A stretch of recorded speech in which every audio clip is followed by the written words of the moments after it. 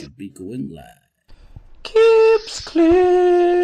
And remember, citizens, always subscribe. Hit the notification bell as well. And $19.95 plus shipping and handling will keep you out of hell. Oh, alrighty, boob tubes. Another one of Clips. oh shit, hold on. And Get a million remember, man citizens, fucking always feedback, subscribe. Hit the notification bell. At least I know the audio's going out. So, in the evening, one and all, thanks for joining last week, man. Hopefully you enjoyed the shindig, man. It was good fun. So, more of the same, man. I think moving forward, the format will be a wee hour. I mean, crossman batting the ball back and forward about the bull crap, and then we can invite people in through the medium of Skype, and then let the Royal Rumble entail. So, in the evening, Crossman, how you doing tonight, my man? I'm not bad, Kip. Are you alright, pal? Oh, all good, mate, hanging in there. And listen, man, I don't know if you've got the functionality, but drop your... in fact, I'll do it. Anyway, what I'm saying is, drop if you can, mate, drop a link in for your channel into the box, because you're going to be able to upload. I'll leave a comment underneath, and then if anyone wants to come and subscribe. There you go, man. And you're going to be off the naughty step shortly. I know, really off the naughty step. And I've reapplied for monetization, man, and my asshole is twitching like a motherfucker. Because I swear to God, man, my fucking... It'll just be like kicking the balls, you know, like the fucking... But what can you do, man? I think I'm dreaming if I think I will get monetized, to be honest. But you can but hope, mate. You can only have a go. Can but try. Can but fucking try. And the script with YouTube is ever evolving and not consistent, as you're well aware, man. Fucking being privy to the inside baseball for how many years have you had your channel for now, man? Oh, it's ridiculous. I think it must be going up to 10 years. Must be. Touching 10 years, maybe 9. I'd have to have a look at my first video, but it's a long time. Right, hold on, because I bookmarked your channel the other day. I'm acting like I've not got the internet here. I've just probably lost your... Oh, no, hold on. Right. I can do it with the power of Grayskull. Like, Crossman, you've got a fucking hang me with potatoes on it. Pardon me. This current channel joined July 17th, 2011, my man. So it's that fucking 13 years, man. Yeah, Jesus Christ. 13 years this July, buddy. Jesus Christ. Yeah, but what I uploading is that's what I'm saying, because I had it for a few years watching.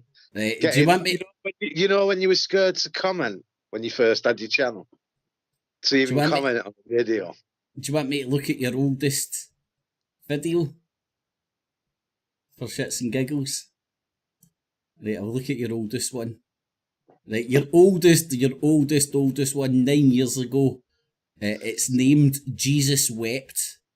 Yeah, right. Well, that was my Christian when I was a lunatic, thinking I knew about the Bible, you know. Well, that happens, man. That happens, man. Then you've got a fucking hat on like fucking Geoorge Galloway in some of them, man. Yeah, well, there's one of them there where I'm doing the David Icke, how the fucking elites reincarnate, but it might be true. Mate, I love, like, I do that in my channel. In fact, I've done that recently when I was trying to clean it up, and I was looking at like my whole back fucking catalogue, and it was like chemtrails and shit. And there was a point, right, where like I was recovering from a broken jaw, and I'm like, hi, YouTube, and I was taking myself so serious as well, compared to now, the fucking demeanour I have, man, is a pure piss take demeanour I have. Back then, it was like, I was like fucking thought I was producing fucking news at 10, you know, I was like, I'm reporting the truth away from the mainstream media, and I look back at it, man, and it makes me smile like a motherfucker. And man, I think we should all be. Well, I don't know. I don't know about you, mate. I'm proud of my fucking videos for way back when. I really am, man. Yeah, why not? Yeah, but like, what I want to say is this, and what we are is we're like Journeyman. no, yeah, absolutely. But what we all do is we repeat things that we've heard, don't we? Because that's all you can do, isn't it? No, mate, I do agree with you, right? But that was part of my fucking breaking away from what I would say was the truther cult, in the sense, like, because of the Palestine rabbit hole that I went down, I was trying to hold Alex Jones accountable, which was quite hard because he was on the pedestal within the truther industrial complex, and he was pretty much unquestionable. And if you did question him, you were kind of shunned, because everybody else that was trying to, like, fucking was shilling like a villain and they wanted to make coin, they knew that Alex Jones was the way to get that coin, i.e. suck up to him, get on his channel, and boom shakalaka, his little gremlins come to your yard, and that's how you get on the take. And I never had that demeanour. I genuinely thought it was all about truth and freedom and shit. I really genuinely believed that. And then it was over time that I started seeing all these fucking charlatans within the movement, and I'm like, right, hold on, I'm going to apply the rules that they're telling us to apply to the mainstream media, the BBC, Sky News, etc., to them. And I did, and I found the money behind all these motherfuckers, and I'll fucking get back to fucking onward Christian soldier crazy fucks. Fucking, and think about what you want about vaccines. Just understand that there's a crazy militant Christian mob that are anti-abortion, and on top of that comes anti-vax, because vaccinations came about on the back of using embryos, which the militant anti-abortion motherfuckers think are lives. And I'm not telling you what you think or not think. Make up your own fucking mind. I know where my head is with that shit. But don't get sucked in on a ticket of, like, freedom and all that kind of jazz and shit. Understand there's some real crazy ass religious motherfuckers at the heart of this movement, to the extent I'm pretty sure they've murdered people in the States. The anti-abortion mob. If no petrol bomb tussies and shit. The Christian fundamentalists, and let's have a look at America quickly. You've got Alex Jones. He always sits there saying, "I'm a Christian. I believe in God." And then you have the same crap with Donald Trump, because he walks around with a Bible in his hand. He never read any of it, but he has it in his hand. America is all about, even now, it's all about crackpot Christian fundamentalism, isn't it? Right, that's the people who exist without any cunt knowing about it. They exist, and nobody has an idea. They just think. I mean, it was recently in the news cycle. They were talking about the Church of England being held accountable because they're holding funds that were related to slavery and all that shit. A great topic just to batter the fucking wedge in between your fucking Christian right and your fucking pro-Palestina fucking left, man. The wedge is getting hit home, and that's why, right? And here, because I don't like to fall into a cult, right? And what's happening with Geoorge Galloway right now? That cunt's getting put on a mega pedestal, and it's like, you sent me some stuff about him and his worth and all that kind of jazz. You know, he's a major player. So, like, and I'm at heart a fucking old school OG fucking conspiratard. So is it beyond the realms of possibility that like what's happening right now, organic or not, is getting used, whether it's organic or not, whether Galloway's in it or not, but it's definitely getting used to cement this divide, this fucking us and them. And I don't know about you, mate, I can see it happening in my local communities and all that, man. This fucking attitude of fucking us and them, and it exists in every cunt. And your average Mr. Whitey, as for what I can tell, their arseholes twitching, mate, and they're listening to Ricky Gervais and all that, talking about invading armies coming in on these boats and stuff, man. And that's really what cunts heartstrings.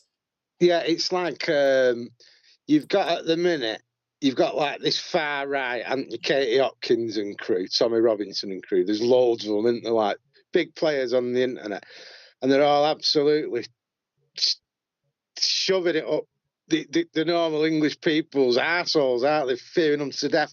In America, this is the I've googled this, but I caught it on a video sometime in the past. It's called the Fellowship, right? And the Fellowship it's also known as the family, and this is where all your ruling government elites go and meet up. It's all in the name of. Have you heard of it? Aye, I have, mate. Aye, it's like the Christian fucking cult kind of thing. Aye, I have heard of that, mate. Aye. Dark. Well, this is the thing, buddy. Everybody will point at that kind of structure and that shit happening in Islam, right? And never point to the Christian fucking models and all that, which, like, you don't need to really go far to fucking see Christian paramilitary organisations like killing cunts, you know, in the name of God and fucking country. You don't need to go that far. I truly believe that what's happening to the Palestinians in Gaza is the West's united, not attempt. It's the West attacking Islam.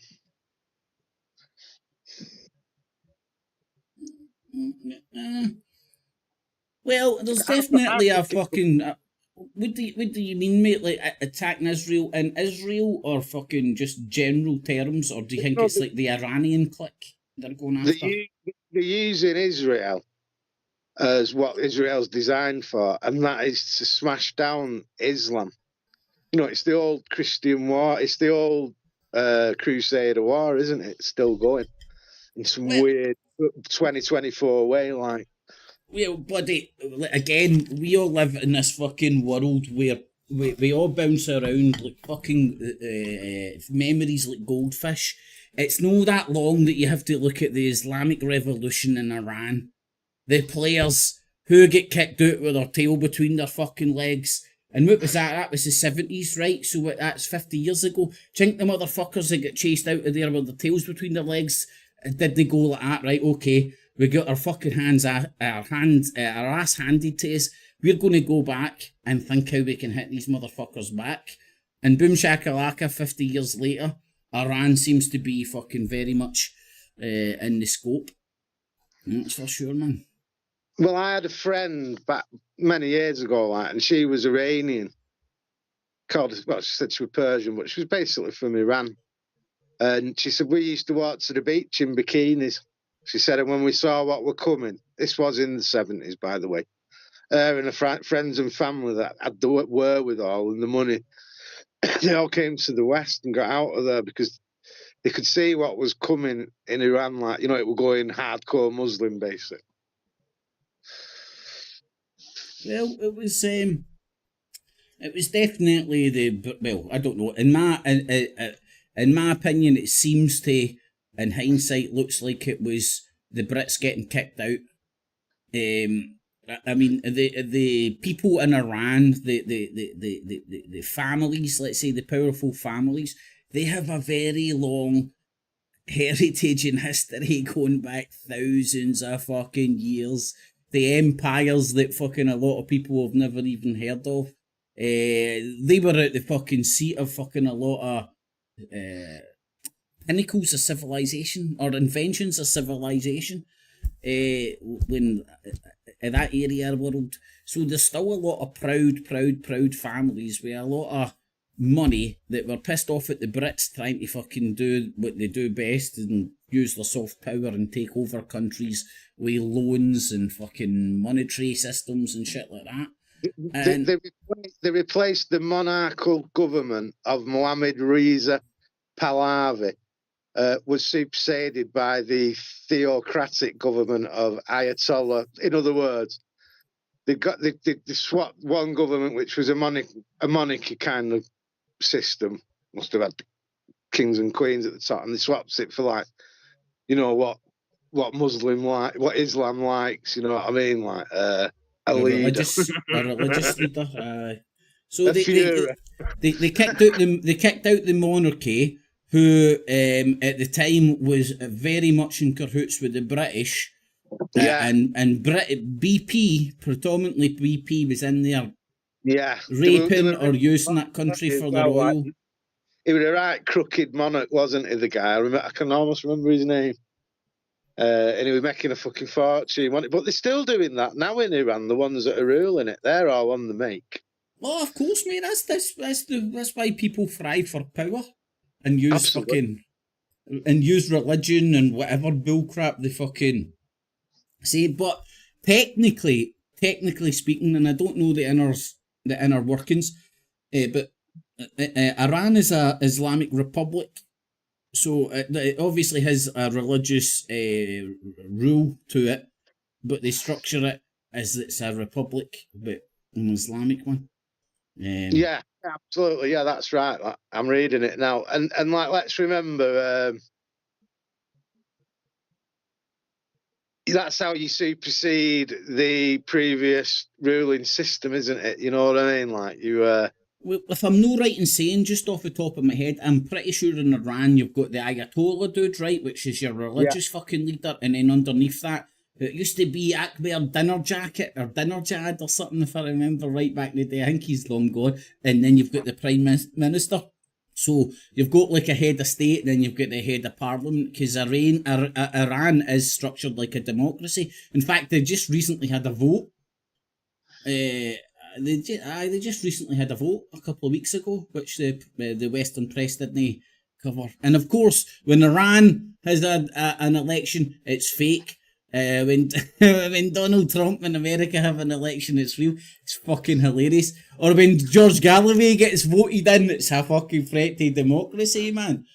Yeah, but what they mean with George Galloway on that, I understand where they're kind of coming from, because what they're saying is he's got in on the populist vote of the Muslim voters. Obviously, there's a lot of muzzies that are voting for him for obvious reasons, but he's definitely got a lot of white dudes as well. And that's why he's so scary, because he isn't a fucking brown cunt standing up there like, he's a fucking, I got the lingo. I've got a question, because I've just heard him come out with some stuff in older vids like that I've caught recently. He's acting very Muslim.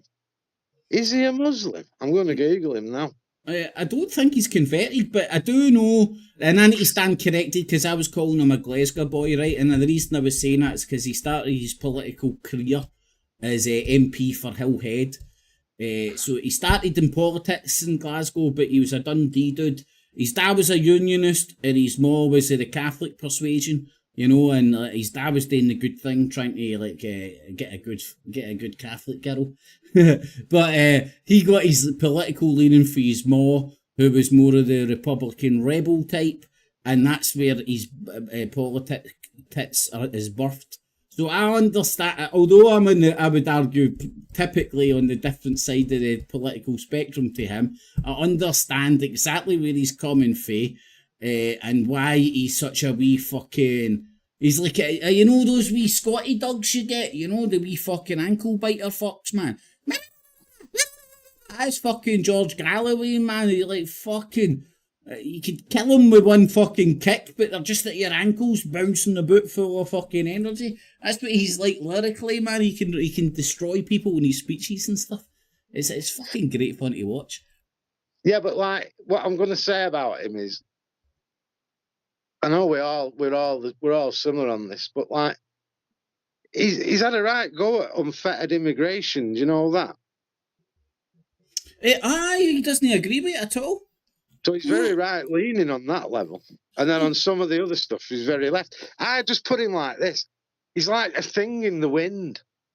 You know, when you listen to his, you know, he's like, I can't explain. It's just like swinging around in the wind and all, you know, rather than... Mate, you hit the nail on the head when you were talking about, when you mentioned the word populist stuff, right? Now, that term has been hijacked, in my opinion, and it makes people's arseholes twitch, because that's what politicians do. They like, their job is to make what they have today sound palatable to the public. So they'll say it in a way. Oh yeah, of course you have. Yeah, absolutely. Yeah, and So- like the Tories are using it to try and stay in power now, aren't they? That's all they're doing. He'll be hijacking every cause, just like Donald Trump when he was getting elected. You know, he was going to tell us who shot JFK. He was going to fucking get a vaccine czar. You know, he was tickling people's assholes. George Galloway done that over Gaza. Right, let's say he's just a fucking absolute born rebel, right? I could get that if his mom was a fucking Irish rebel, man, and he's grew up in that environment, man. You could get quite militant about that shit. Thus, that's his kind of hatred against the British state. I can understand, and I get people who have that persuasion, and thus, he might not actually care about these causes, but he'll use these causes to get at the British state. Opportunists. He does snuggle. No, he does snuggle up to. He's always snuggled up to Islamic sort of like heads, if you like, and he's always fought for the Palestinians verbally. Look who he's cuddled up to in the past, mate. Right, every single one. You could say every single one of them's been him trolling the West. Because he know, like, when he was in there shaking hands with Saddam and then all that kind of jazz, right? Now, and this cunt knows how the law works. He knows, like, he's very careful with what he does and doesn't say, and he's a good fucking he's good at a good orator. That's what everybody's saying. He's good off the cuff. He's a clever bloke. Fucking smart as a motherfucker, man. You know, and it can win an argument even if he's wrong. Well, that's politics. That's what you need, isn't it? But what's he going to do? What is he going to really do for Rochdale? Is it going to be worse in Rochdale in 10 years from now when George is dead? I bet it will be. See, here's the real thing, right? He's ran on the Gaza ticket, but all the attention is going to make Rochdale more visible in the public eye. Thus, they're probably going to be the job is going to be a wee bit polished a wee bit more than usual because it is going to be in the public eye. So, you know, the government aren't going to be able to. In fact, the government have a fucking dog in the fight to make Rochdale turn into a bigger shithole so they can blame Galloway, actually. I tell you what, though, I know some parts of Rochdale and they're absolutely fine. They're not. There is some proper horrible bits, like, but the majority of it's fine. It's just like I can take you to places in Oldham that aren't so clever. If you get what I mean.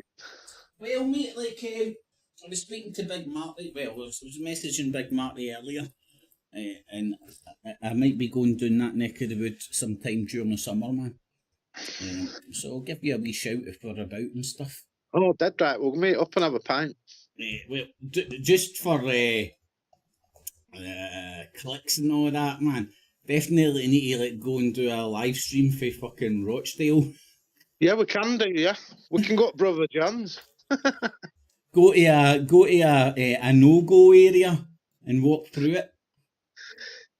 Well, they're more in Oldham, bro. Well, Big Marty might be able to point me to those areas, man. Maybe I'll fucking regret the fucking thing, but usually, man, like, last time I was in Manchester heading home, and he had like this, what would you call him, a chav dude, right? Just a beggar, man. Bounces up like, we get spare change or whatever. And I just turned him like, nah, sorry pal, get any money. And the fucking first thing he done, right, it took 2 steps back like, oh, you're from Glasgow, man, you cunts are fucking nuts. I'm like, fuck's sake, mate, I just said I've got no change. And I'm sitting there with my fucking bonnet and my fucking stupid clothes and all that. I'm not fucking dressed up like a fucking chav, but just the accent, man, just fucking...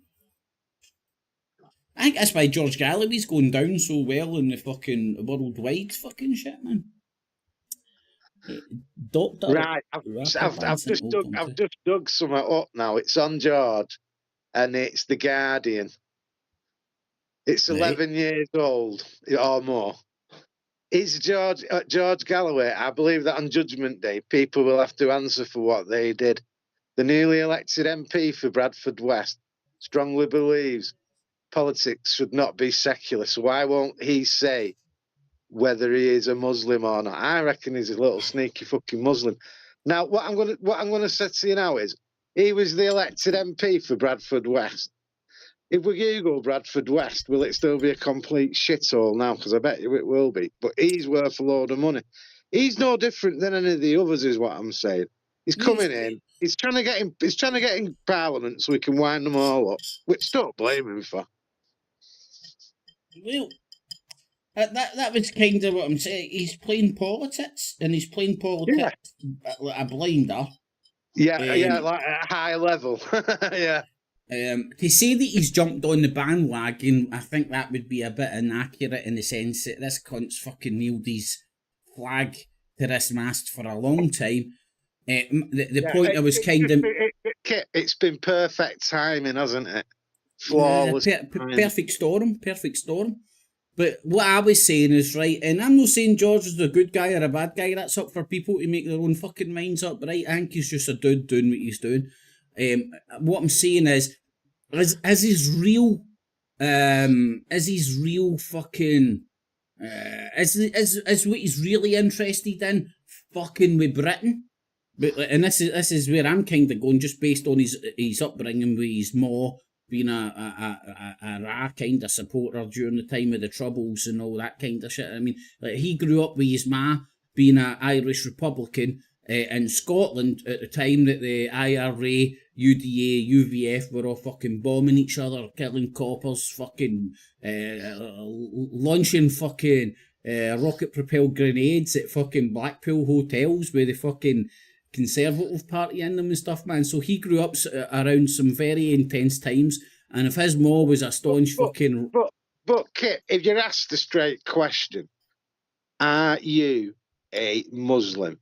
You reply yes or no, or you say, I don't want to say. I think that's a bit divisive if you go for the third one, don't you? Well, he doesn't. Mate, he's leaving it in the air. He's playing politics. Exactly, mate. That's exactly what he's doing. I don't think he's a Muslim. I don't think he's a Muslim, but I think he's quite happy to let people keep that up in the air because he knows it will garnish him Muslim support, which equals votes, and he plays politics. So he believes in the Day of Judgment. Well, he swore on the Bible, mate. He could have had, when he was getting sworn into Parliament, he swore on King James, and he could have had any religious text, and he swore on the King James. He's probably, I bet he's proddy. I reckon he's, you're saying he might be Catholic. No, well, it was, his dad was a proddy, a unionist, and his mom was a Catholic. He comes across more proddy to me than a Catholic, to be honest. Oh, man, he's a fucking Catholic, mate. He's a Catholic. Oh, aye, man, he's completely fucking up here. Put it this way, man, your average Rangers fan doesn't like George Galloway. I go against the grain, mate, you know. See, if I was to walk into the fucking Loudon, man, and start fucking going, Viva Palestine, George Galloway's the man, I'll get done in a second, man. Protestant, I mean, like, it's quite stern, isn't it? Do you get what I mean, like? Well, I think if my memory serves, back in the day, it was him and this other socialist kind of leaning guy, Thomas Sheridan, who's went out the limelight. And if I remember right, they cut their political teeth in the Glasgow shipbuilding shit when all the unions were getting, when the shipbuilding was dying to death. Thomas Sheridan, the Irish guy? No, you're thinking about the fucking YouTube idiot. Thomas Sheridan was he was quite a popular fucking politician up here, man of the people, socialist, went down well in Glasgow, you know, until he get caught fucking him and his missus and doing a wee bit of, doing your neck of dude, actually, it was doing Manchester, man. He get caught in sex parties down in Manchester, because the state get sick of his pish, because he was like fucking just annoying to the state, so the state fucking used their intelligence branches, found out that him and his missus were doing a wee bit of sex tourism down in Manchester, leaked it to the papers, it all came out, and then that was his end his political career, more or less, man. And that's what I said last video. When they want, they can destroy you, can't they? Oh, man, That's why if you're going to do anything like that, man, you better get your balls on the fucking table, man. Your fucking shit in line. You better declare those sex parties and all your bobby pics, otherwise they're going to come out and hit you in the fucking arse. Aye, mate, spot on. That's exactly what happened, by the way, buddy. Fucking, it's not Thomas Sheridan, it's Tommy Sheridan. And see that Thomas Sheridan, mate. I've found him. Born 7th March 64, Scottish politician.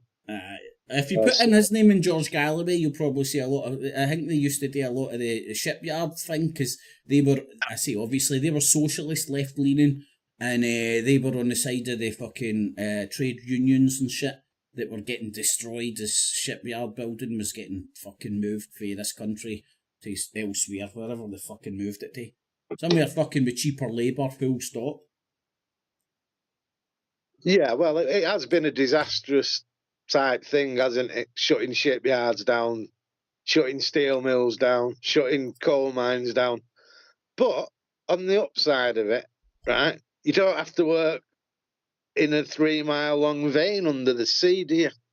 You know. Well, I mean, it's completely changed the economy, and well, look what's happening right now, right? Where Russia's fucking military production is going through the roof, and the UK can't supply shit anymore as much as we could because it's moved away from state operations as such, with state control, to just these multinational corporations who it's all about the bottom dollar. It's not about security for a state. All they do is need to keep the nuclear bombs and the subs and that fucking ability to annihilate any cunt, and Britain isn't going to get invaded anytime soon. We're an island, we're pretty much uninvadable. Hitler fucking knew that. You can't invade Britain, man. Britain's fucking safe as houses. All you can do is bomb the shit out of us, and that's been proven not to work.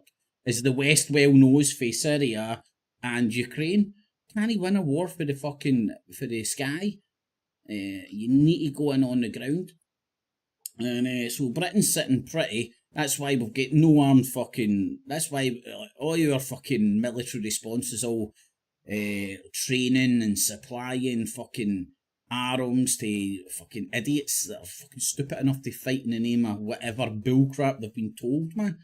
And we're just like, do. I mean, it came out recently, I think it was the last week. There was a phone call leaked, right, and there was German cunts on it, man, fucking talking about the German Chancellor.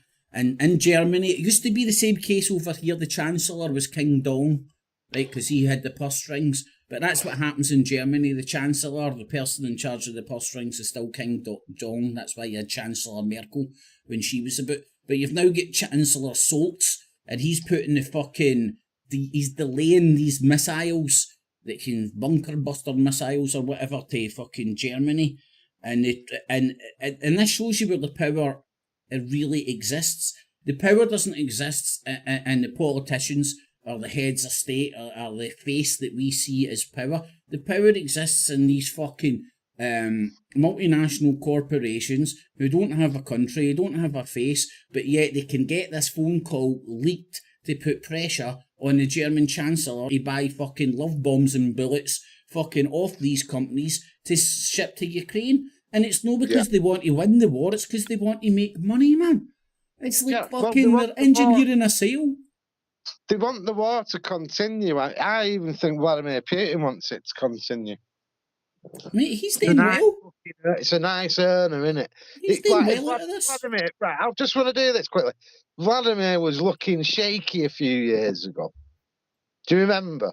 What do you mean, like political-wise or health-wise? Yeah, politically. And they were worried about assassination attempts. There'd been a few assassination attempts on his life. So this is serving Vladimir Putin perfectly. Right? Because while that war in Ukraine's going on, he's got his military industrial complex producing, keeping people in work. And it also, when you're at war, you've got more power over your citizens, haven't you? Well, people get in that fight or flight. That's where the info war kicks in, mate. All the rules change. If we go to war, as we've said, we probably would struggle to do what we're doing right now. What do you mean, like these broadcast kind of things? Yeah, they'd get trickier. They'd get more tightrope walky, wouldn't they? Well, I don't know if that ship has sailed, mate. Well, that's what I'm saying. Putin, the Ukraine war, say Putin's going to live another 10 years. If this goes on for 10 years, it's perfect for Putin. Perfect. Just let it roll on. Well, all right, here, hold on, man. Like, here's something interesting, right? So we're all aware of the military-industrial complex, right? And when that meme gets said, everybody thinks is the Western clique, right? But there's a new clique emerging, which would be the Russian one, right? And because of all the sanctions that they're under, they've had to fucking like do this all nationally, and with the help of Iran and China. So because of the West sanctions, Iran, China, let's call it the BRICS, right?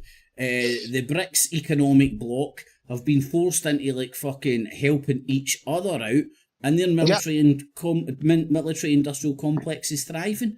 And as you're saying, mate, if Putin convinces the majority of his citizens, and he's like George Galloway, man, he delivers a good speech. If fucking his translations are accurate, man, he's a good fucking. He delivers a great speech. And if his citizens are buying his rhetoric, and they're on like, right, we're on a war footing, the West is coming to get us shit. Yeah. That's what I'm saying. It's good for Putin, and it's good for America. America's going to give Ukraine 60 billion, but 40 billion is not going to leave America. Keeps their industrial military complex going as well. So it's a win-win on both sides. Mate, that's the headline. All right, sorry. No, what were we going to discuss? We were going to discuss the thingamajig that the port. The port in Palestine that Biden's on about doing. I had a quick look at it. It's going to set thousands and thousands of soldiers, billions and billions of dollars. Right? Cha-ching! Cha-ching! Yeah. And what it does is, in the video. So I'm novice to this because you dropped that on me today. I only had a minute to listen to a video. Oh, I think you only mentioned it yesterday, buddy. What I want to say, what they said was, rather than using that money to build a port, just put pressure on Israel to stop bombing Gaza. No, because Gaza's getting its weapons from America and the UK. You see, Ukraine's getting its weapons from America and the UK. Hey, hold on. You said Gaza. Did you mean Israel, or are you meaning Gaza getting their weapons for the UK and America as well? But Gaza's been. Sorry, that was a fraudulent slip. Gaza has definitely bought the majority of its weapons from American aid. Someone argued that with me. I said, "You're fucking mental. We've been giving money to Palestine, knowing what it's been doing with that money for fucking decades. See, what you do is you fuel the war, you fuel both sides. You sit back and you reap the rewards, don't you?" Oh, hold on, that's what I was going to say, mate. Right, so the military-industrial complex, regardless of what one it is, because there's many out there, right? And the military-industrial complex is just fucking people that build weapons, colluding with each other to arm who they like and not arm who they dislike. But their ideal scenario is exactly what you're saying, buddy. Ideal fucking scenario, quagmire.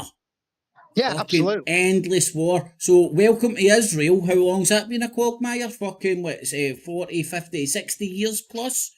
Quagmire, just endless Jews and Muslims getting fucking killed. Well, the majority of Christian countries give them all the weapons.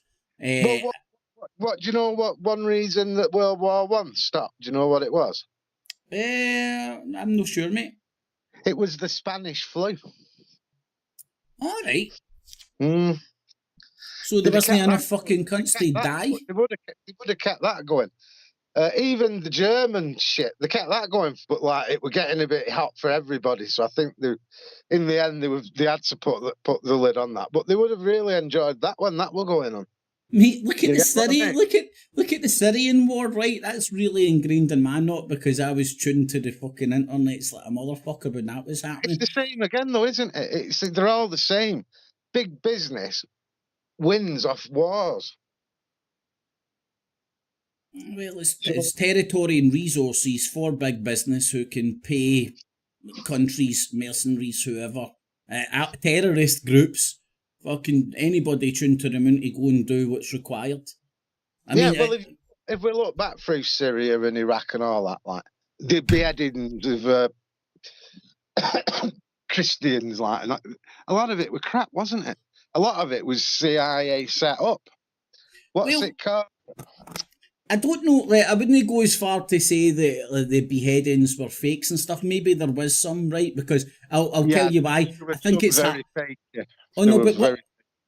No, I'm on the same page. But what I mean is, that like I would come for a sounds horrible. I'd come for a pragmatic sense, and if I wanted to have that visual for some crazy reason, it'd be easier to convince some Allah Akbar nut bar idiots to do it than it would be to fake it. Oh, do you know what I mean? So what I'm saying, I got my first strike for pointing that out.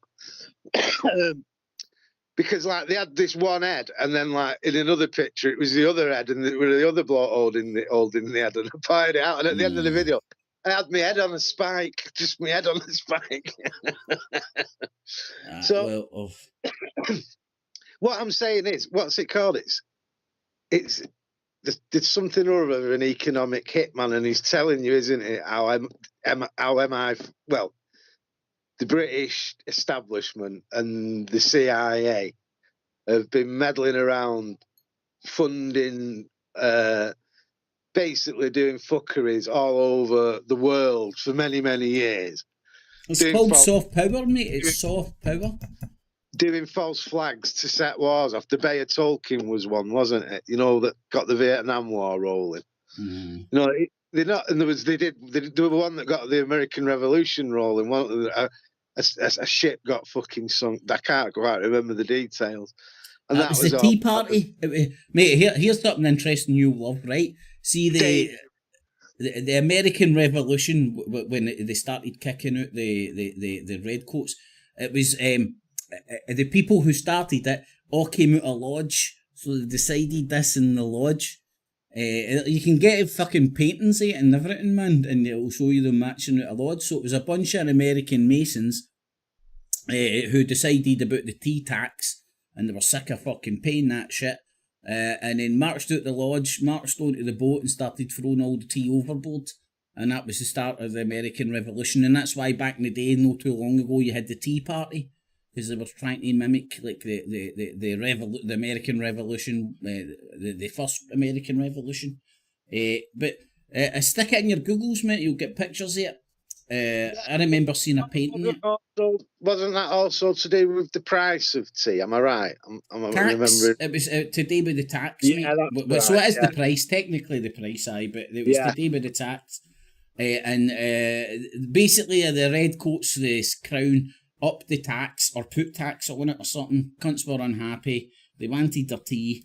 They got together in the lodge, and then they all marched out the lodge and just team-handed went onto the boat and started flinging all the tea overboard, which was just and that is what kick-started the American revolt against the crown. And that's why in Glasgow you've got George Square. And in the middle, in fact, I keep saying this, I need to check out. In the middle, you've got a big fucking column with somebody on top who I forget, but it was meant to be George Square, it was meant to be King George, but the Glaswegians, and especially the merchants, hated King George because fucking his pish upset the trade that we had, and we were ahead of the game of the whole of Europe. That's how Glasgow became so rich.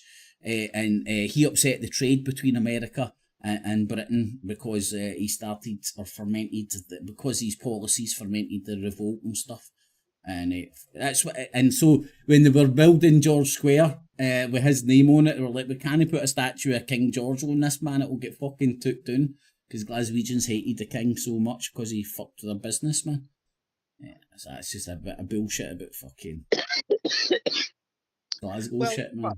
This is the point, isn't it? Historically, most wars have been set up on some level for, I mean, even if you look at the rise of the Third Reich, what money was behind Hitler. There was money behind him originally, wasn't there? Like, people stoke the fire, don't they, and then sit back and I'm, get the pre- fucking I'm pretty sure we I'm rolling. pretty sure we touched on this the other day, man. Like when everybody talks about the Nazis and just goes to Hitler or what a bad guy, they don't mention the fucking Pope's collaboration with him. The fact that fucking Spain and fucking Switzerland just sat there and done Sweet Fanny Adams, and not to mention the fucking crazy amount of support that Hitler had for the British fucking Isles, man.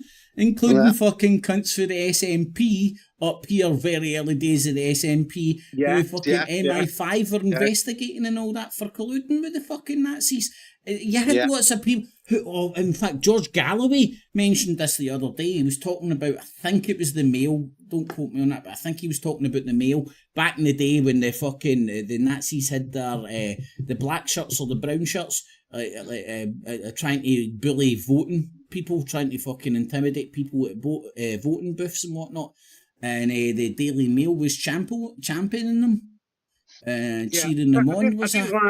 I didn't like the sound of that, because I've never had any fucking councillors knock on my door and threaten me. Have you? Ever? No, man, not at all. But listen to this. I'll share this. I'll share this with the class, man. I did have a fucking interesting tweet thing the other day, man, and it was from a councillor, dude. So you'll be able to see this, buddy, on your. Let me just see what you can see. So here's my tweeters, right? And come down. Here it's here, right? And it was Gary Robert Jones, and he was replying to. I love Lord Kip's clips. People fucking like Lord, it's amazing. At YouTube at 9 p.m. Yaxley is talking about Tommy Robinson came to support UKIP Wales in Lanelli. I think that's how it's pronounced. So he was talking about Tommy Robinson bouncing up to support the UKIP candidate in Lanelli. This guy's on the other side of the political spectrum, and if you can see, like UKIP, they got in the county they get 27 votes, so that was pretty much the third lowest. So again, no popular support. That's the point he's kind of making. And in the town itself, UKIP get 40 votes, which again that was the second lowest, behind the Liberal and just in front of the Liberal Democrats. And it was kind of weird. That was the weird. And if this guy is Langenick and Burn Labour County Councillor, I once made template. I don't know what that means, to be honest. And he says he's woke ice Republican, indie curious. I don't know. That probably makes more sense to others than mad dyslexic nut. But that's pretty cool that he's fucking interacting with my tweeters and stuff, and it just goes to show like the false fucking narratives people can spin using social media in the sense of projecting that they've got popular support and stuff. It's very easily done, man. It's so easily done. But isn't it the truth? It's not true. You listen to someone and they'll be quite spot on, and then they'll just throw something in that's not accurate, won't they? And you got to leave a comment, and haven't you? And said, you just done undone all your good stuff, then, bro, because of that bit there. Let's look at George Galloway as an example, right? Let's say that this fucking guy's a fucking freedom fighter. He is what he does in the tin. He's going to save us all. To participate in Parliament, he has to sit there with a Bible in his hand and swear allegiance to the king. Well, you fucking have to. Joke. Well, that's what I'm saying. Have to. You have to. Do you know what Jeremy Corbyn did when he had to do that? Oh, remind me, mate. I can't remember. He had his hand behind his back with his fingers crossed. Good man. It's mental. That's the dynamic we stay in, and everybody fucking still parrots this. The fucking royal family has no fucking claw, but it's not the royal family. They're just fucking faces to the fucking firm. The old firm, man. fucking better believe it, man. Yeah, absolutely. The That's family.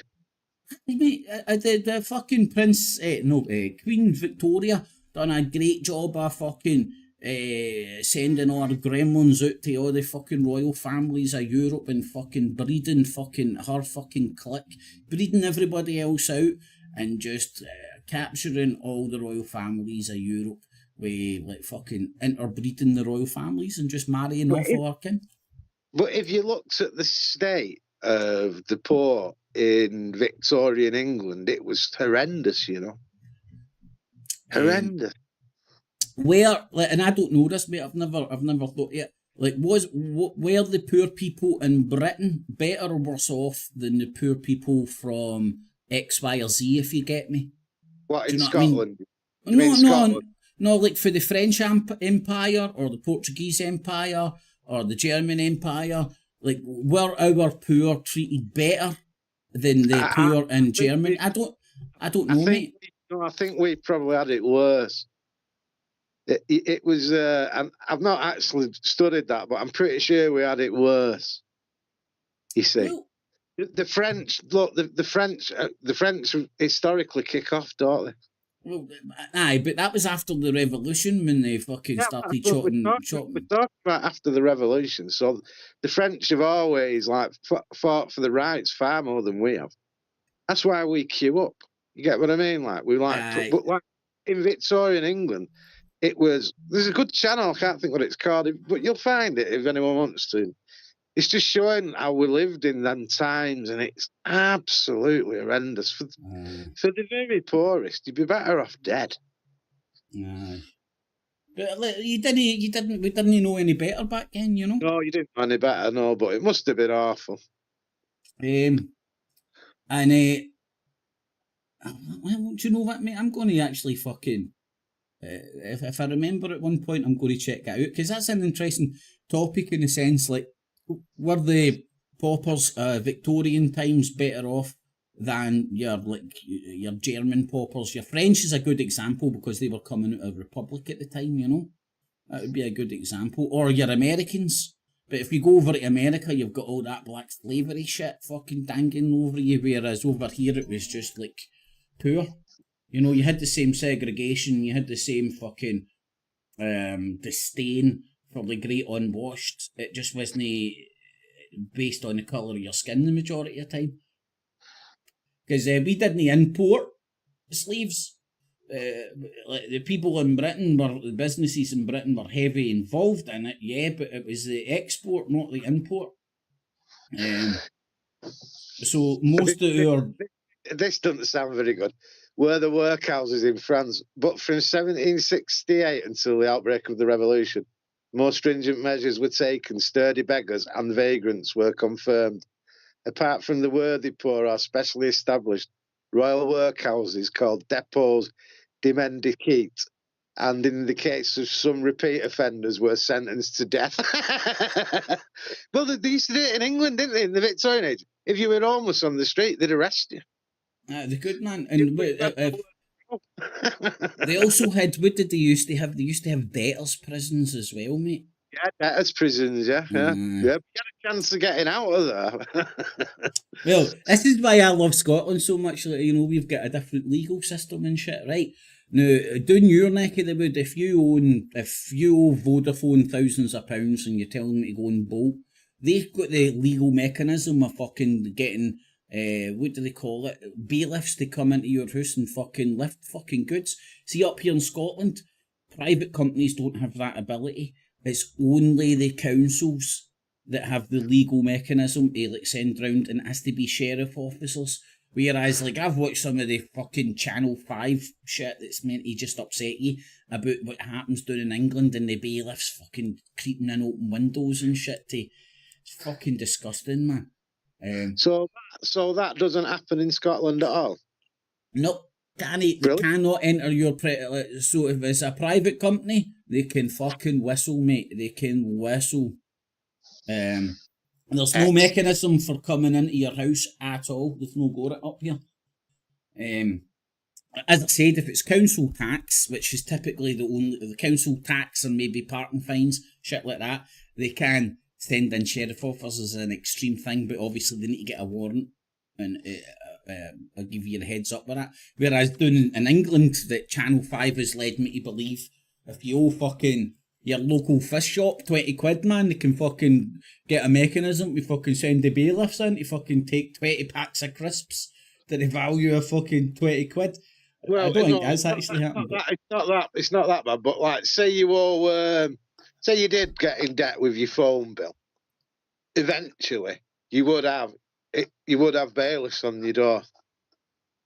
It takes a long time. They'd probably write it off before that happened for a shitty phone bill. But yeah, eventually, like, yeah. And they have the ability to come in, but they can't break the door down. They just have to find a fucking open passage, don't they? Well, there's different rules. I mean, what happens? All right, what happens if you don't pay your gas and electric? Then are they allowed to break in and put you on a card meter? No. Again, it's private, mate. It's a private company. Fucking come on, boys. We're all moving to Scotland and not paying our bills. Right, well, here's the thing though, buddy, right? There's, for the gas and electric, they have legal mechanisms to come in for other reasons. Safety and all that kind of jazz. But if they did want to come in, they would need to give you a heavy heads up. They can't search your house or anything. I had a big mate that this happened to, man, and fucking... He was in that fucking fight or flight mode, pure fucking arguing with the cunt, fucking saying he was coming in and all that. It was a bill that fucking happened that he didn't know about, and the cunt's turned up, and it was like a good while ago, man, so he was like pure ball deep in fucking conspiracy world and all that, with all the legalese stuff and shit like that. So he was rattling all that stuff to them, and the guy came back with coppers, and the guy didn't get in. He did eventually get in. No, in fact, he didn't even let them in. Nothing changed, and the guy fucking went back to his company. And I think he got a letter, and then the bill got dealt with. But it's different laws up here, buddy. It's different laws. I did know that you've got different laws, because I knew that you had the law that I heard you say it, but I already knew it. It's the law where like we know that you did it, but we're not going to do you for it. Like. We can't prove you. It's not proven. Yeah. Not proven. They're trying to get rid of that, man, but that's fucking cool as fuck, man. It's like, that's the perfect... Whoa, why have they got rid of it? They're trying to get rid of it. I don't think it's happened yet. Because... Well, I think so as well, mate. I think it's brilliant. See if you go into jail, right? See if you go into court, man. The best fucking thing you can get is not proven, man. It's like you're walking out like that. Yes. You know what I mean? That's the biggest kudos fucking thing you can get, man. I suppose UK law it's really the same, because, you know, if you have done something and they can't prove it, you're still walking, if you know what I mean. Well, see, the last time I went through the court process, right, I got my charge admonished. Right, this is a Scottish thing as well. Basically, it says you were a very bad boy on your way. That's what admonished means. So I didn't get charged. It was a fucking joke in the first place. The coppers were just hoping that I would bend over and take a fucking fine. I didn't. And I was ball deep in fucking conspiratard land at the time, and ended up no turning up at court and fucking having to spend a month in remand and all sorts of shit because of this. And then when I did end up in court fucking getting with the charge, the fucking sheriff just admonished it. This is a fucking joke. Fucking looked at the CCTV like that, admonished on your way. Cunt's fucking wasted a month of his fucking life for this pish. Did you get compensation? No. Admonished, so it's no like not guilty. You know what I mean? Plus, I didn't turn up for court, mate. I'll get sent to jail because I didn't turn up at court. Nothing to do with the charges. Oh, you weren't thinking, yeah. Oh, I was stupid, mate. It was tuned to the moon. I'll tell you one thing. The sheriffs and down your way judges do not take kindly not turning up. No, you got to turn up. I remember, right, this happened quite recently, right? It must have been about less than a year ago. And I've been to one of these protests with a bunch of lovely fucking guys and girls, right? So afterwards we're in the boozer chatting. I'm chatting to this one guy, and he just so happened to be his journey. He was doing the legalese fucking shit, right? So he's telling me about some bull crap fucking thing that I can't even remember, right? It was so insignificant, I can't even remember, right? That he had to go to court for. And he's like, but it was just when you get something through for the court, it's just an invitation. You don't need to go. You know, the exact same place my head was at when I didn't turn up for court. No. I've known lads on the run. I've gone. You might as well hand yourself in, Mate, like, you know. That's it. I turned round and I told him my story, and I'm like, I had to spend, see for what you're doing, I had to spend a month in Barrel. Not only that, I had to spend fucking 12 a year to a year and a half fucking my arsehole dropping every time my door went, because, as you said, when you don't turn up at court, a warrant gets issued for your arrest, and you're technically on the fucking run. And if I've got a last known address... Kit, are you bringing anyone in? Because I need 2 minutes. I've just got to go. She's having a nap and she's going babysitting, so I've got to wake her up. That's all right, my man. You go and do what you need to do, man. Do you want to bring anyone in? I'll give a shout out the now, and I'll see if anybody joins. We have done 1 hour 15. Right, that's good then, my friend. So you go and do what you need to do, my man. Just give me 5. No worries, my man. Right, so if anybody does want to join, hit us up on the Skype. In the meantime, I'll just phone a big bunch of randoms and see if I get any response. If I can remember how to do it. Right, let's see if James is about. Remember, talking stick. Preferably get headphones.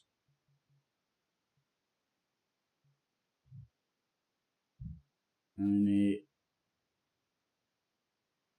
don't know how, man, or why, but I've got Charlie Veach on my fucking Skype. So I'll give him a call.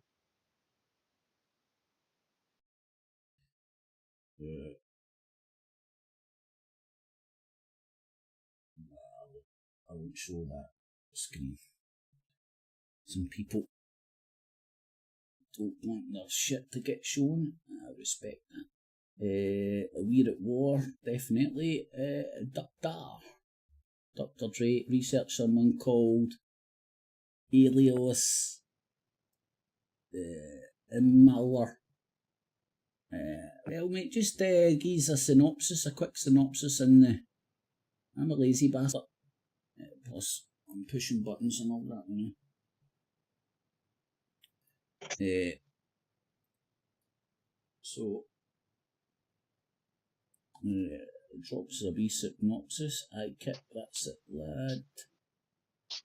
Proxy wars, if wars can be started by lies, peace can be brought about with truth. Julian Assange, remember that guy? Is he still alive? Did he not get fucking sent back? Can you remember, Crossman, what's happened? What was the update in fucking Assange? I think what's happened at the minute is he's fighting expedition to America, and I'm not sure what country's in. I know he was in an English prison, wasn't he, recently? Well, I think my last thought of him was he was, as you're saying, fighting extradition, and I'm pretty sure it was for Britain, because he was in the Ecuadorian fucking embassy, like Bobby Sands for fucking ages, man, and everyone loves the Sands, but I've found some dirt on him where like ties in with the Rothschilds on some level. I thought, is he just a massive stage story, like, you know? I don't know. Well, mate, there's one thing for sure: he's not what he fucking says on the fucking tin. Can he? Give me a break, man. You can argue if he's a fucking good guy, bad guy, whatever, but he certainly isn't what he fucking says on the tin. Who he's working for, who the fuck knows? But that cunt changed the fucking world, man. That's why America can't even really tell the truth as to why they want to get him back. Well, it says in here, they want to lock him up for the rest of his life. It says in here, he's still in Belmarsh, but he's fighting it still. I think Trump's going to let him off, though, isn't he? Am I wrong when I said that? I wouldn't surprise me if he said that, mate. I don't think I've heard it myself, but it certainly wouldn't surprise me, man, if he fucking if he'd said that. I think for sure. He sides with. I'm sure he sides with him. Well, he fucking he was the start of this internet's more powerful than the TV shit. Assange, man, coming out with all the WikiLeaks shit, man, that's where the power shifted, and that's why the mainstream media's arsehole twitched so much over him. I'm going to surmise, in the sense that they were terrified because he'd won the ability to change the narrative or control the narrative even. Right, I don't know what the fuck. This is 2024. Today could be Julian Assange's last chance to stop UK officials extraditing him to the US. Been almost 12 years since the WikiLeaks founder, now 52, steps into Ecuadorian embassy. Over the next 2 days, the High Court they said they're trying to make it so he don't have to go for in case he kills himself, but that's been overturned. He'll die if he's extradited, says wife. But I mean, if you're living in Belmarsh prison, that can't be much fun, can it? Well, mate, it might be better than fucking. It'd be alright if he was in Gen Pop, but he's obviously not in Gen Pop, man. So he'll be segregated, which drives you nuts. But I'm pretty sure he's already nuts in the sense that how long was he in the fucking the Ecuador fucking embassy? Fucking years, man. Fucking years. Right, hold on, my Skype, mate. I might lose connection with you, but if I do, I'm going to phone you right back, my Skype.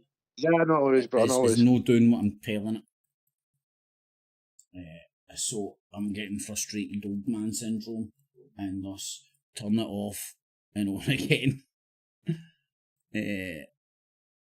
And that typically does the fucking damage.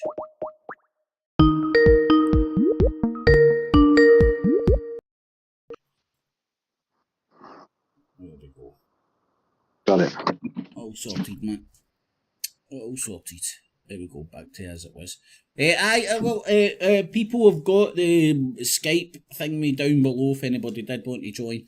And I sent a wee message to the Irish dude, the non-Irish Irish dude, Ramblings of a Irishman, and James, but I think James must have KO'd.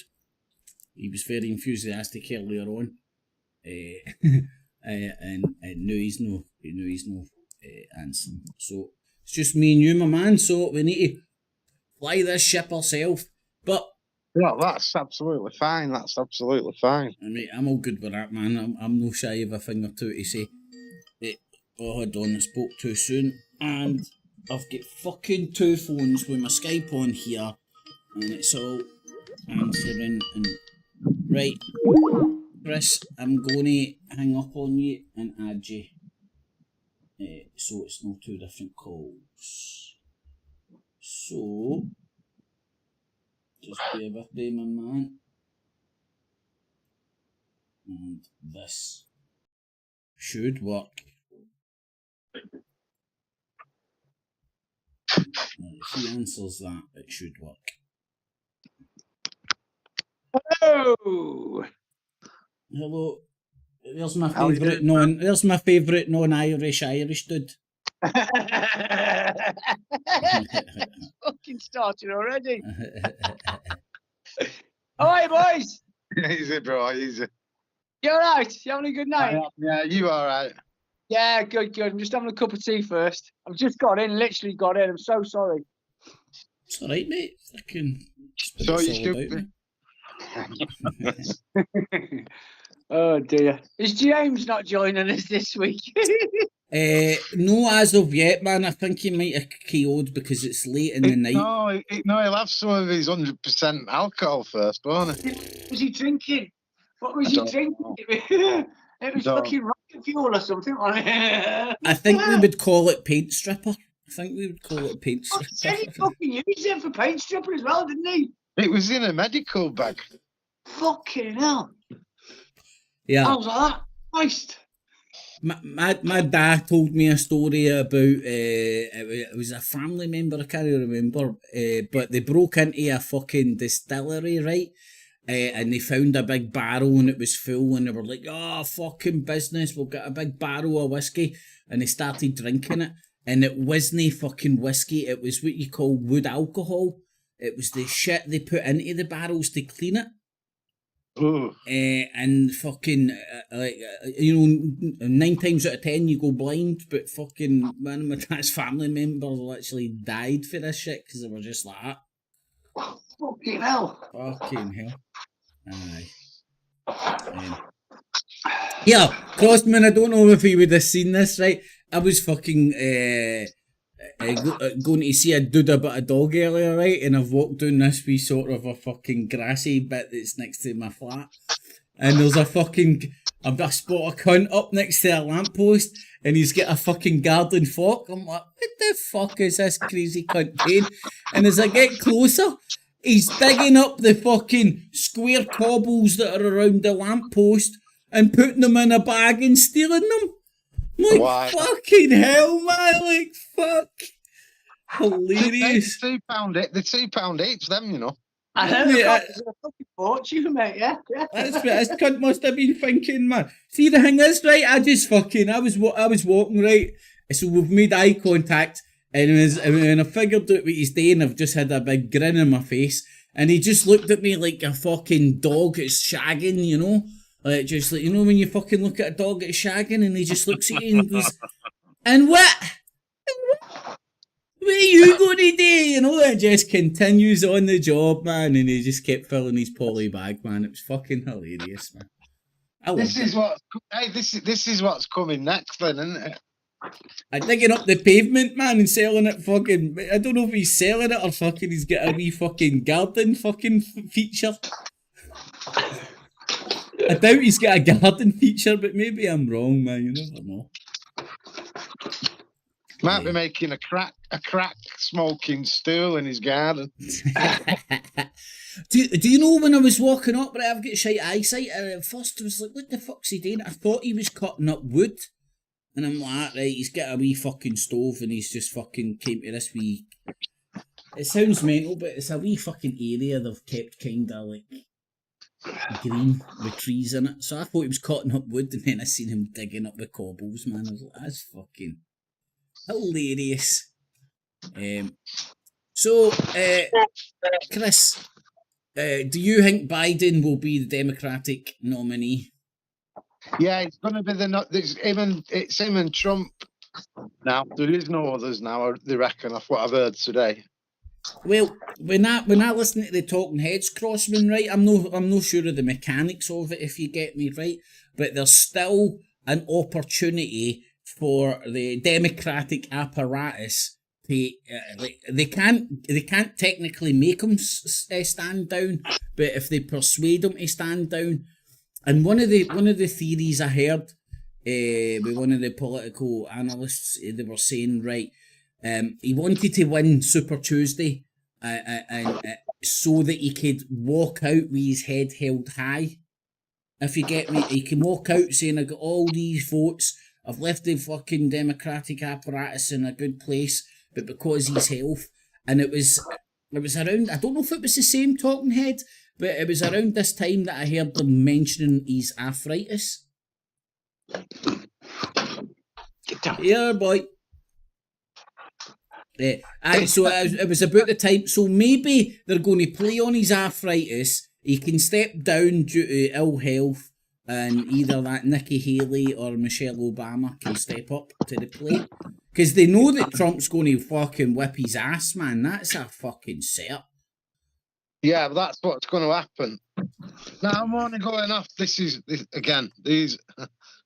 these are big onto the American side of the politics. They said there's only them two running now.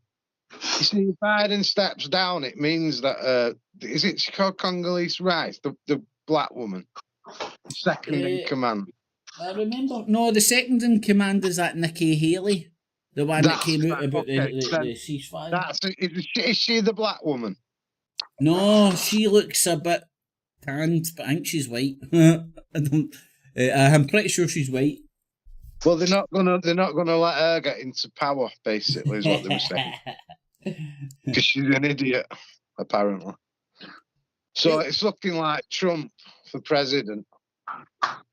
That's why I think Michelle Obama, mate, she'll have all the black vote, she'll have the whole anti-Trump I know what vote. you're saying, but I don't think that's going to happen off what they were saying. It's like set in stone now that it's going to be Biden and Trump for whatever reason.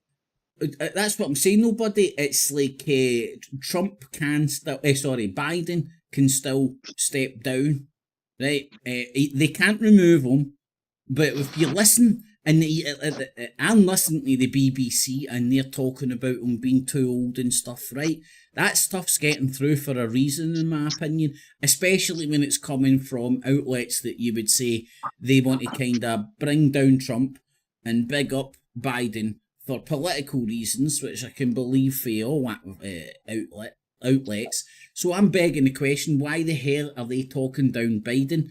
So did they let him do Super Tuesday so he can say, look, I got all these votes, I got all these numbers, and leave with his head held high on medical grounds? Because they were talking about his arthritis, and then even when I seen him, was it State of the Union or some shit speech? The guy can't walk properly. No, you can't walk. I think they're stuck with him now. Of what I heard today. Get down. This is the Guardian. It's 2 days ago, and the headline on it is Joe Biden has come out fighting. So I don't think they can really do much. I think it's too late in the game. I think they've got to play him. But they're not going to win. It's going to be a Trump landslide and going off the polls. Yeah. You just get Trump back. You're going to get Trump back in. That's all that's happening. The end. And even if Obama did come in place of Joe Biden, she wouldn't beat Trump. Sorry. No chance. So, again, this is what always happens in politics, isn't it? This, Oh, I'm having I'll see if I can share this screen with you. I'm pretty sure we can do something like that. I'm having a look at the bookies. I can go on to the channel, right? I'm on your channel now. No, I think you boys should be able to see that. Can you see that thing I'm sharing on the Skypes? Yeah. It's not that important anyway. What I'm showing is I'm showing the bookies odds, right? And up until now, this is the first time we've looked at Michelle Obama's moved from third favourite to fourth favourite.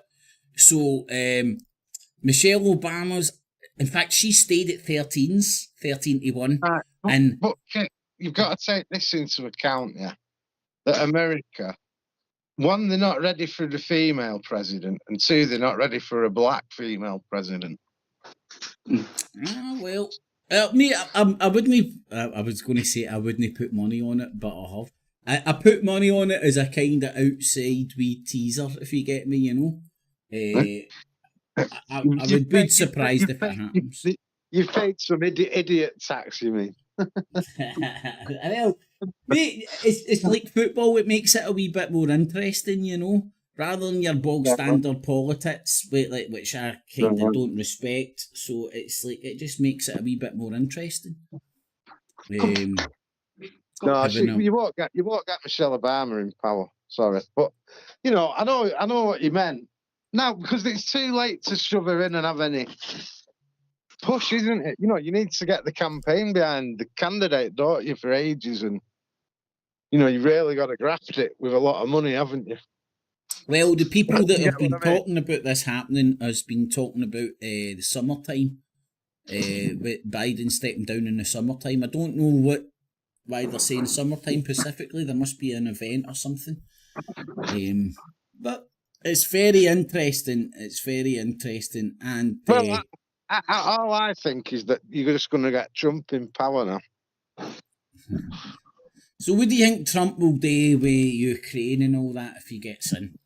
It's going to be again. I mean, you know, talks a lot of shit, doesn't he? When he gets in, he's probably going to realise how much of a money earner it is, isn't it?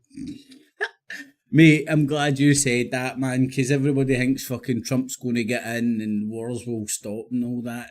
It'll just be business as usual. And the shit that's going on in Ukraine is bigger than Trump, I would argue. You know, it's big business. It's no fucking MPs have got a fucking say over. Well, America, as powerful and rich as it is, hasn't got the pull that it did have, has it? Has it anymore? No, it's not. It's right there. An empire, isn't it? Yeah, it's a lot weaker. It's a lot of a weaker country now. That's all because of the spending that they've been done, mate. They're fucking skint. They've done nothing. Spend. There's a funny reason why they actually throw the money around the world, and it's to keep the petrodollar relevant, you see. Yeah. It's an economist I got that off, and I thought, oh, that's a bit of a cheeky one, isn't it? It's right now. They're desperate to keep this petrodollar going because the Russians, the Chinese, a couple of other countries have started this BRICS up, haven't they? Where they're going to go back to the old gold standard sort of thing, and they're making their own up. So this is why the petrodollar now, they're shitting themselves and they're trying to get everyone back on board. And I don't know. Well, don't forget, we've got the next phase of the operation is to turn everything into, I mean, America could go with Bitcoin soon. I've heard. I mean, it sounds like a load of crap, but that might be the next manoeuvre that America try and pull. Here's something interesting to think about, right? Here's something interesting to think about, right? The points you are making is spot on, right? So let's say, for example, you're sitting there, I'm sitting there as a big fat fucking oligarch. I now know what it means. And you've got all this fucking dough, right? You're loyal to fuck all apart from your bottom fucking dollar. So what you going to do with your dough? You're going to park it wherever's fucking looking more fucking tasty. Right, and let's be honest, if you are being a wee bit objective, and maybe I'm biased, but it looks like the Western elements and governments are in decline, and the ones involved in the BRICS, especially China and India and Russia, their fucking economies are exploding. I seen a wee clip, and granted it was an RT, and they're talking about China fucking gutted that they've only got 5% growth. And they're like, but every country would kill for but that. you're looking at the figures. You're not looking at the actual reality in China. China's actually struggling as well. Did you know? Well, I know their economy slowed down, mate, because I think the last one was 8% growth, and now it's the forecast or the reality or whatever. Okay, I did it. I went and had a look at the wages of your average Russian, right? And £350 a month. Is that what they are? Yeah. Right. Well. I would. I get that, right? But I would also like to see your average cost of living per month, if you get me. Right. I did that as well. Oh, good stuff, my man. Good stuff. I did it. And like for a box of 10 eggs, it's 130 rubles. Right. So, in other words, I don't know how they're living. Vodka. Yeah. Now that doesn't mean there are plenty of wealthy people, but I were on about that's your average shit wage. Yeah. 350 a month. Yeah. So that'll be one.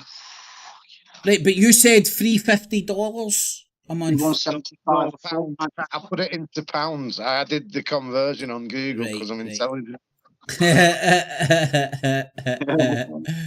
Right, so Well, that's the thing that surprises me as well, because if Russia is not, if Russia is that bad and the economy is that bad and they're only on 350 quid a month, why aren't we getting a load of fucking Russians coming over here as immigrants trying to make a better life for themselves? There's a lot of Russians in Manchester, and there's a lot of Russians leaving Russia, and they have been doing for years. No way. You obviously haven't used prostitutes in this country, Chris. Yeah, that's what I'm saying. There's been a massive exodus from Russia for a long, long time. That's it.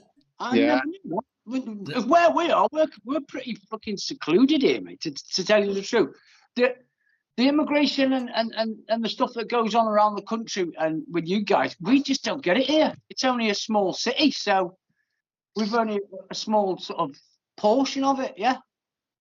Well, boys, I've done some deep research. That means I googled it and went to the first search result. So, the cost of living in Russia, according to the first Google search, right? A family of 4 estimated monthly costs are £1,350 by the looks of that. Which is I tell you what was better. The rent was better. A single person, right, this is where I can get the analogy. A single person's estimated monthly costs are 300, let's call it 400 quid, without rent. Right, so, cost of living in Russia is on average, listen to this, if this is real, right, cost of living in Russia is on average 54.3% lower than the UK. Right, so let's say it's half the cost of, if that's real, let's say the cost of living's half of what it is over here. So what were you saying, Crossman? The average wage is what, $350, did you say? It worked out at $350 a month, I think. Yeah, well, I'm not completely accurate, but it was pretty accurate. That right. So double that. Wage. So double that in the sense that the cost of living is half as cheap. So if you get $350 a month, it's 2 a week, then, isn't it? It's still less than what would be classed as an average wage over here in the a minimum wage over here in the UK. But they've got ways of structuring that, ain't they, nowadays, with your fucking contracts and shit. Their rent is more reasonable.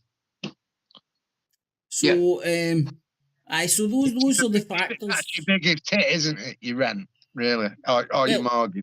Yeah.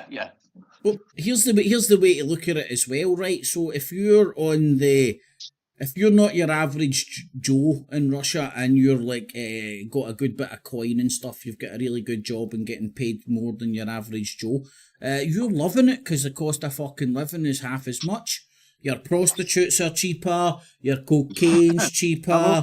I'm listening. I've just got to re-wake her up. Go on, carry on. Fuck, was that because I said prostitutes, mate? That's no nice. I've seen videos of like Canadians and Americans actually moving over to Russia, mate, and settling in Russia. Oh, mate, I'm not saying that doesn't happen. There's a variety of reasons it would, right? But you do get that rhetoric about the internet, and I would say, I'm not saying it isn't true, because propaganda doesn't have to be lies. People make that mistake. It's just propagating a message. And it's like, it's better here than it is over there. They stink and we don't. It's as simple as that, man. Right, like, Crossman loves to point this out, man, in the sense that it fucking, if depending where you may be on the internet fucking landscape, you might get this impression like fucking Russia's this land of milk and honey, man. It's as shite and it's as good as it can be over here, and like vice versa, you know? Oh, yeah. I would argue. These guys that have gone over there, mate, and they're walking down the streets, they've got fucking corrugated tin roofs, mate. It's like fucking 50, it looks like 50 years ago, 60 years ago. It's like really fucking old. It's like falling to bits. Right, I seem to have a message. But a lot of people are moving, maybe because it's cheap. Maybe because it's cheap to live like that. It's that people are moving over there. Who knows? Russia could be the next Thailand.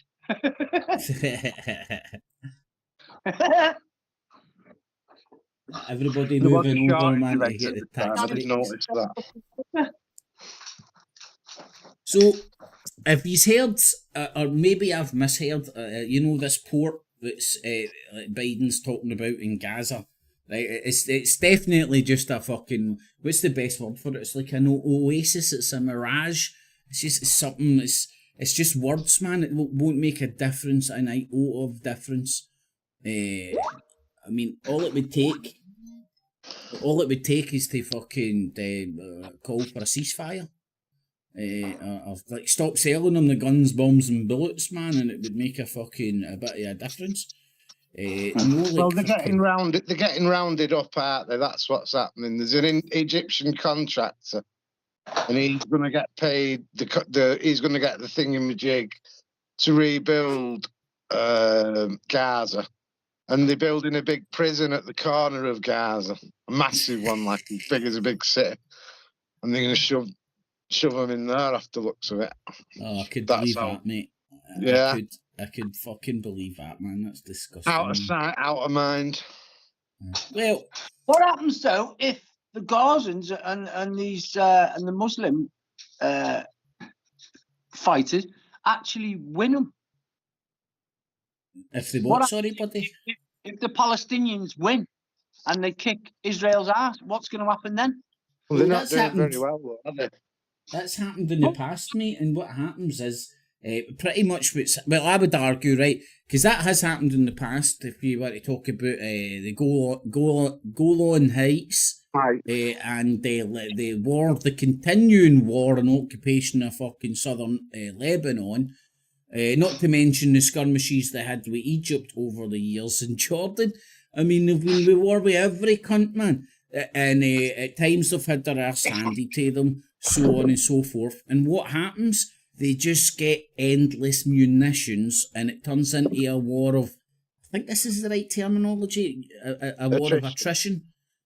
A war of attrition, you know, it's like it's starved the other cunt out, but it can be in a sense of ammunition and stuff.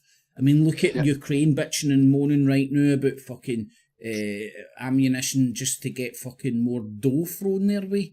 And I think Crossman, I don't know if we said this live, mate, or it was beforehand, and you're like fucking all that dough. It's no going to Ukraine, it's going to the fucking people that are supplying Ukraine with the love bombs and fucking bullets.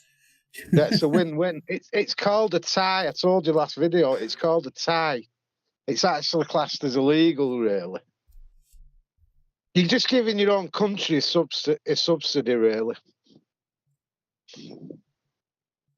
It's just a big circle jerk, man. That's a good way of fucking saying it. Yeah, yeah. You said last time, didn't you? A backhand circle jerk. Yeah, big fucking circle jerk, man. Fucking everybody's getting fucking rich while idiots die in the name of bullshit. Yeah. It's an interesting thought, though. Like, you know, what if Palestine won, but like, it's not one of them wars you can win or lose, is it? It's a war of domination. And how exactly can the Palestinians overpower Israel? Well, from what I've heard from these ex-American colonels that are sort of going and doing it, I listen to them guys, they seem to be thinking on a completely different thing. Are they not all Russian shills? Well, I kind of thought that when he's saying, "Oh yeah, I've just been over to Russia," and thought, "Fucking hell, all the fuss that took a call." Is it Colonel McGregor's one of them, isn't it? Yeah, that's him, McGregor. That's him. Yeah, good. I like him. Yeah, I mean, he's a legit guy, and if the rhetoric he's coming out with is right. He's saying that most of these Israeli soldiers, they're only young, inexperienced. This is why they're getting chinned. A lot of them are conscripted. I think I've heard that they've got to do a year to become a citizen or something like that, which is very fucking futuristic Hollywood fucking movies, if you ask me. Do you know what I mean? But from what I've been hearing on the other side, I've been watching both sides, and I make my opinion. But the Jews are carpet bombing, aren't they? Is what I'm saying. That's the thing. They've got the power, but they haven't got the soldiers. They've got the bombs and the rocket launchers and stuff, but they haven't got the men. I think that's what they're relying on for all of these rockets coming over. I think they're hoping to do the damage they need with these rockets, but it's clearly not. It's not doing any damage. Yes, they killed. But what it is doing is it's flattening your enemy's environment, isn't it? Yeah. Who do you think will get the contracts to rebuild after the slaughter fucking is over? It's an Egyptian big massive mogul type guy what does massive contracts. He's already got the contract to rebuild Gaza and build a massive prison. He'll be an oligarch. He'll be an oligarch, mate. Well, you and your oligarch. He'll be a motherfucker. Yeah. So Egypt, have you seen it where you get to the border of Egypt? Have you seen the barricade that you're up against there? No. What's it like? It's about 40 foot in the sky. It's full of barbed wire. It's got gun turrets on it. You're not getting over it. You're not getting through it. Donald Trump would have to fucking have a ham shank if he fucking. Aye, man. Donald Trump would love that shit, man. But remember. What do you reckon about Trump getting in, boys? Do you reckon he's going to get in?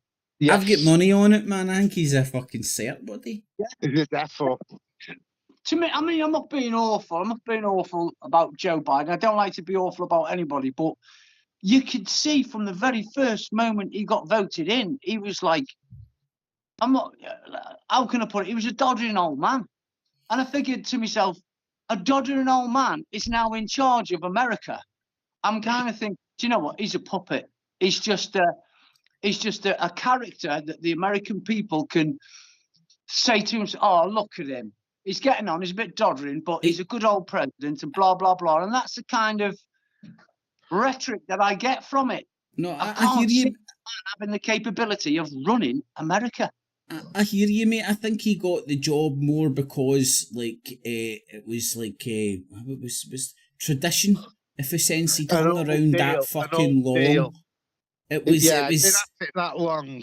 Aye, and he'd hung around that long. He'd been the vice president. It was kind of like no tradition, but like you know, I can see that. Yeah, I can see that. He's put the time in, and then when Tony Blair was in power, it was a pre-done deal for Gordon Brown to. That kind of thing, mate. That's what I'm talking about. It was.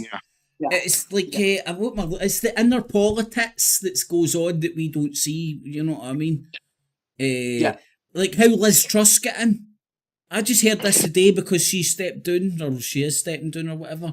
But she was one of the longest serving Home Secretaries for ages. And that's why she got given a nod to become Prime Minister, even though that only lasted. But I truly believe that Truss was planted to do exactly what she did, which was, cost the UK 60 billion quid. Fuck the Brexit up, man.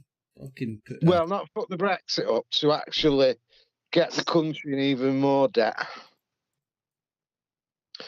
More trouble, more problems. When she did that, I saw it completely differently because she said what she was going to do was drop the taxes, the business taxes for big companies, which would get more people in. But then I thought to myself, well, hang on, all these big companies that are sort of here already, they're just giving them another tax cut. They're hitting up for more, and they're giving business less tax. Looking after the rich. Looking after the rich, exactly. That's exactly what she did. That's all I saw from all of those. I didn't see anything else from it. I just thought, hang on, that means that the fucking ultra rich are now paying less tax than they were. Yeah, it's to encourage them to stay in the country, you see. That was the idea behind it. Yeah. Well, I don't know if you remember, there's right? There's a lot of big business gone and setting up all over the world now. It's not actually. They're not doing it in the UK anymore, are they? They're just fucking off. Yeah. I don't know if he's can. I don't know if he's can remember the numbers that were about during the last general election, right? And we're always sold democracy scam is rule by majority, right? And we're in a country of 66, 67, 68 million, and the Tories get in with 12 million votes. That was, I think it was Bobo, wasn't it? It was Bobo. Bobo and the Tories get in with 12 million votes, so they know the amount of people that they have to bribe. These motherfuckers aren't doing it because of any political ideology, or they like the rich people, they like the fucking poor people. They look at it as a spreadsheet and go, how many motherfuckers do we need to turn into house niggers? Right? And they go, 12 million, break down the numbers, that's how many we need. And then they go. The budget is adjusted accordingly. Well, it's first past the post that gets complicated. I think there's more like 75 million of us in the UK, isn't there? And what the point is at the boxing last night. I'm going to bring it into try and do it this way around. This guy, right? He absolutely battered this other guy. I mean, battered him, right? He was clear out winner. Right, but one of the judges said the other guy won, and I thought it's just such a great analogy of the voting system, that isn't it?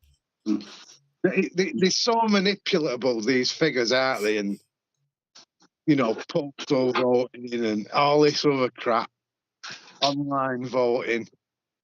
So they just twist it all up. That's how, because I believe that Trump won the last election, me.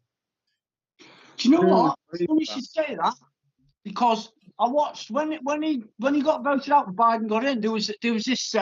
He was a mafia guy, and he was doing the rounds. And again, you don't know if these people are right or just playing the stuff. But basically, he come out and he said the only reason that Trump lost is because there was a mess up or something, and a load of people were employed to do a load of fake. A load of fake postal voting. Yeah, a load of fake votes and put like 1 million in, which would have been enough for Trump to win. George Galloway's just benefited from it, hasn't he?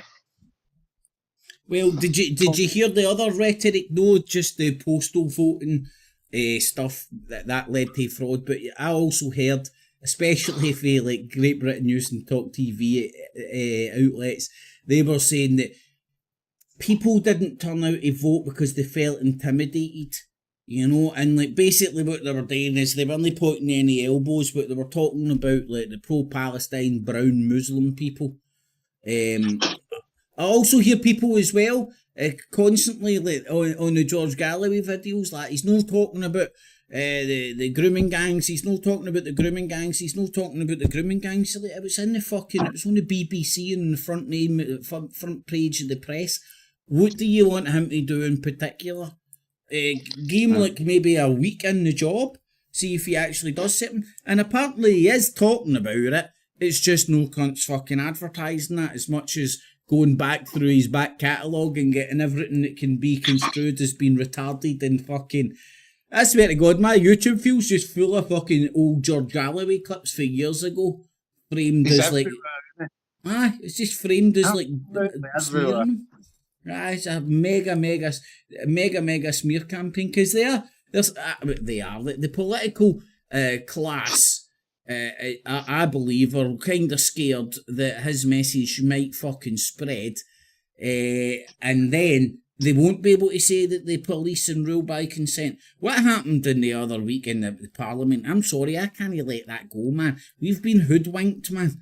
Because of people who basically deliberately, because of their allegiance to Israel, usurped the will in the parliamentary process. That wasn't by accident. It wasn't because and they spun it. It's because the Speaker was scared for MP safety. Like, what happened that morning, mate? What happened that morning? Show us or tell us the report. Where's the police report? It's absolute fucking bullcrap. And that just shows you, man, like, why vote? It's a load of shite. Have you ever wondered why Scotland get no credence or nothing or help from the government? Have you ever wondered why that is? What do you mean, mate? What do you mean? You see all sorts of rejuvenation projects and industrial estates getting built here, over and everywhere, and millions given to this thing in England, but they never ever seem to be given anything to Wales or Scotland. Oh, mate, we get plenty. Fucking we Nicola Sturgeon's get a fucking camper van. She's fucking sorted, man. So that's what we get. As you're saying, yous get... No, mate, well, see what happened with that high-speed rail fucking black hole of billions of pounds. We had the same shit up here. It was called the Edinburgh Tram, right? And, oh, mate, all you do is just put in Edinburgh Tram and you'll get backloads.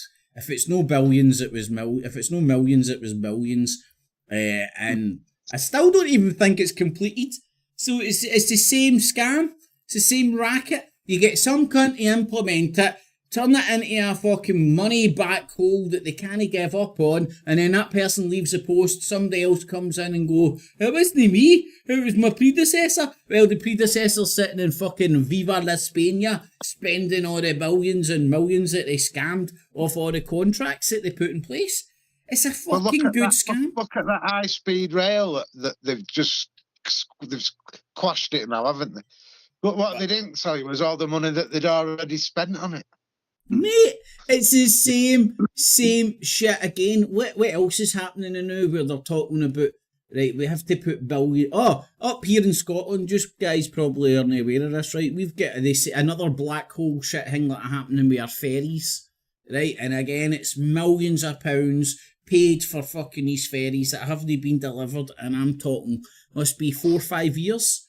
And there's no even like any, and it's just millions of pounds, taxpayers' fucking money just disappearing, and all the politicians are just changing, so nobody's held accountable, and the money just disappears and they can't give a fuck. It's politics, man. So who are the stupid cunts here? Us, who are not getting in on the scam, or the fucking politicians that are fucking taking our money by saying fancy words like Russell Brand with women's knickers? You can't get the you say like, what's the point in voting? And I know where you're coming from. I completely understand what you're saying. But if 10 people are in a room and only 1 votes, and 9 don't vote, then I get an extra 9 votes, don't I? That's the problem with it. I actually don't vote myself, but I would if I could be asked, if you know what I mean. No, I hear what you're saying, mate. Right, but here's the 3D chess yet, because I want to be voted in as dictator, right? That's my ultimate dream, right?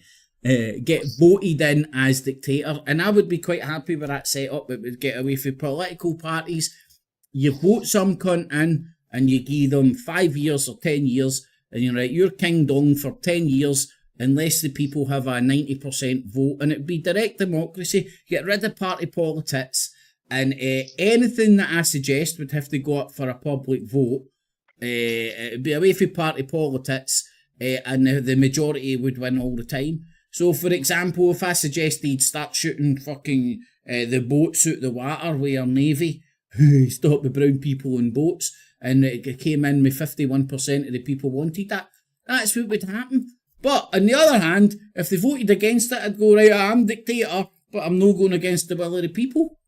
So that would be the structure of my dictatorship. It'd be well better than what we've got now, where anything of common sense gets offered up and it gets diluted down and endlessly debated with retards in Parliament, and nothing actually happens.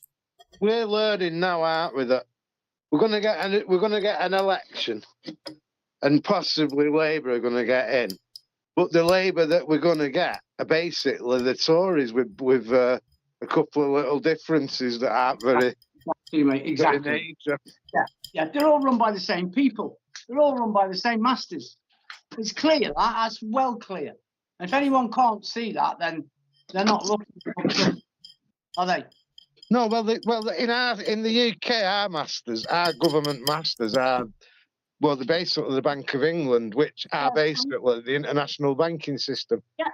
And Liz Truss just said on her rounds of America, she said, I realised once I got into the power position of being the Prime Minister, that I had no levers, or I had no reins on power whatsoever. He went, my word was the levers of power. She went the Bank of England. Did she say that over at CPAC? She said that, yeah. I'll need to catch up with that, mate. I've missed that. Yeah, one. she said it. You'll find it. Won't be hard to find. No, I get it. No doubt, man. It's obviously no doing the rounds on the fucking BBCs and Sky for obvious reasons. Well, they're calling a conspiracy theory. She said the Bank of England, the Treasury, like Jeremy Hunt, blah, blah, blah, Yeah, is that why she's stepping down, mate? Because she in the last day or two after that CPAC fucking shit show where she let Tommy Robinson getting called a hero off a Bruce Banner. Yeah. So maybe she's just self-centered, served her time, Yeah, but she gets the Prime Minister's yearly wage, doesn't she now? Well, anybody that's Prime Minister, including Liz Truss, gets that security 24/7 ticket and what you're saying, that wage and whatever fucking benefits and shit. I think it's a good 150 grand a year for the rest of your life. If you're only Prime Minister for a week, she shouldn't really get it, but there you go. Oh, come on, give her due, mate. I think it was 14 days she done. Okay. So that's wrong that she's going to get that. But no one's kicked up a fuss about that. I can say that was embarrassing for this country, that was. Yeah, but like she said, and like we've just said, the Bank of England wanted them to come in, try and put that system in place, fail, and drop the economy in 60 billion quid's worth of trouble. Yeah. Like, imagine you're more loyal to money than a country, right? And you're just all about making the money. I mean, it wouldn't be that hard to run the scam. You see it happening in fucking African fucking dust bowls everywhere, where the IMF, you love this, Crossman, the IMF bounce in and basically force loans on them. And then ultimately from there on in, the IMF has pretty much got them as debt slaves, pulls the fucking strings, and they rule the way through debt. Yeah, all the West wants to do with any country that's got any other ideologue is install democracy. Yeah, they did the same with Greece. Democracy is key. They did the same with Greece, and they let them go down and down and down and down, and they did go down, and then the guy who was hanging on because he didn't want to get into debt to these people, he ended up getting voted out. New guy got voted in. He did a deal. Greece was saved. It's the same all over. I like to point a fucking see Ukraine, that's still ongoing and pretty much top of the news cycle at points. And people's memory of how that place turned into the shithole it is right now. And you know what? It's no a shithole other than the fucking front lines. Ukraine's a massive place. I think we were talking about this the other week, Crossman. Oh, yeah. Life goes on in a lot of places. In Ukraine. In fact, that James was having a fucking orgasm over the supersonic fucking missiles, wasn't he? He was kidding. I don't know what ticket he was on, but I think he fucking thought the war was over because a report on... And I watched the video, man. It was very slickly produced. It just doesn't make it... because it's slickly produced and it might fit what you want to be happening, doesn't make it so. And people that produce things fucking very cleverly can get fed bull crap like the rest of us, Well, I think the point he was making was with these bombs, 4 or 5 of them would be the equivalent of a nuclear bomb. So it doesn't really need to be threatening nuclear bombs. They don't need nuclear bombs anymore because these bombs can do just as much damage as them. It went on about, I think they're called hypersonic, though. Yeah. I think look at the bombs. They're not nuclear, but they're absolutely staggering, aren't they? Do you know what I mean? What I took away from what he was saying is he was talking about their ability to penetrate underground. Hey, this is quite interesting actually, because he was talking about these missiles being able to penetrate underground, and apparently by some reports a head NATO thing was hit by one of these. And then I was listening to a podcast called the No Agenda Show, and they were covering the leaked phone call for Germany, and that was about Germany supplying Ukraine with these missiles, which apparently they haven't done yet, but these missiles could be a game changer in the sense that they can penetrate 400 feet into underground. So is what he's saying that well, in fact that does tie in the sense that maybe Ukraine are crying out for the same shit the Russians are throwing at them, if you get me. So, what the point is of that? What they're contemplating giving Ukraine is that it could provoke Putin to, where you really putting his back against the wall. It could basically cause World War III. Is the point that I've heard about it. I hear this. It basically could go nuclear tard, is what I've heard about it. Well, this came from Rupert Murdoch's Talk. Let me get this right. Talk TV, I think it goes by mostly now. And it was this slimy cunt that's on fucking in the afternoon. Forget his name. But he was talking about there was apparently a strike inside Ukraine. It might even been Kiev. And it was 500 yards. It went off target or something, and it was 500 yards, apparently, reportedly, away from a building that had the Greek Prime Minister in it. He was visiting Kiev, and obviously, Greece being a member of NATO, if Russia fucking rattled a NATO member, especially their Prime Minister, technically, I'm pretty sure lawyers could argue that would be an attack on fucking NATO, and boom shakalaka. You do have fucking everybody that's stepping up to the plate, man. Mm-hmm. And if you watch RT just now, they love to show you all the drills that the Swedes and Finnish are doing. With their new conscription and they're mad on it. Mad for it anyway. They've got loads of underground nuclear fucking sub bases and shit like. No, they're not. This is serious, mate. This serious. Right, I've just googled this one. Neutron bomb. What about a neutron bomb? Sounds like something out of a cartoon, man. Or Planet Neutron or something. I think you can. I can't be asked reading all this, but I think you can kill everyone but not damage anything. That's good. That's mate. You should do marketing for fucking BAE. Yeah, you can kill every cunt. I'm thinking about making one. You can kill every cunt and then rock up and get a McDonald's burger afterwards. That'd be a great advert, man. Watch the new Bob Marley film. Oh, I watched it last night, man. I took my mum to the cinema yesterday, man. It was good, right? But I'm not even joking. I wish they had subtitles. And the actor trying to mimic him on stage, it looked a wee bit forced, and he kept doing the same thing. Whereas if you watch Bob Marley, he was off his tits, man. I refused to watch it on principle. What principle's that, mate? Well, it's a lot of shite, isn't it? I reckon he was a plant. Well, it touches on how political he was, mate, because at the time, here's an interesting thing that even my ma fucking picked up and said, right? It was talking about the peace concert that Bob Marley eventually done, and he got the two leaders of the fucking two warring parties on stage.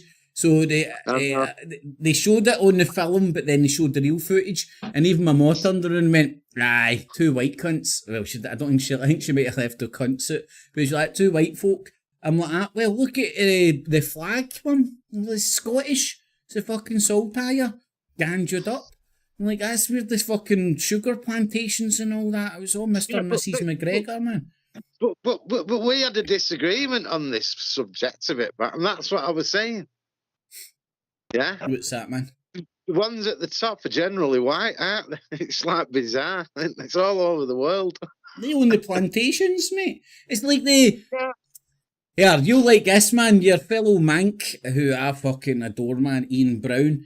He's got any song lyrics about how the fucking the Fenian Church, Catholic Church, had to play reparations because of all their missionaries and shit that were fucking watching over and managing fucking the devils, black cunts, slaves, all their involvement in it, their facilitation of it and stuff. And the Catholic Church just takes a big body swerve and blames the fucking proddy British fucking empire. You're like, hold on, what about the brown empires of fucking Hispania, Portugal, fucking the Dago Italian motherfuckers? You know what I mean? These empires bouncing about fucking doing just as bad, if not worse, atrocities, man, where we went a league table. That's the fucking way these empires operated, not just the British Empire. It was the West Africans that sold the Africans to the slave traders, wasn't it? Aye, well, it was easier to get the fucking king-dongs in Africa, the kings in Africa, to sell their slaves than it was to round them up and capture them. Yeah. It was pure business. It was fucking it was a fucking what'd you call it? It was a balance sheet, you know. It was like fucking accountancy. Rich motherfuckers sitting and just looking at the bottom line. Like, what's more expensive? Pay the cunts to sell us their slaves, or their fucking cunts that they've conquered, or go over there with soldiers, muskets, and fucking kick the shit out of them and then round them up. Well, it's cheaper to fucking negotiate with them. It's just a cost-benefit analysis, isn't it? But let's not talk about the slavery thing, man. It makes people's arseholes twitch too much, man. And like, I don't know, I end up fucking sounding horrible and uncompassionate and shit, because it was just, it was a big bunch of coincidences. Like the fact that the British Empire was the biggest and baddest empire at the time, and then you had the advent of the Industrial Revolution, and with the Industrial Revolution you had fucking people wanting to go to places and fucking rape and pillage, which had happened in every time immemorial. It was just now it was industrialised. You know what I mean? There was this fucking economic, industrial fucking... the military-industrial complex, if you want to call it that. It was just all these mechanisms, mega money. People would buy ships to go and fucking go over there and grab shit. I mean, look what the Spanish done, man. Listen to this one then, dead quick this. Professor Tony Martin, blah, blah, blah, a tenured professor, blah, blah, blah, assigned to one of his closest portions of the book, which singles out Jews for special prominence in the Atlantic slave trade. It was the Jews doing all the slaving. Well, they would have been the mechanism, because you would have the Christians who still wanted to stand back and say, I'm a devout Christian and I don't do money changing, but here's my Jewish friend that's good with an abacus. He'll date for me. That's why Jews have been used and abused, man, because the Christians who had big bags of gold, who couldn't do usury to like stand up in church and shit, but their little friend fucking McJewstein could do it.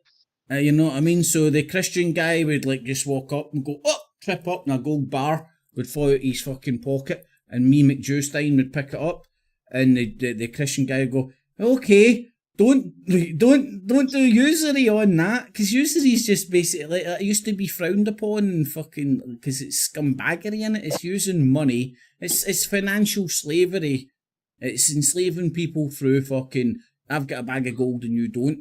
No, the Jews could do usury, they had no power, because they were fucking a very, very, very small minority, they were highly educated, they were good with the abacus, and their religion permitted usury. whereas your Christians who turned up at church on a Sunday couldn't be seen to be doing that, and that's why Jews get used and abused. They would be brought in, do all the usury for the fucking Christian king and shit, make him a shed load of money, and then the king would go, I fucking hate yous are fucking scumbags who do usury, kick them out. Basically, what fucking... So, Christians have been raping fucking Jews for years, because we had all the power and all the money, and Jews were just, still are a very small minority. I heard the other day there's not even 300,000 Jews in this country. Oh, yeah, in this country. There's only 15 million worldwide. But the Ashkenazis that our friend there was on about, like, they're massively smaller, and yet they are all in the head fucking positions of the international banking system. Thank you. But that doesn't mean that, like, they're not human, and it doesn't mean all Ashkenazi Jews are the same as, this. And they're quite an elite group. Like, most of them have got like 80% European blood in them as well, by the way. Yeah, Right. so the Ashkenazi make up 80% of the Jewish population across the world. There are more Ashkenazis than there are Sephardic or Zionists. Yeah, no, that's true. But I think it's like they've got like 50% of Ashkenazi blood in them, haven't they? I think that's what you mean. Yeah. A lot of them have, yeah. And the actual genuine real Jews are probably... Oh, Sephardic, Sephardic. Probably more related to Ashkenazi Jews than your average Jew. Here's something out of left field, right? Here's something out of left field. See, back in the day when fucking David Icke was bouncing about talking about fucking shape-shifting lizards, right?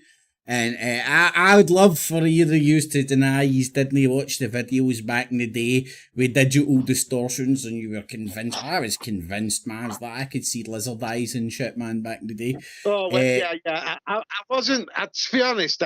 Was he meaning the Jews? Was he meaning the Jews? I didn't really fall for that because I thought that is glitches, or it's people setting him, doing it on purpose. No, using them as a little metaphor, wasn't he?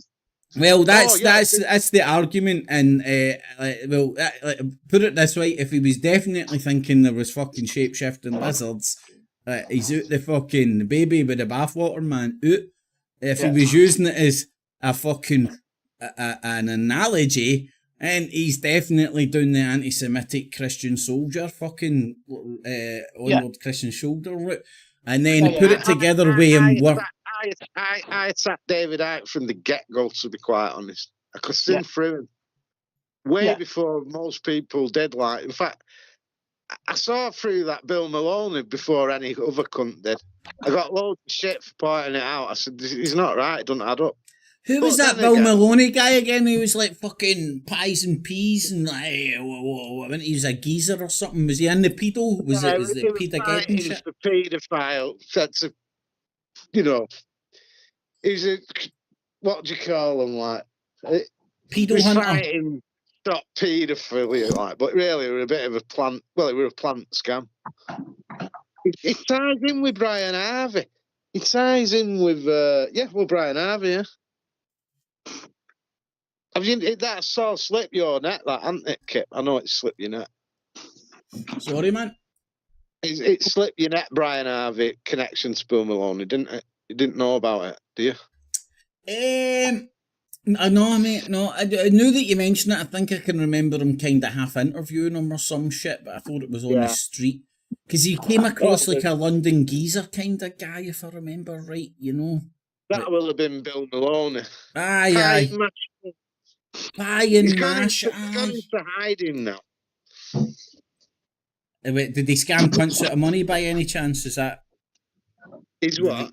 Did he get caught scamming cunts out of dough? I think everyone got onto that. It didn't add up, like, and I don't... It's all very weird. It were all Brian Jerrish, Bill Maloney, David Icke. It were all like the network, Aye, right, I get you. But David Icke was definitely on about the Jews when he was calling them the lizard people. Yeah, well, I'm pretty sure when he was talking about that shit, like, was he not talking about that shit on Wogan, which was BBC One prime time? if I'm no right in saying. Yeah. So he managed to get himself on BBC Prime Time, basically talking about fucking the Jews and banking system are fucking gonna kill you. So we deserve a high five or a fucking noose. He's definitely a puppet, isn't he? He's a mouthpiece, isn't he? Who, David Icke? Yeah. Yeah. I Someti- say after he's been groomed and put there, hasn't he? And Yeah, of course he has. Of course he has. Sometimes I think, though, right, that these people are. Like Jim Dawson's my favourite one, right? And David Icke as well. I sometimes, right, here's just an idea, right? Say that they are really tuned to the moon religiously, right? They really are fucking down that rabbit hole for the rights or the wrongs, but they really are. And then they're sitting around with all the other people that are on the same page as them. And they're sitting around and they're going here, looking at the demographics and looking at the black man coming in and getting scared about fucking Muslim shit, and then seeing that our Christian society is waning and they're gaining influence and stuff. And then you go down the route of Machiavellianism, right? And if they believe in that Christian cause, right, that they have to stop the invading fucking Muslims. You just need to give them the book, The Prince, the Machiavellian principles, man. They'd be willing to do whatever.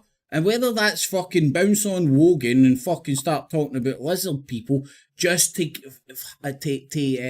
propagate that feeling in people. And if you look at what's happened just in the conspiracy realm, it's really made everybody prime for like that strong leader.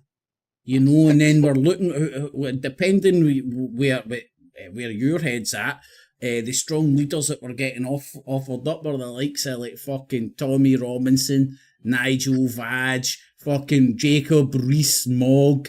Look at the cut of the jibber, these fuckers that we're getting offered up, and the truth movement. Right? If that even did exist or ever existed, man, in hindsight, I just see it as one big political fucking beacon for cunts. Through the want of not wanting to know who green men and Bigfoot, man. Do you not think they're brought about for a purpose? Like, for example, David Icke, you're going to get your sporty people that might look to him. With Tommy Robinson, you're going to get your football lot and your fucking lads looking to him. Then you've got the other ones. There's different characters for different people and a demographic that hopefully they sort of latch on to. It's populism, mate. The fucking, in my opinion, exactly, they've got a face to get their fan base all on the same sort of. They've even got Jada for the fucking woman, and the guys that are fucking choking to get a fucking mouthful of her tits. You know what I mean? With her tits and crucifix. But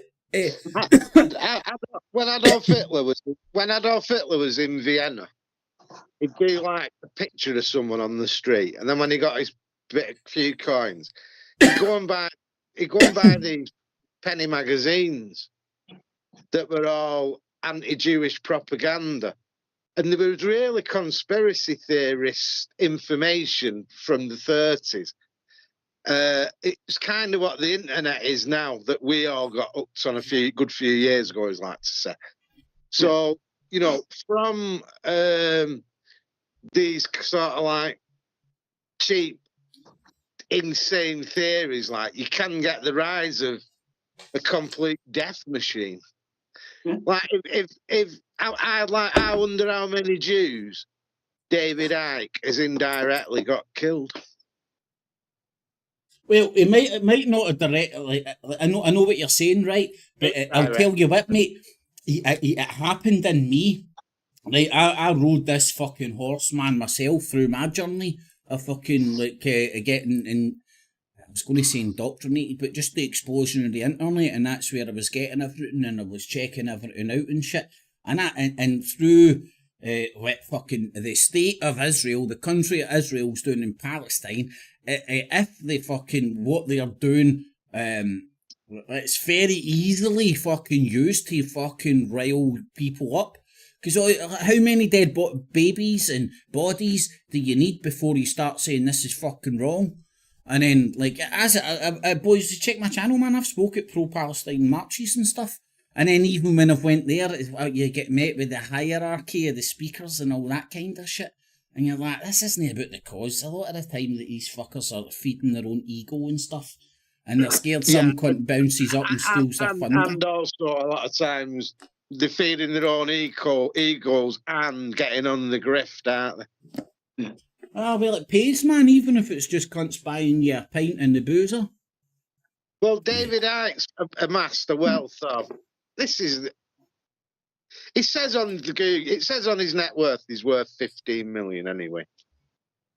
Oh, I could believe that, man. He must have sold at least 15 million books. So if you're getting a pound a pop, at least, got a pound a book, didn't he? Got a pound for a book. But yeah, that's what I'm saying. Like, so, because I do believe when David Icke was on Wogan in his purple.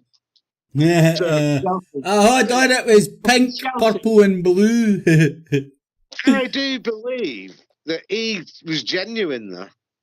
Yeah. Yeah. Well, that's what I was suggesting, buddy. If he believes in the Christian cause, It whacks out of his fucking head.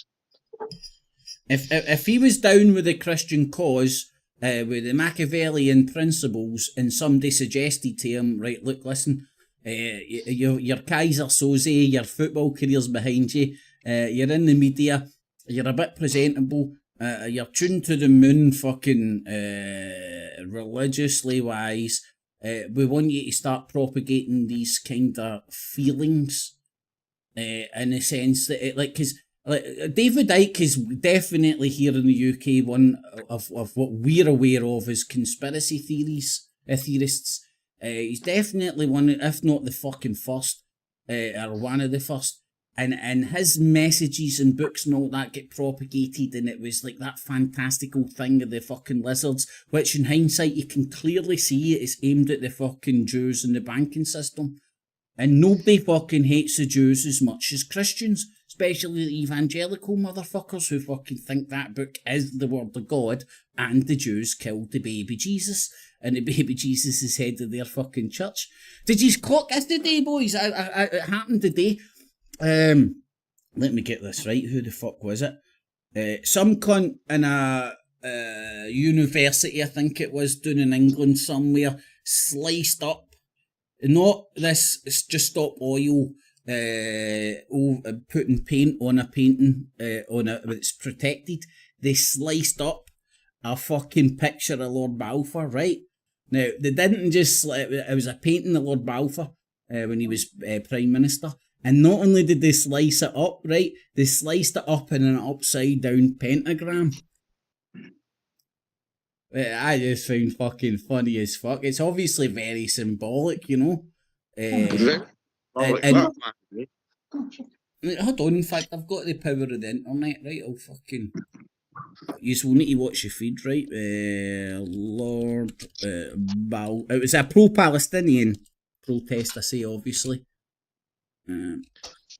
Painting cut. Well, we're forgetting that on that thingamajig on Wogan, he was claiming to be the son of God, wasn't he, as well? He was, yeah. That was a bit strange.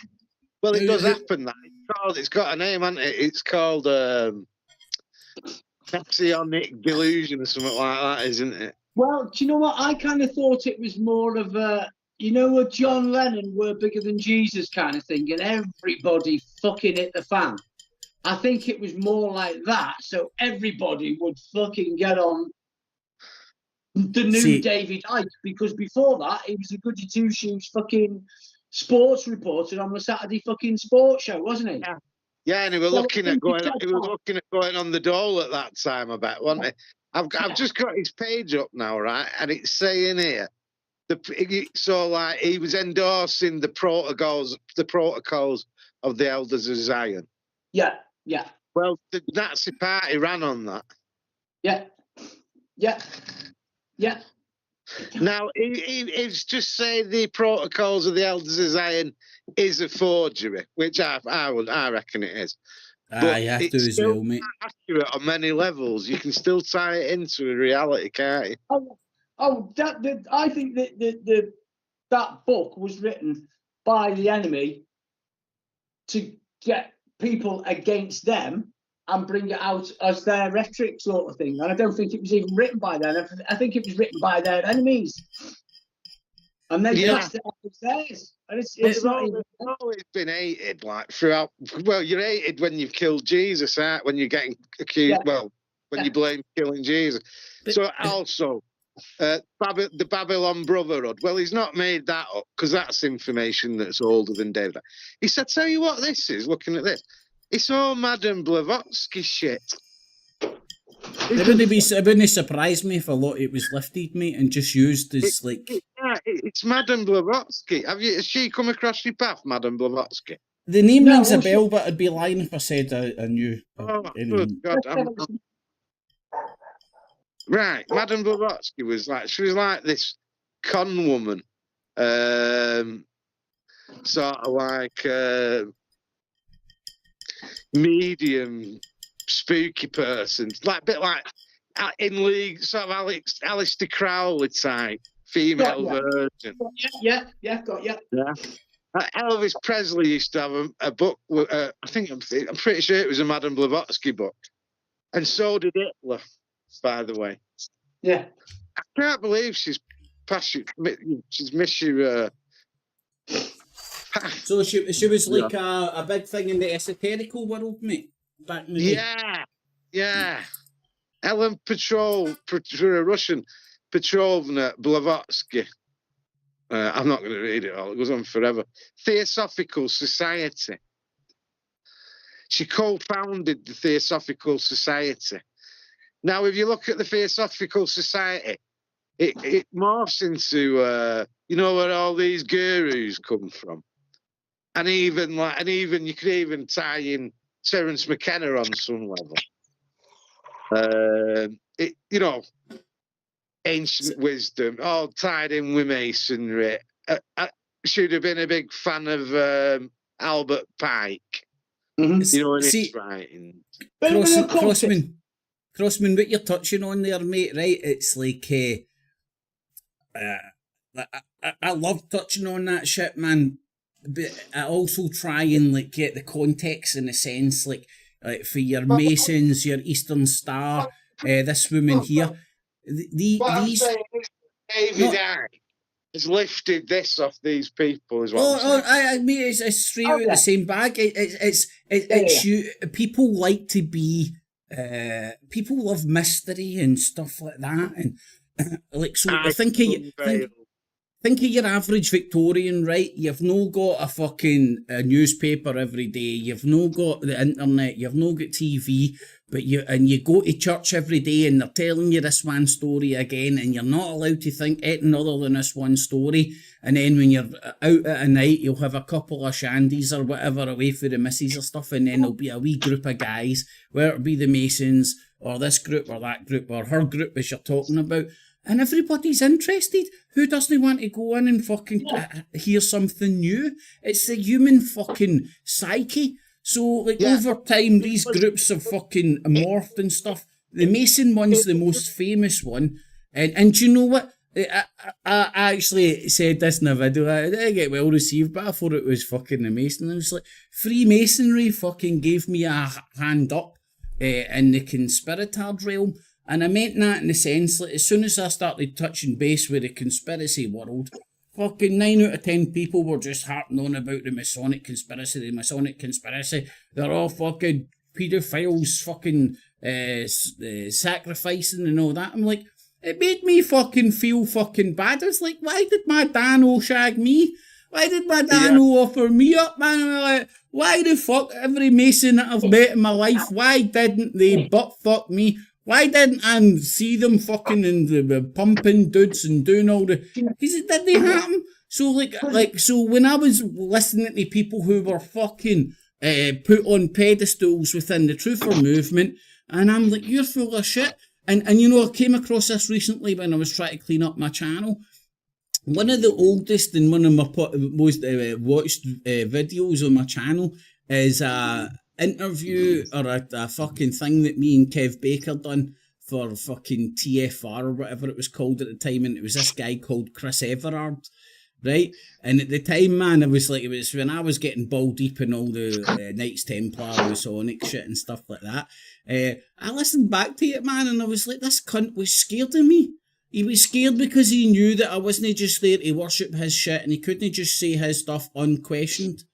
And that's why he was really I wasn't there just to be like a nodding dog.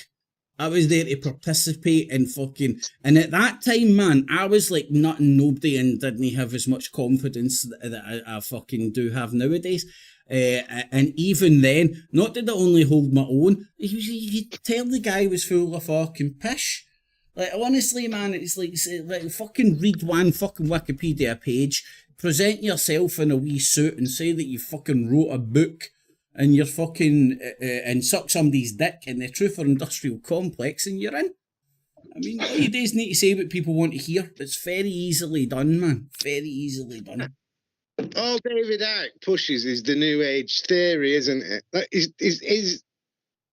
basically, that is it in a fucking nutshell. And it all comes from, like, Blavatsky she read a bit about Hinduism and that. And if you can be bothered getting through any of Albert Pike's stuff, he's all very, like, esoteric and weird. And that's all that David Icke's pushing. And then what's weird is the people that are getting on it are then attacking the Masons. But these are Masons that have put this information out. But mate, that's you can't I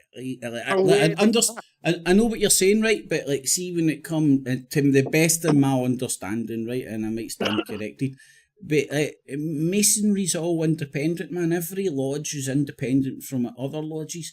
Now they have fucking grand lodges and centralised fucking shindigs and all that jazz.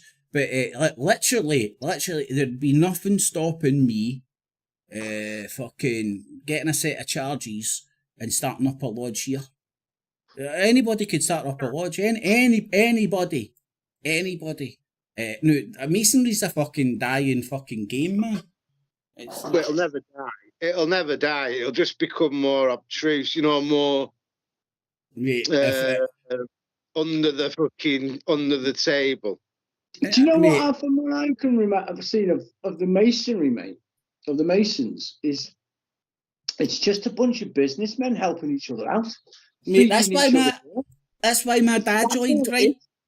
That's why my dad joined. My dad didn't join because he fucking was interested in the craft or anything, right? It was a social structure in Glasgow.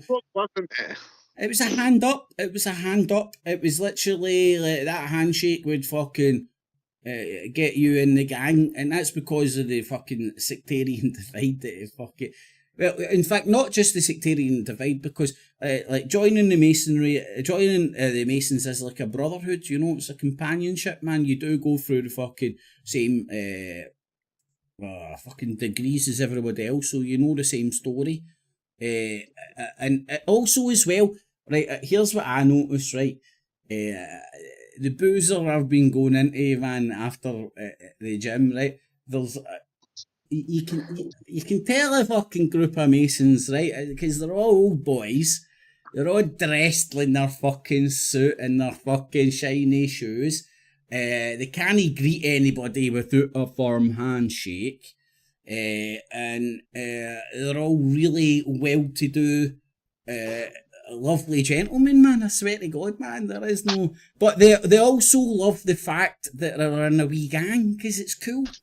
It's fucking cool. So they're sitting there shaking hands with every cunt, and they're communicating their fucking their rank, their degree with a handshake, so every cunt knows who everybody is, and it's that kind of wee.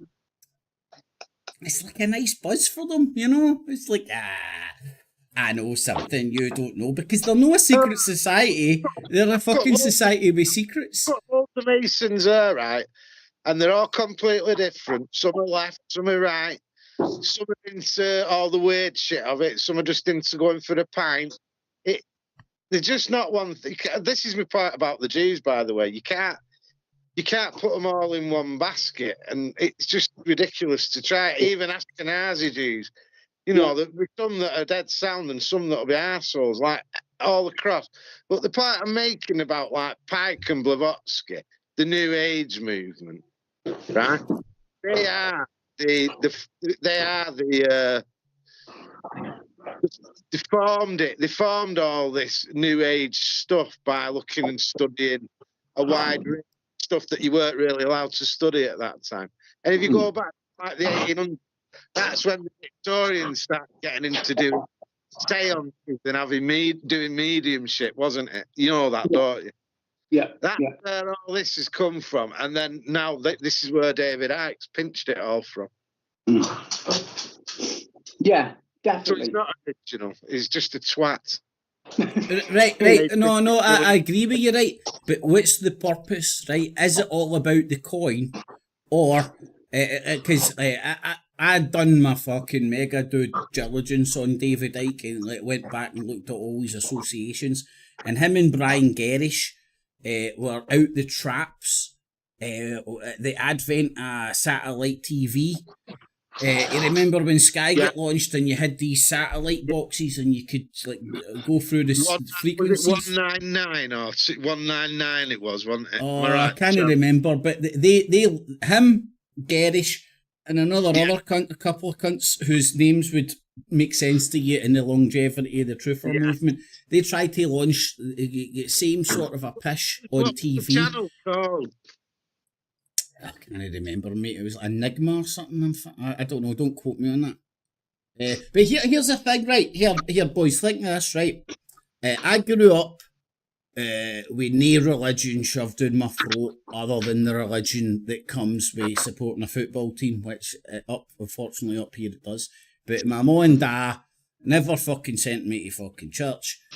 Never got me christened. Never shoved any fucking doctrine down my throat. Then, years and years later, I ended up, through the power of Bigfoot and UFOs, and want to know who killed JFK, and the explosion of the internet and the access to the internet, I ended up getting sucked into the truther movement, which who doesn't want to know the fucking truth, especially if you want to know if Bigfoot's real and there is fucking space aliens, and I get sucked into that shit, and then that's when I started fucking, through the power of the truth movement, getting kind of sucked into religion. And here's what I think is the fucking trick. To make you believe in the God that they want to present you with, i.e. the God of the Christian Bible, they have to make you believe in the devil. So, like, to believe in the devil, if you just constantly, like, fucking... Chris, mate, can you fucking... I don't know what's happening with your mic, buddy. It's getting rattled.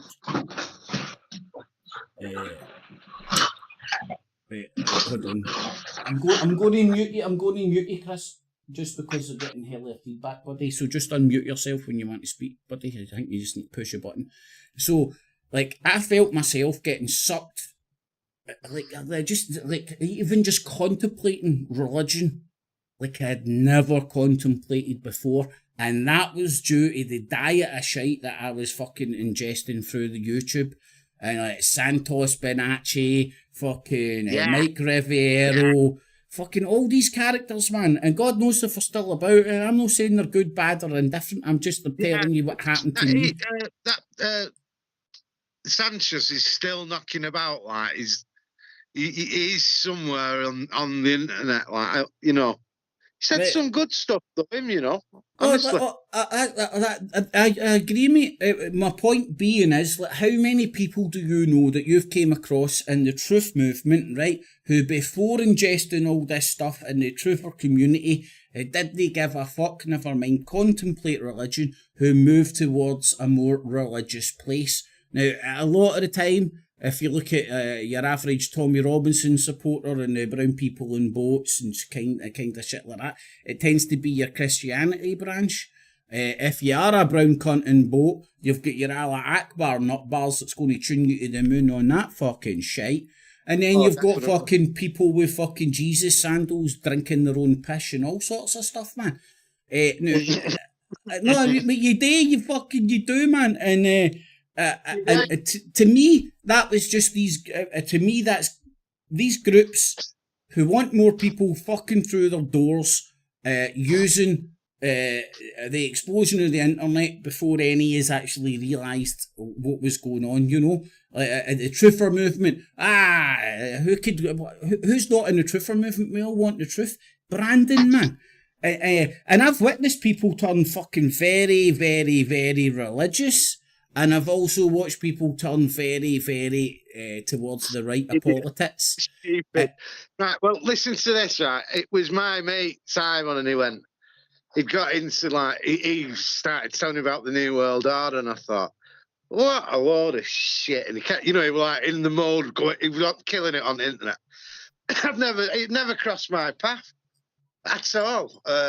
So I started looking into it. It got me a little bit, but not much. And then I just immediately started attacking it, like, you know. But they did get me on some things. You know, like the free man on the land.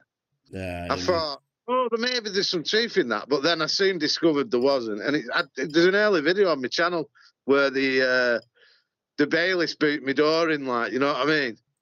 And it's a full half-an-hour video where I'm arguing with the police. And then at the end of the video, I said to the people watching, I said, now listen, I've proved it for you. Don't listen to these channels on the internet that say, don't pay your bills, because they're fucking lying.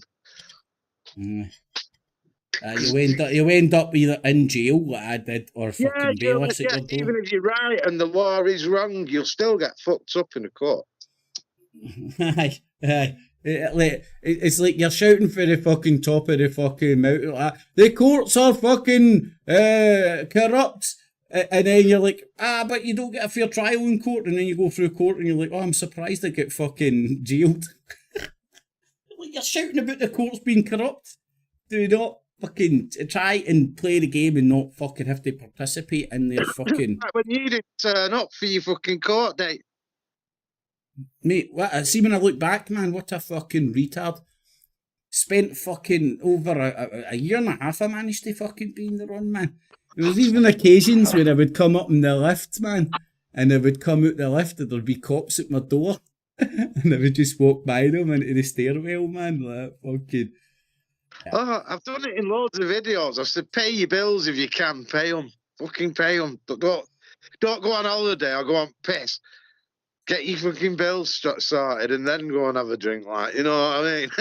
It's no good for people's mental health to have that fucking... Don't pay anything and we'll all come round in your garden and defend you. Yeah, but they won't be there the next day when the bailies come back next week. They're not going to be there then, are they? And you're going to have to live in that house worrying about every kind of noise and chat. Well, you're not going to live in it for long, are you? Aye. Mental, man. That's it. There's such bad advice on the internet, and it's all come through these cunts, Geoorge, Ike, and the like. Well, it's like... The land. Fuck off. I'm still trying to understand what's the purpose of all this shit, right? Like in a conspiratorial world. Well, that's one thing, right? But let's say that the monetary's just a fucking side effect. So what is it they're trying to... What is all these channels pumping out that shit? What is it doing? What's it trying to do? Well, it's making everybody lose confidence in everything. Right? That's a massive conversation, but I will simplify something that I believe is that all the brain damage that David Icke's caused, saying it's put loads of people into mental hospitals or killed themselves or shortened their lives massively. David Icke doesn't give a flying fuck as long as he's made 5p on that person. Not worth 5p to David Icke. He'd have to get in the ground for 5p so he can put it on his 15 million. He doesn't give a flying fuck. They spread brain damage, you see. Yeah. Mate, you call it brain damage, right? I hear what you're saying, right? And I'm wondering what's the point. Let's say David Icke isn't a lone figure in this shit, so what's the point? The bigger step back picture. Well, no, but that's right. So, see if you want to be able to fill some cunt's head with new ideology or a new way of perceiving the world or framing things, you need to try and get them to lose confidence in almost everything.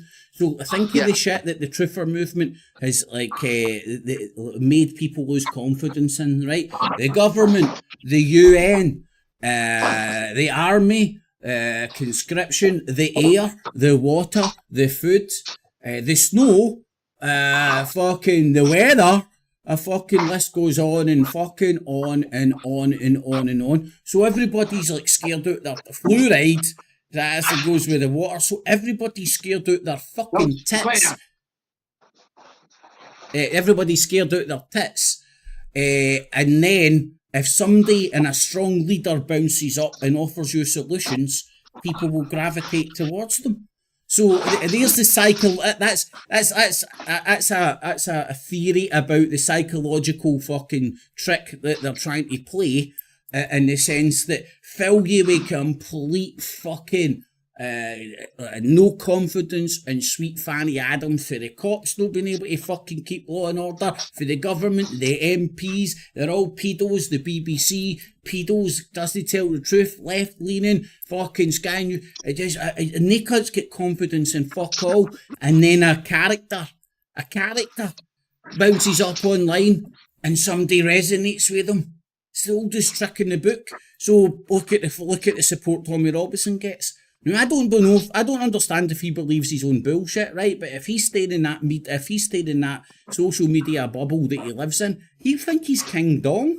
No wonder he's fucking trying to run for all sorts of fucking elections and shit, because he thinks he's got popular support. I don't know if he believes that or not. But the polls and the voting's fucking thing tell a different story, man. So that's why I think they just try and make us lose confidence in everything. You know, like for the post office, to your Tesco's, to the wee shop down the street, to your booze, to your fags, to the vape. Just negativity. Here's the solution. Tommy Robinson, fucking David Icke, Alex Jones. Fuck, man. And that's who, unfortunately, and I love, Crossman, you might fucking witness this as well, in the sense that you've been in this fucking forum for a long time, and you get all the newbies, or they've been into conspiracy for a couple of years, and they're saying retarded shit, and you're just like, yeah, I've been there, done it, and they're just so hyped up and fucking so ball deep in the cult, they're just like fucking militant against fucking anybody criticising what they think is like the Illuminati fucking killing them, you know what I mean? Well, you're an expert at the beginning, aren't you? Yeah, aye, damn right, man. And then later on, you start to realise it's like a really long journey, isn't it? That some never escape. Well, mate, that's why I keep up my fucking chemtrail videos and all that, because I'm proud of the journey that I've been on, man. The opinions I had 12, 13, 14 years ago are fucking so far-fetched away from my opinions now. And if you do go and bounce through my channel chronologically, you'll see the evolution. And I even get met with the cult-like mentality, like fucking... I thought every cunt was my friend, and because I started like sort of saying like I don't believe in chemtrails, Max Egan's full of fucking shit. Look at him, he's just bumped cunts out of fucking money. I mean, the guy at best is a grifter, at worst is just a fucking absolute sociopath. Fucking him and Ken O'Keefe. But people forget all that, mate. They've never heard of Ken O'Keefe or that fucking Brown Teeth of London, Brian of London, all these characters that have came and went. I'm pretty sure that London real cunt's fucking fucked off as well now. Or he's channel shut down or something. He's another major shill, isn't he? Nah, fucking just try to make money, man. Just a businessman coming to the truth of fucking... Fortune. He's made a lot of money. He's still knocking about, I think. Mate, he exploded thanks to David Icke. I can't remember what happened, but David Icke fucking took a shit in the bowl and everybody was fucking paying attention, and he got an interview with David Icke. See, the thing is, people watch all these interviews with these people and like, put them on a pedestal and all that. it's easy peasy to get an interview with these motherfuckers. It's just feeding their ego. All you do is need to ask, and like a lot of them would be more than happy to talk to you. Like Charlie Veach, he was more than happy to talk to me. Seeing my fucking style and the fact that I was going to talk to him about Ian Tomlinson, pulled out. Mike Rivero, he was fucking open to. I loved Mike Rivero back in the day, man. I used to love him just because he was like a big friendly granda cunt. Hunters of knowledge, but again, he was tuned to the moon on religion. In my opinion, he was tuned to the moon. I'm just trying to remember. I just can't find the cunt. It was a colonel in the US military division. It's like he wrote it's quite a long thing, and it was on about the psychological operations and how you can use these things that we're talking about now as a weapon, right? And it's saying we've used them for people abroad, but we're also using them on our own people.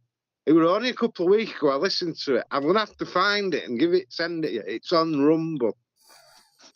It's with a computer voice on it because it's off a PDF. And I got through the lot, and it was a lot. I can't really re-explain it. But what it's kind of saying is, they're using this we're using it against our own people to stop having a real war, if you like. So if everyone's arguing on the internet about is it the Jews, is it not the Jews, is it this or that, is it not this and that, there's a stability in that chaos, isn't there? Do you not think that there's a battle for the hearts and minds of the people? They want people to take sides, or am I getting that wrong? Well, no, I think you're spot on, mate. Yeah, they don't mind what side you take. Yeah. As long as you take a side. Yeah, that's it. Yeah, that's what I'm saying. I think everybody wants.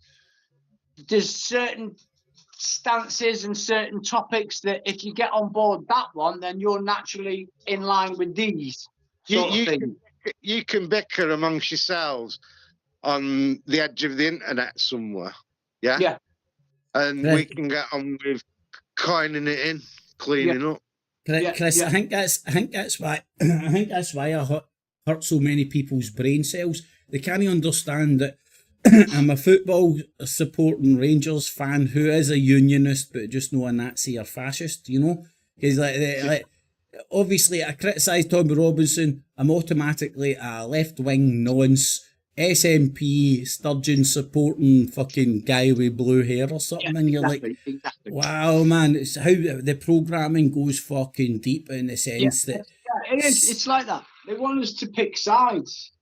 They want us to pick sides right now for some reason, whether it's all this that's going on and it's all part of it, I don't know, but you can tell this country wants us divided and wants us choosing a side, and this is my conspiracy theory about Galloway, right? So Galloway, ex-employee Rupert Murdoch, right? Rupert Murdoch's outfit employed him through talk radio. Now, so let's say they are all fucking actors in this big play, and the play is on the people to get us to fucking react the way they want to react.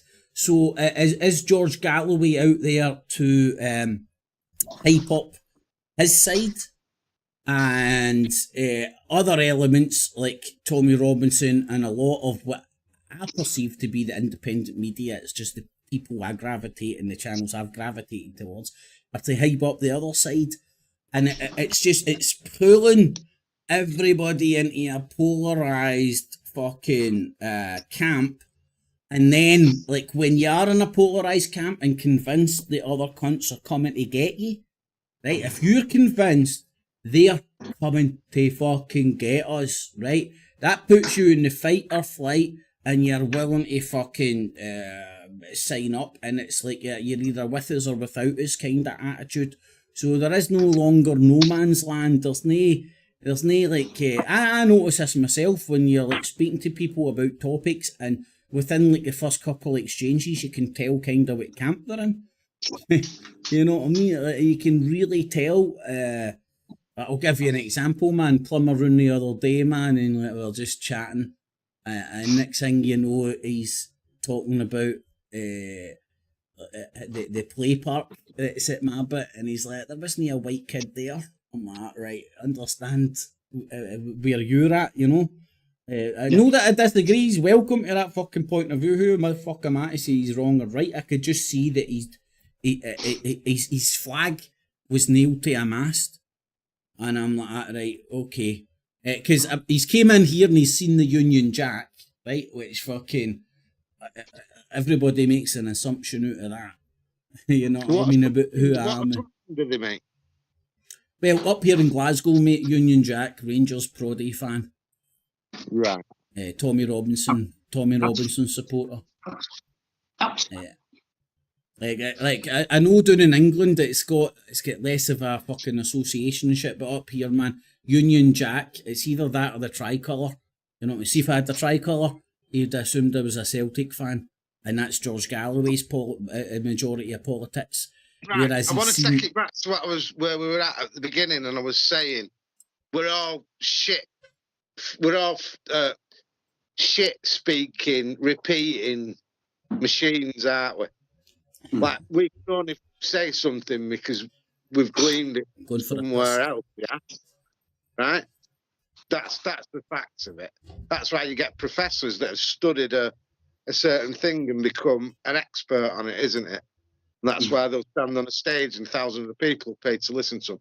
David Icke's doing exactly the same, but again, he's just spouting out shit from like what we just said, Blavatsky, Albert Pike, blah, blah, blah. Manly PR. Psychological warfare involves the planned use of propaganda and other psychological operations to influence the opinions, emotions, attitudes, behaviour of opposition groups. You know, this is Rand. It's like when they're having a war, in history, like they've dropped leaflets on them, haven't they? Yeah. You know, near the end of the war, said you're losing. They've ended wars through dropping leaflets. In Germany, Hitler had a big problem because he said, we should have carried on, right? We should have carried on. But the Jews have gone and done deals with America and England and ended the war, when really we should have carried on because we would have won it. Right? Mate, you're saying that as if that was like fucking years ago they used. The propaganda grows off itself, doesn't it? Bit by bit through time. Like there is a reason for things, but there's not a reason for all things. Yeah. So just off hearing something not quite accurately, you can then relay that and give wrong information to someone else.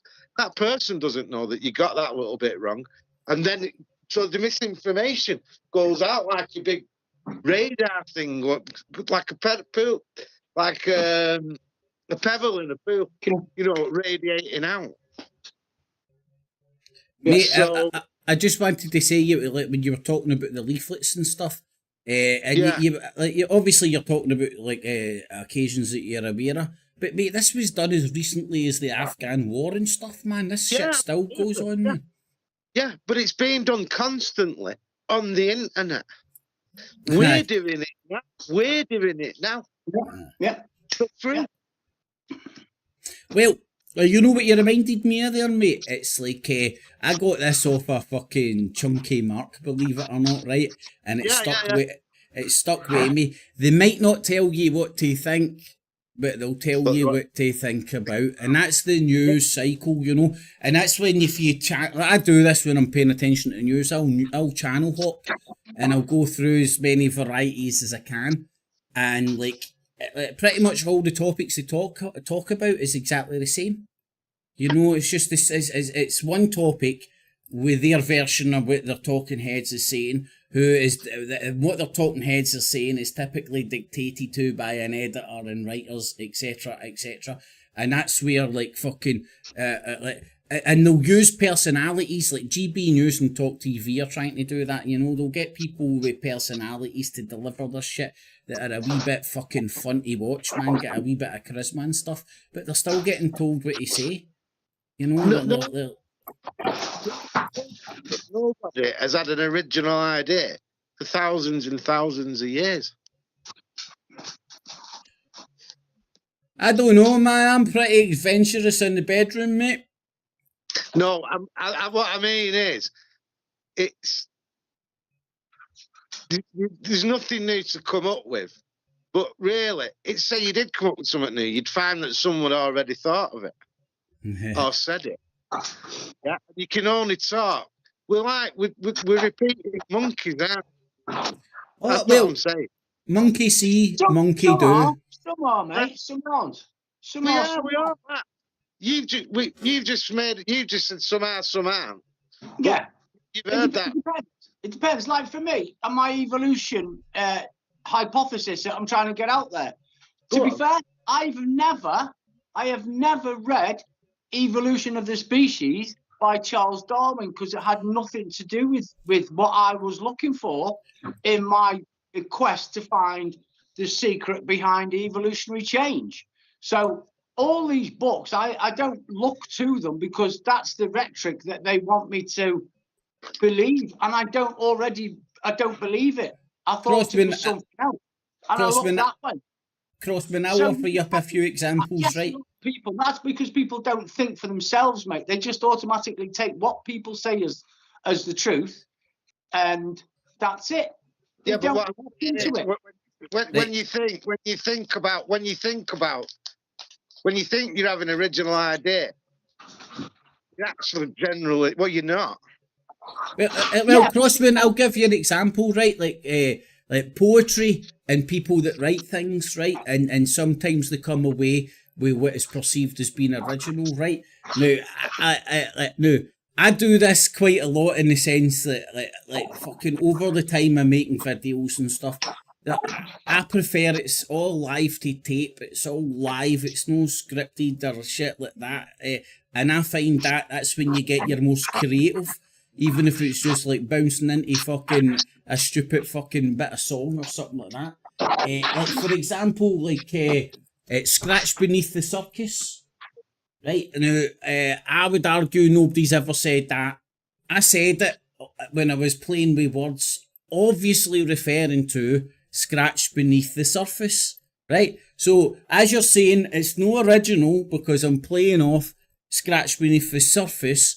But because of the conspiracy slant and whatnot that I've had in my demeanour for a long time now, I was like Scratch Beneath the Circus.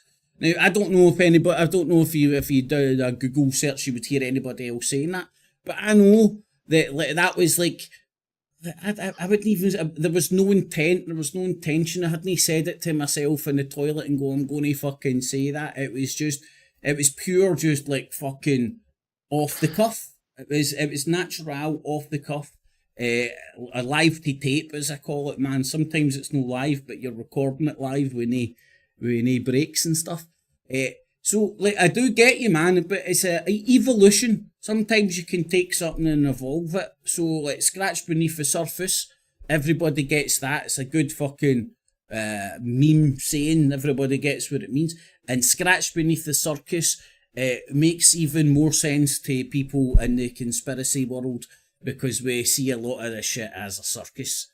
The Truth for Industrial Complex, that's quite original, but if you go and look into it, man, it has been said before, and it's a play on the person that first said the military industrial complex.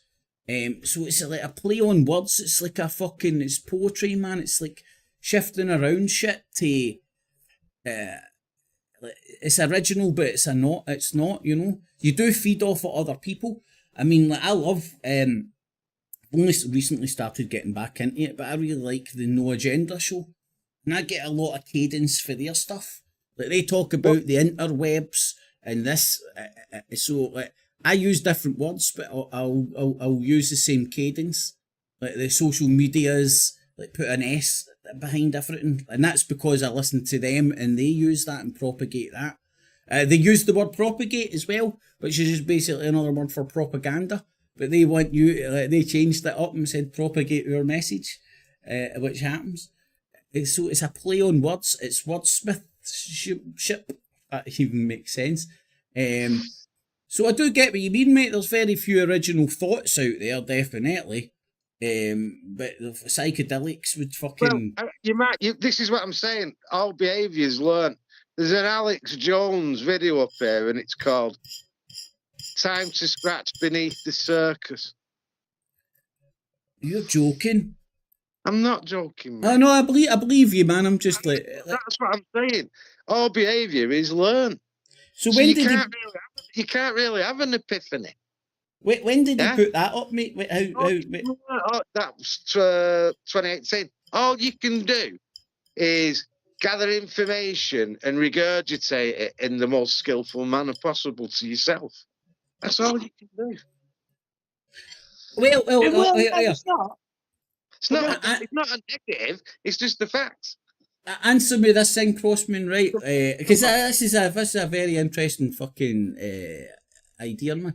Right, so and again, I guarantee there is some cunt else out there that's fucking went down this route, right? But what about holding your own election and withdrawing your consent and shit? Right, because I'm pretty sure I didn't hear that anywhere else. Oh, here's another thing as well. You said all behaviours learnt, right? There's been experiments done with birds, right? I'm going to butcher this, but you will get the fucking general idea. So, they had like a fucking, they had like a dummy, and they showed it to the fucking mummy and daddy birds, right? And the dummy was a threat. So the birds would always scatter when they seen this like dummy bird coming in. Then they took away the dummy and let a few generations come in. And the fucking the new generation, which had never seen this dummy and never knew it to be a threat, as soon as they seen it, they reacted like it was a threat. So they're saying that's like learned memory. It's genetic memory. That's what they were saying. So it was suggesting that birds, and I would say even ourselves to a certain extent, has that genetic memory. That's why guys love. That's why guys and women maybe like to suck tits so much. You know, right. Genetic memory. Jamie said, "Well, why were the pyramids all over the world? Which there was pyramids in China built at some point, and they were built in Egypt at some point." So yeah, I said, well, maybe there is one possibility that the world was more connected than we thought. That's one theory. But the other theory is the 100 monkey theory. They'd studied these monkeys, and they would like to eat something from the ground, and they had like mud on them, so they learned to wash these in the water, right? And this study then went to prove, you have to Google it if you don't believe it, that monkeys of the same species started doing it all over the world. You know what I mean? So it's shared the collective. There's no escape from. It's not my theory. It's just it's not behavior. It's not my theory. Behaviorism focuses on the idea that all behaviors are learnt through interaction with the environment. From you know, if you got a baby, and you fed the fucker, right, but you didn't talk to it. You didn't even let it see you. You just changed its ass, then it got a bit bigger, and then a bit bigger, and you kept feeding it. So like it ended up being 16 with absolutely zero fucking programming, right? It'd be fucked. No, mate. I guarantee put a bit of poontang in front of that 16-year-old that had been locked in a box, man. It would still know where to stick its dick. I believe that. I genuinely believe that. Yeah, I'm not denying inherited factors. Yeah, we do inherit. Guys, we've got penises, right, and we grew up with them, right? Like, so, like, fucking, are you trying to tell me that fucking when you're grown up as a very curious human being, right, you don't start to learn what your bits of your body and shit? Tommy down the road, his dad was an excellent professional footballer. And Tommy's a good footballer, but he'll never be as good as his dad. But he might be a decent footballer because it's in the genes, isn't it? Do you understand what I'm saying when I'm saying that? Like, yeah, monkeys, dude. Fast runners have kids, and then end up being fast runners. So there is that bit. Can I just say about the 99 monkeys thing? It's 100 apparently. 100, yeah, sorry. 100 monkeys. Do you not think it's just, instead of saying, oh, look at this 99 monkeys theory, blah, blah, blah, this monkey over here started cleaning stuff, right? And then monkeys over the other side of the world started cleaning stuff. And then they tried to sort of like make something of it. But do you not just think it's a case of 10 years later that you'll hear David Attenborough say, these primates have the capability of even cleaning the food that they eat. It's just part of their, it's just something that happens that they've made a point of and tried to make something of it, I think. I don't think just because WhatsApp makes something. I'm not backing it up. I'm saying they've done a study. That's all I'm saying. I understand the study, but they're trying to make something out of nothing. Do you know what I mean? Can I interject as well? All religions have a dog in the fight in this debate that we're having here. You know, and we can go back to fucking like Darwin and his theory of evolution, which is still fucking a very, very sticky point for contention, which typically is wrapped around fucking a religious argument.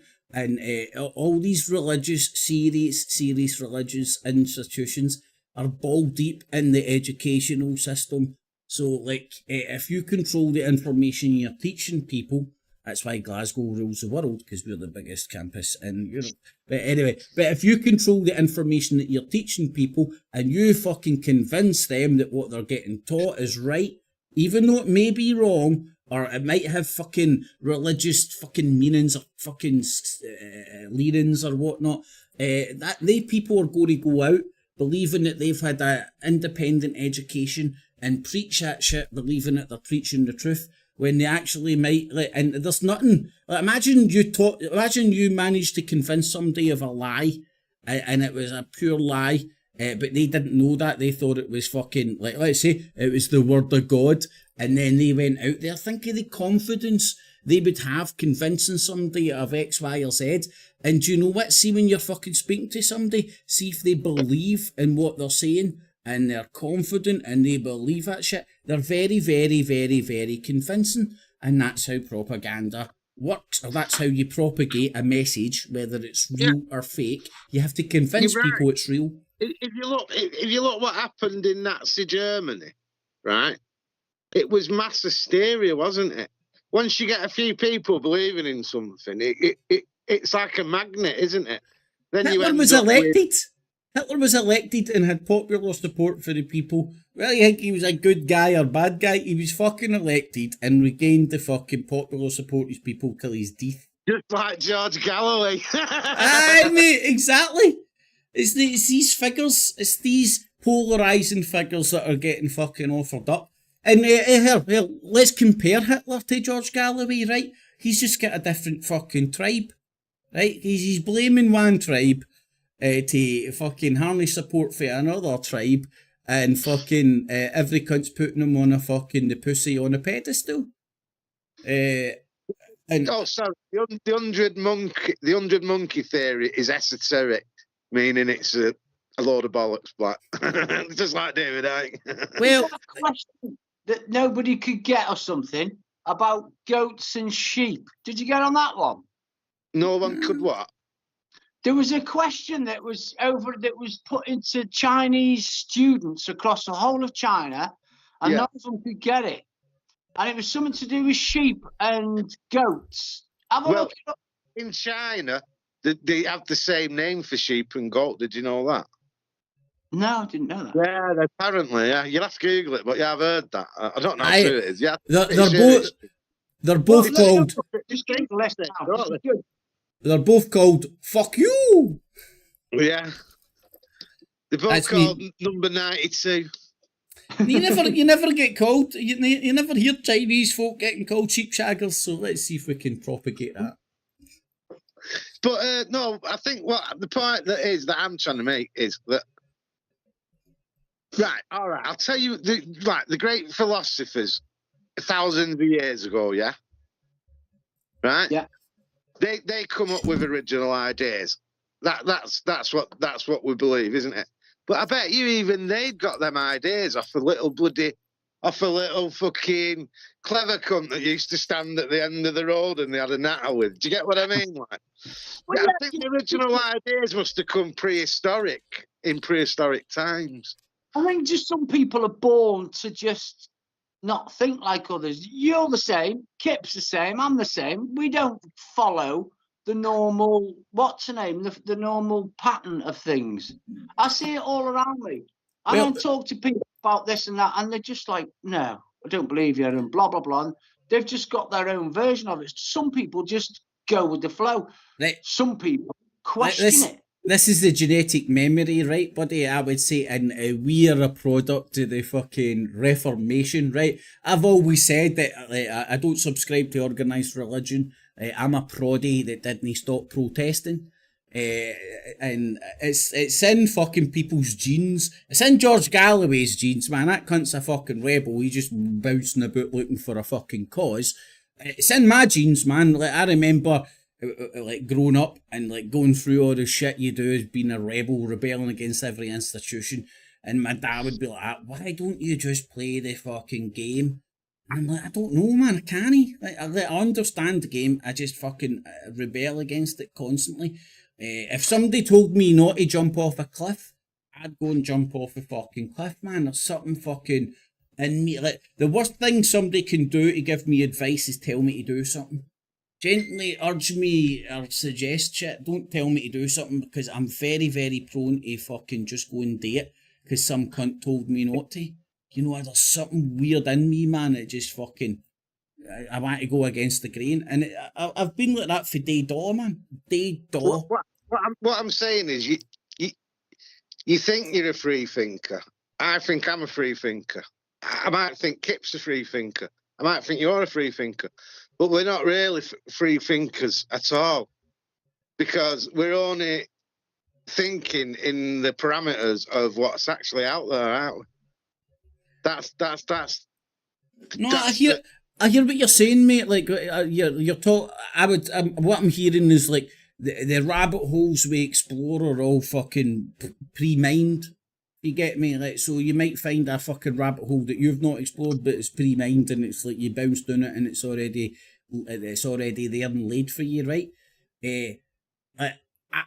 I see that, like, pretty much in everybody, and I don't hold it against any cunt, because it's just the way fucking things are. I mean, I can speak to somebody and hear their opinions, and then say, like, he's been listening to this or that podcast, or he's got that opinion. You can sort of see where they're coming from. I'm a bit schizophrenic in that sense, and I'm pro-Palestine. Well, I've been pro-Palestine in the past. Now I don't get upset about it. I rock a Union Jack. I'm a Rangers fan. I'm a Unionist, and I'm not a fucking Nazi or a fascist. I'm a schizophrenic in my beliefs. I'm everywhere, but as you're saying, my beliefs are like kind of picked for everywhere. That's my religion as well. We'll call it the pick and mix. I listen to all religion. You just described George Galloway there, though, haven't you? Well, he's all the other gaff as well, man. But he's anti-immigration. It's unbelievable. He wanted a China fucking like lockdown during I fucking. told you that, didn't I? He's an authoritarian, man. He's a fucking authoritarian. He believes in the state and the power of the state. He's a commie. I think that's nae. I don't think he hides that, mate. He would frame it as a socialist, right enough. But commie, socialist, same thing. Socialism and communism are really they are the same thing, really. You know. Same goals, same structure, kind of. Yeah, same ideals. Karl Marx said we're going to need to use socialism to get to communism. See, that's where I big the UK up. I think we've cracked it to a certain extent, that we've got a good balance. We've got a good balance of socialism, communism, and capitalism. I think the balance is skay with, and I would rebalance it up with direct democracy, in the sense that every country can vote for. You only get direct democracy through socialism. Did you know that? Do you not think communism? Do you not think communism is almost like the protocols of Zion? As in, the protocols of Zion was just something made up, and it's not really fucking going on. Although a lot of the things in it have become sort of true, but it's the basis of it was made up. Do you not think this communism, Lark? Because I see China, and I don't see fucking. It's not. Communism. China is a communist country that uses capitalism inside it. That's what I'm saying. It's not truly communist. No, it's not. Exactly. That's why these labels aren't worth a shit. They're just used to paint some cunt fucking. Communism doesn't fucking exist in reality. It's another one of these fucking threats that. Britain's got hundreds of socialist institutions, Right, I think the balance scale with, because obviously the money grabbers fucking shit. But as you're talking about China there, mate, the Chinese political structure is communist, but their economy is very fucking. What I'm saying is, you say it's communist, right? But that perception that we've got of communism, right? Is it not just a country that's fucking a stern place to live? It adopted capitalism. It adopted laws, and that's all it really is. It's a stern country to live in. The police and the political system and the whole country is very harsh to avoid all the masses of people. I'm going to give Crossman, you love this. Crossman, you love this. I'm going to give you some unusual information here.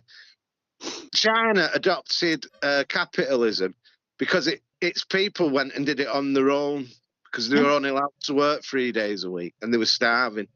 Yeah, that's how the capitalist system came about in communist China. The leaders didn't want it to happen, but the people went, "Fuck that! We've all got to eat." But you nailed it earlier on. Like this capitalism versus socialism or communism. It's just taglines to fucking bamboozle people with bullshit. I.e., like because of the Cold War, commies are bad, right? Like so, like. Because when I grew up, man, and I asked my ma to explain what communism was, because when I was growing up, you had fucking the German Berlin Wall thing, and I asked my ma to explain what communism was. I was like, I'm down with that. That sounds fucking alright to me. And then as you grow older, you understand that the people that object to that, for monetary reasons primarily, but also for the reason and belief that competition drives more productivity, which again is fucking money, right? So, like, what do you want? Do you want a dog bouncing about the cage, fucking living the life of Riley, knowing when it's getting fed and all that? Or do you want 2 dogs fighting over the fucking bowl of food, knowing that the winner will survive? You know we need to remember something here, right? That the Soviet Union, right, was Union of Soviet Socialist Republics. See, it never got to be a communist. It never got to communism. It only got as far as socialism. Socialist. Yeah. It never it was run by the Communist Party. It was run by the Communist Party, though. Communism is where you get true democracy, by the way. True democracy. But everyone has to live... Right, here, hold on. See what you're saying. See if it is true. We all live the same. If it is true democracy, is that the reason why communism will never happen? Because people with bag loads of cash can just usurp that shit easy peasy. Because every cunt, regardless of fucking, let's not stay in hairy fairyland, man. Every cunt wants to keep up with the Joneses. You always want bigger and better. It's the human fucking, it's natural. They want bigger and better. Everybody wants that. So they use our natural competitive nature against us to get us competing against each other to be more productive economically, rather than like if you use the monkey analogy, right, when you're sitting in a tribe of monkeys and everybody's sitting around and just sharing the fucking fruit and everybody's happy, the wee weak cunt's getting the fucking as much fruit as the big baddie cunt that might have just went and killed whatever or fucking climbed that tree to get the fruit. So it's less productive. Communism's less productive, but the people would be fucking happier and it would be a fairer society. But money men don't see that because they let's be honest, man. It's like human beings have been raping and pillaging since we fucking started raping and pillaging, man. Since we're fucking monkeys back in the jungle, man, raping and pillaging. You ever seen chimpanzees going at war with each other, man? The two tribes of chimpanzees, they rip fucking chimps apart, man. They go mental. Fucking tribalism. So they've used the tribalism, and they also have a hierarchy, don't they? Well, yeah, you have the fucking big silverback. That's the most obvious one. Oh, not chimpanzees, but like monkey societies have the silverback. Just interject there, gentlemen, and just put a point across. This is what I'm trying to get across. There's a hierarchy within the apes and these things, but we're not apes anymore. We're not fucking apes anymore. We're not far off. Well, yeah, but we're human beings and we have the capability to subdue any primate fucking behavior because we are not primates anymore. If we're going to call ourselves human beings, we need to start acting like human beings. And this fucking hierarchy is pure primate behavior. Alpha fucking male is your president or your king. It's all primate, wild animal characteristics and traits. Mate, I agree, right? Can I ask you a genuine question, right? Do we need all that? Well, we don't, right? But like, can we remove it, right? Because you're saying that we're not apes anymore and we can override our primal instincts, right? No, let be honest to me, Matt. Be honest, right? I know my answer, right? It goes without saying. A beautiful woman walks by you, right? Your fucking gaze fucking follows that fucking sweet ass, man. And you've got no choice in it. You know, like whatever you're fucking into, man, like if you see that shit, you're like, you know, you realise you're doing it and you might pull yourself back fucking before you're drooling over, but you're fucking that primal instinct are just and let's be honest, poontang is the most primal instinct in us. If it wasn't for that, the world wouldn't be good. I'm gonna read this off the internet. It's gonna take me 1 minute. In Marxist theory, a new democratic society will arise through the organised actions of an international, that's the world, working class, enfranchising the entire population and freeing up humans to act without being bound by the labour market. That's why National Socialism is an oxymoron, because socialism has to be an international affair, right? Now, before we actually... What we used to do, like sometime in here, when we would stop being like, right, we'd have orgiastic sex, right? So when the kids were born, nobody knew who the fathers was. No one knew who the fathers were, right?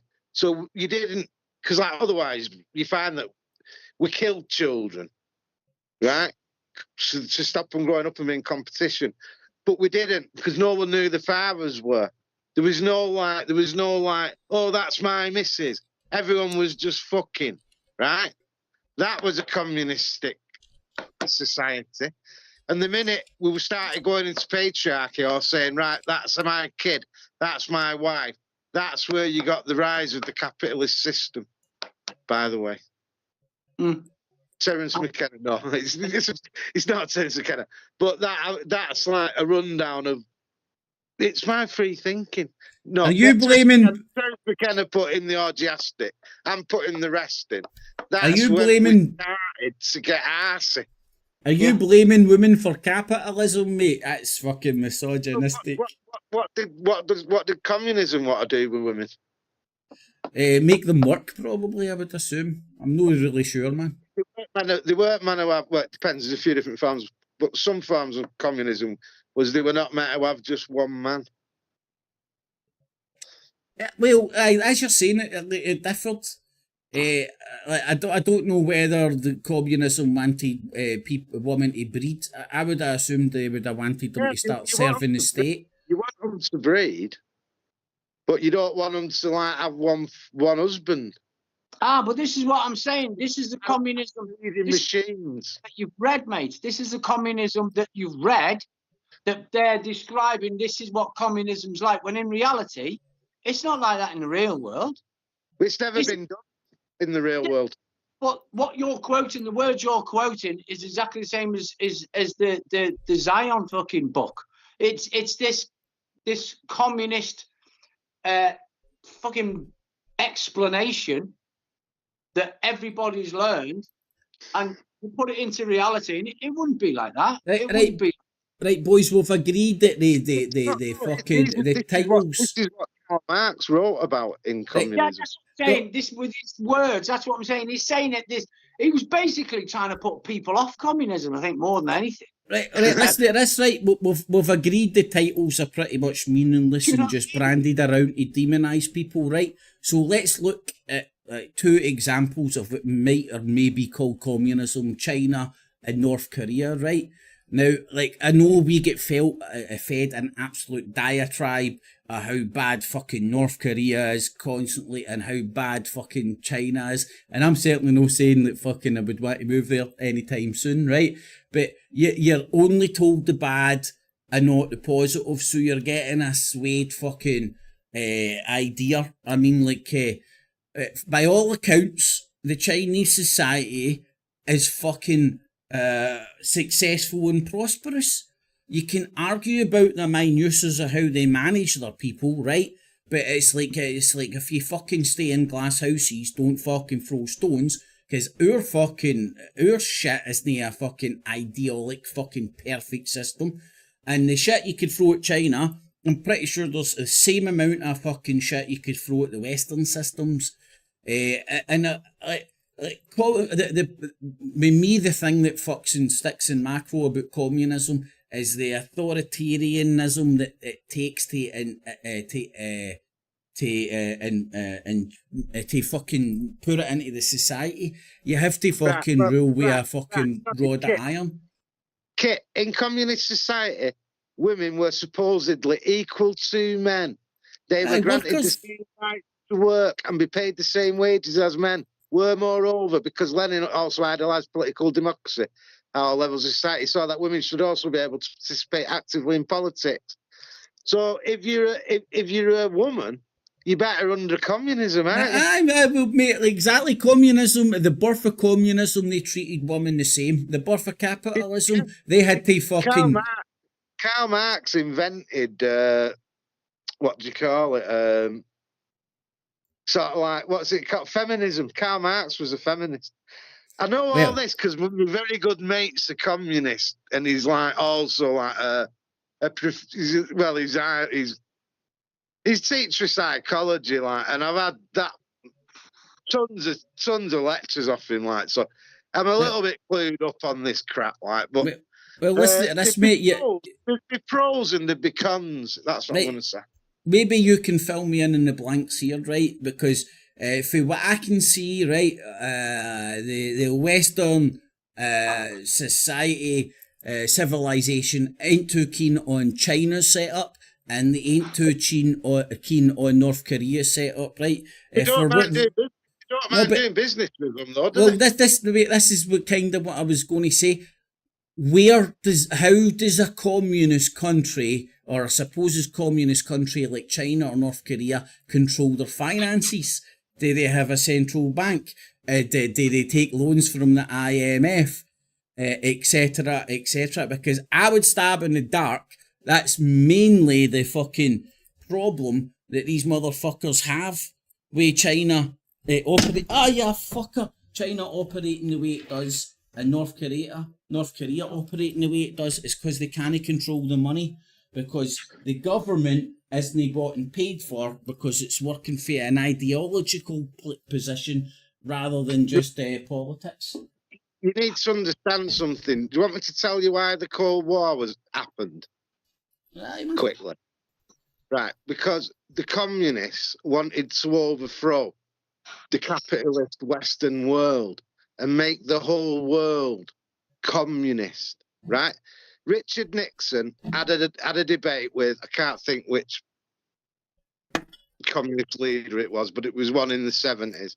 And he said to Nixon, he went, your kids are going to grow up under communism. And Nixon, he poked him in the chest and did it. And Nixon replied, your kids are going to grow up under freedom.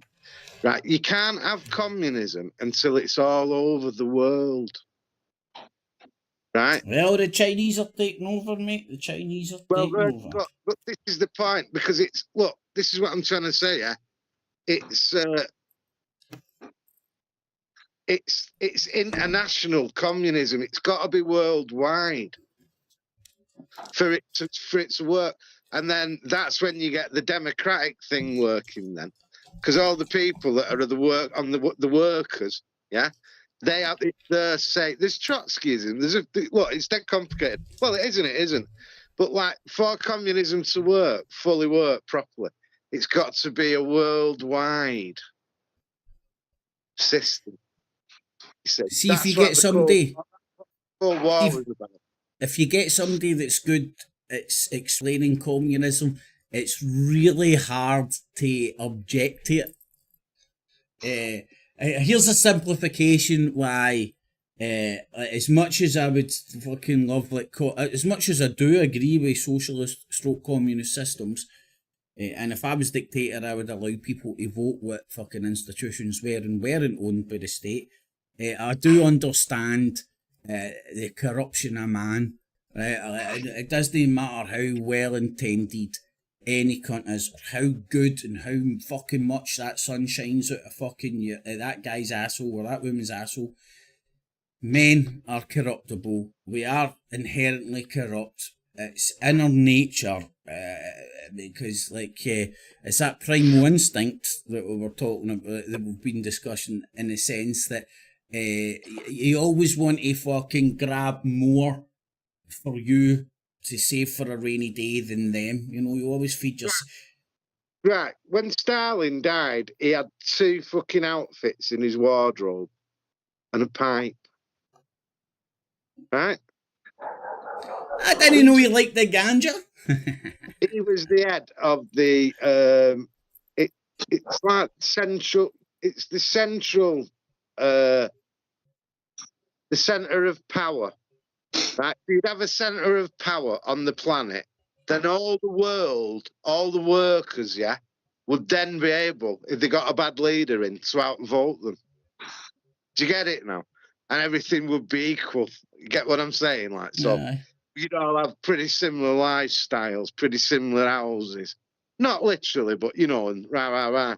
So you'd all have what you need. So instead of having someone starving to death on the streets in somewhere in India, yeah, right, they'd all have the same lifestyle as the rest of the world.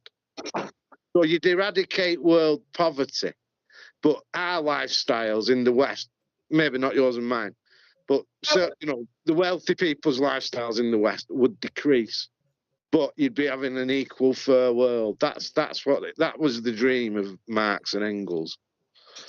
See, it's commendable, man, to want to sit around and say kumbaya, right? And I'm not saying that. I think ultimately, right, I'm more edged towards the fucking heal the world kumbaya shit. But I also see the other side of the argument, in the sense, like, if we are all sitting around singing kumbaya, you ain't going to get some cunt who wants to progress and invent the fucking electricity, invent the steam engine, invent fucking Tesla. Well, them things are in place now.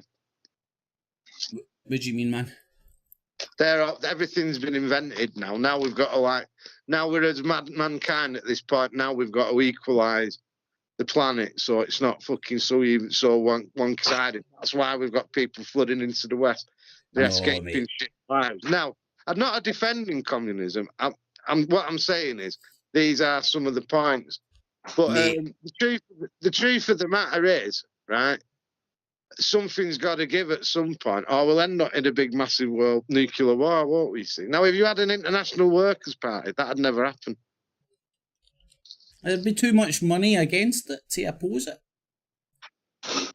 What So- I was saying is that like the 2 points of the argument, I would love for everybody, the whole world, to sit around and say kumbaya, and the other hand, away from all the religious shite and like all those tribal stuff, I can see why a capitalist society brings out the best in humans. It also brings out the worst, but it brings out the best.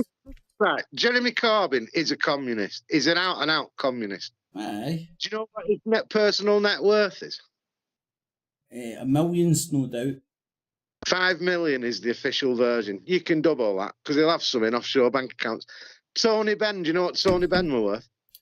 Again, millions, man. I know these cunts are 15 for money. million. 15 million. He had wrote a couple of books. So these are all fake-ass communists, in my opinion. Because a real communist wouldn't have any money.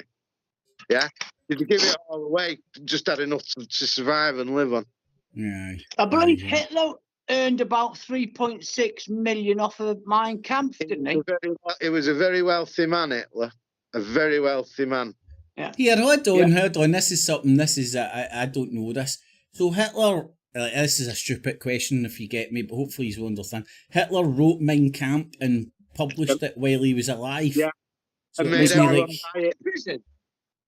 When he was in prison, didn't he start writing it then? Yeah, he was in prison when he officially wrote it, yeah. But the truth of the matter is he made everyone buy it. Yeah, that was it. But he had what's her name? Did we not say the other night, is Hitler still alive? He's not, but he did get out. He did get out alive. Yeah, defo. Yeah, he I wouldn't. bet he got till... He probably didn't have that long left when he got away because, like, he did have the Parkinson's coming in. Did you watch that Finding Hitler? Did I watch what? Did you watch that Finding Hitler Netflix thing? Probably. I can't think of it, but I probably did. So many clues still there. Oh, yeah, I did see it. Yeah. Was that them looking for him after his death? Yeah. Well, there were a book written. What was it called? Something Wolf. And I read it when I was only young. And it's the story of Hitler escaping Grey Wolf. the bunker and getting off on a plane. Because they were landing planes hours before the Russian army actually took over the street outside the bunker. Planes were landing and taking off. Yeah. You see. So all Hitler had to do was dive in a plane. That's a submarine. Boom, and be in Argentina, shave his tash off. No one would have recognised him. See, like Got this one, lads. Here's one for you. Okay, you're talking about Hitler, whether he got away and blah blah blah. Let's go back now, 2,000 years. All right, to the time of Jesus Christ, and it's my opinion that somebody somewhere on this planet has the remains of Jesus Christ. I don't think he ever existed, mate, to be honest. I've got a funny feeling. No, I don't think he did, no. I think it's a Roman invention to get control. Because you say, oh, he ascended to heaven and his body wasn't there the following day. Well, if his body wasn't there, then somebody stole his body. The New Testament is in a completely different writing style than the Old Testament. And even though it is a newer book, like, it's not got many similarities. I'm not saying this. These are people that study Greek and, and like they're big into it. And they rip the New Testament apart. All kinds of shit. Now, I don't mean there wasn't a man. Might be an element in the story, but I think we can all happily agree that no one was born of a virgin, and nobody came back after they died. So, but I mean, there you go. I hate doing this to people, look, that believe in all that. Like, how you believe in it? I've been a believer.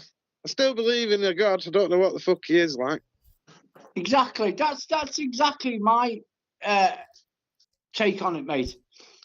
I don't know. But we've been forced into a box where it's like a god. Like, I like the fucking Egyptians, the Romans, the Greeks, where they had a god for every day of the week. I've got itchy I like- bods. I've got a god for that. I like to get fucking whores and sluts. Sort I've of got a god for celebrating that. the world. And the But season. You've got pagan. the hierarchy. You've got the hierarchy in Christianity, haven't you? You've got the saints and the, you know what I mean? Like you've got an hierarchy, but like if there is a god, there will only be one main god. Well, think about it this way, right? If you're in a position of power and you want to force a religion on somebody, the easiest, most manageable way is to make their one fucking singer one song, aka it's mono. I mean, one monotheism or something, right? And it's when all these religions started popping up and telling you there is only one God. And it's because before that, the people used to bounce about in the age of antiquity. And, like, for example, like if fucking an Egyptian went to Greece, they would have the same God, but they would have different names and shit like that, you know? And no cunt would go, my God's real and your God's no real. It would be like, alright, you've got a God of wine, no, I've got a God of wine as well. And it would just be left at that, and they couldn't wanted to kill each other for having different gods. It was just, that was the kind of way it was pick and mix. It's still like that now. No, but what I'm saying is, like, it's one singing, one song. You'll get all these militant Christians that will say this book is the word of God. You know, it's simplified it. Yeah. That book ain't one book. That book is a bunch of books by fucking lots of different authors. It's the earliest version of one of these books, isn't it? Sorry, mate? The Bible was like first, and then the Quran and all the other books came sort of later. No, the didn't they? Bible's, mate, the Bible's a collection of books. It's not one book. There's been books that have been edited out of it. The Book of Enoch, for example, which the Masons love. Prehistoric. The beginning of the Bible's prehistoric. It's a collection of books. I don't even think scholars would dare suggest that the books... 66 books at the Council of Nicaea, but they took them 66 books out of about, I think it was something like fucking 300. So... That's why the King James was so celebrated, because it was meant to represent the most fairest interpretation and most honest translation of the Bible ever. Because they used the Latin version, but they also used other books of the canon, the canonical books, which a lot had been left out of the edited version of the like Old Testament and shit. But were still highly regarded in amongst religious scholars and stuff. And the Book of Enoch is one of the most fucking, and this has been left out of the Bible. But a lot of Christians still refer to it because it's like fucking, it was Noah's Day, and fucking, it was Enoch killing every cunt in the name of God. You know, God was upset and fucking started killing every cunt. Judas didn't make it in. But like the books that they've removed are all classed as Gnostic teachings now. So, What does Gnostic teachings mean? Oh, Gnosticism. It's well, there's 3 different sects of Gnosticism, so it depends. Like, there's a woman on here and she says she's a Gnostic. I text her, which one? The Gnostic teachings, like they're just like the books that got removed. They're the early Christians, you know, like around 300 years after the official version of Jesus disappearing. Like there were Gnostic sects. Some like were into shagging, but not. They were the early. Before the art form of Christianity took off. There was loads of different ones competing. Got you, yeah. And then this one that we've now got took off because it had a big backer, didn't it? Rome, you see. So then, like as I say, you have the Council of Nicaea.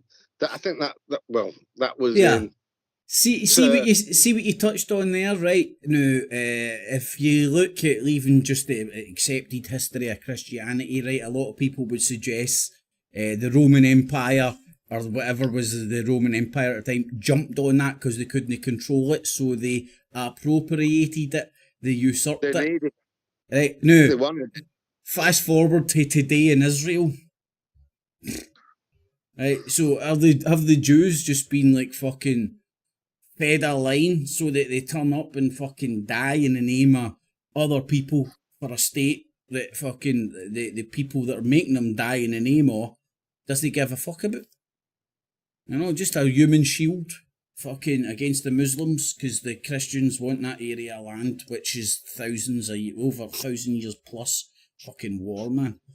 Yeah, it's not the Christians that want it though, is it? It's the actual it's the Jews, the official version. Well, think of this, Crossman, right? You've got the Wailing Wall, right? The fucking, I've heard it called the Glory Wall because all the Jews pump it.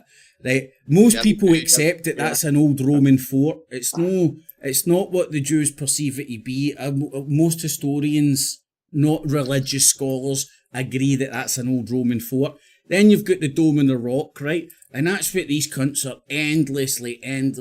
Well, a lot of the violence in Jerusalem is over the Dome of the Rock, and the fucking Wailing Wall. Now, what's in Jerusalem that the Christians fucking love? The Church of the Holy Sepulchre. Right, to your evangelical Christians, that's where the baby Jesus' remains are buried, right? And that's why when you get proddy churches, they're not done in a crucifix. They've got the pulpit is done as a circular, because the Church of the Holy Sepulchre is a circular church. So you get a lot of the people, well-to-do Protestants who were ball deep in the Reformation ideology, the King James and all that. A lot of their churches and tombs are done in a circular homage to the Church of the Holy Sepulchre. Now, Christians can go unmolested to that fucking Church of the Holy Sepulchre, easy peasy. No Jews are getting in your way. No fucking Muslims are getting in your way. There's nobody killing each other. There's no hassle at all. Now, a lot of these orders, the most famous one being the Hospitallers and the Knights Templar, their fucking doctrine, the reason they came about was to allow Christian pilgrims unfettered access, unmolested, to the Christian holy sites in Jerusalem, the Holy Land. Right. That's happening. The Jews can't do it. The Muslims can't do it. They're getting killed and slaughtered in their droves if they can get to their holy places. Right. The Christian have got free reign. Right. Within Judaism, Israel is the Holy Land. It is a land where the faith began. Jerusalem is the holy city for Jews. Jerusalem is the core of their faith and their world. According to tradition, all of creation began in Jerusalem. Other key events Abraham showed. He was prepared to sacrifice his son Isaac at the Mount Moriah. It was also here that Jacob, Abraham's grandson, dreamed of the ladder and went up to heaven. King David captured Jerusalem 3,000 years ago. Now we know all about the Jewish wars. The Jewish wars, blah, blah, blah. In the capital of the ancient Jewish people, King Solomon built the first temple in Jerusalem. The Ark of the Covenant was believed to have been kept there. Holy of Holies, the place where it is believed God himself was present. So that's why the Jews want Jerusalem. Yeah? The Jews want not the Christians. We like it. But we'll always be allowed to go there. The Jews own it, won't we? Yeah, the Jews. The Palestinians. The Jews want this thing because it is their homeland. That's where they come from. That's where they come from. You could go into deeper debate there because, like, you can actually prove that in a way it isn't theirs if you want. Because if you go back before, because it was after. I've said this in videos for years. It was actually part of it. It was black people that were actually the real people. Absolutely. This is where George Galloway nails it as well. This is where George Galloway nails it because, like, he's one of the few politicians which separates religion from state. And he says no state has a right to exist when people are asking him about his views on I'm not wanting the state of Israel to exist. And he starts talking about the Soviet Union and all these foreign countries. And he points out, like, no state has a right to exist, man. It's fucking... It's the evolution of this shite, man. And ultimately, it's the last man standing that plants their flag and says, this is mine. I think you've just nailed something on the head there. I think what we're saying is that George Galloway is actually a communist. Oh, mate, I think he admits that. He's very much a communist, man. He's supported Tory parties not in the party in the past, he's not a communist as such. He's bringing that perception over with him. That's what I'm saying. Communism doesn't exist. It's all words. It's all rhetoric. He's bringing it over. He very much. Let's have it right. Communism. You talk about China, right, and communism, right? The fucking Yakuza, the Chinese mafia are more fucking powerful than the government. That's a fucking fact. That's an absolute fucking fact. Look up the Yakuza and the Chinese Same in this mafia. country, mate. Same in this country. The organised crime. The organised crime. The organised crime, where organised crime stops and politicians start, it's very hard. It's a very hard line to find. And I would argue the same goes in this country. Yeah, well, in communism, organised crime shouldn't exist. Is that not what we're led to believe? But like that's what we're basically saying. It's just fucking labels to use to sell people a spin. The biggest load of fucking rubbish going, mate. It's like all this Bolshevik stuff and the thing. It's all just bullshit words to give people. Imagine they're not like that. When I go on about the Jews taking over the world, it's not the normal Jewish people. I've had neighbours next to me who are Jewish, who come from prominent Jewish families. His great grandfather was an inventor. And I won't go into what he invented, but it's a legitimate invention that he did, and it was worldwide and it's massive. And it's today they're sold as antiques for like $2,000. Okay, but he was a lovely lad. He was a lovely lad, and he didn't know all this what we're going on about. He didn't have a clue. I used to go to him thinking he was a Jewish lad and he knew this kind of stuff. And I'd ask him, and he'd be like, "I haven't got a clue, mate. I haven't got a clue." He said, "I'll Google it, see," but I didn't have a clue. You know, when we talk about Jews taking over the world or Muslims, again, with Muslims, it's not the normal Muslim people. As a painter and decorator in the past, I've worked for Muslim people. They've got me in, and I've done the job. They've paid me. They've been lovely people. The women of the family have cooked me breakfast and gave me dinner and everything. Do you know what I mean? They're not crazy fucking extremists. Their women know how to look after the men, mate. Within these religions, you're always going to get it. There's always a radical minority in any religion, and Judaism is no different than anyone else. The same as Catholicism and Christianity and Islam. Do you know when my alarm bells start going off, buddy? When anybody starts when I'm not even exaggerating this. It's just anybody who believes another human being telling you this is the word of God and going, all right, that's the word of God. Fucking, I don't give a fuck what God words you think is getting said, man. It's like if you haven't got the freedom of if you've not got the inquisitive mind to ask, is this really the word of God? Or is this some cunt telling me a fucking fairy story for some other fucking reason? And every time I ask that question... Exactly what I was going on about before, mate. Some people are just born and they just take these things as for granted and that's what they believe. Some of us are born and we question everything. We kind of listen and think, well, hang on. I've got questions about that. Boom. It's the Reformation genes in his body.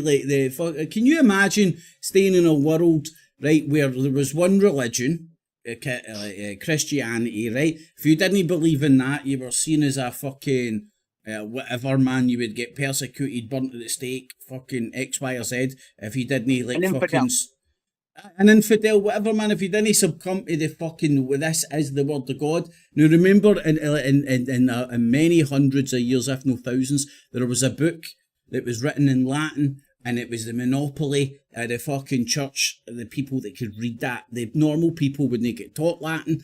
if they could read at all. So they were monopoly of the word of God, and it was just an absolute abuse of fucking power. So see the fucking people that had the Reformation against the fucking monopoly of the church.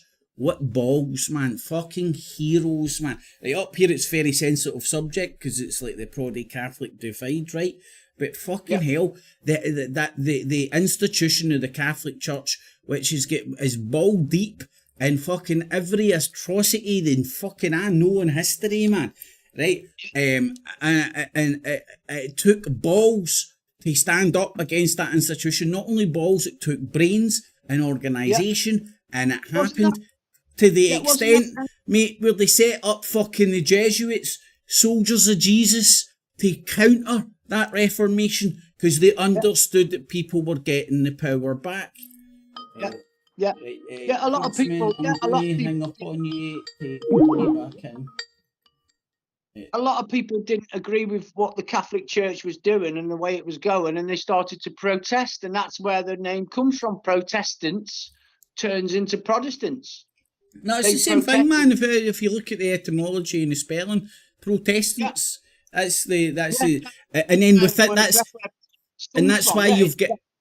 that's why you've got every freak of the circus when it comes to different denominations of Christianity, because you had fucking Catholicism, and then you had the Reformation, and that just opened it up to everybody interpreting it the way they interpret it. So you got the Mormons, the fucking that's another thing that I want to touch on. When Henry VIII turned this country to a Protestant country, I mean, that to me, that doesn't lie right. You know, if we were all Catholics then, right? If this country was predominantly Catholic, you're getting mixed up.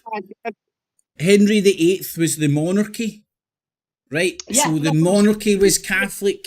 The monarchy was Catholic, right? So the monarchy was controlled with the Pope.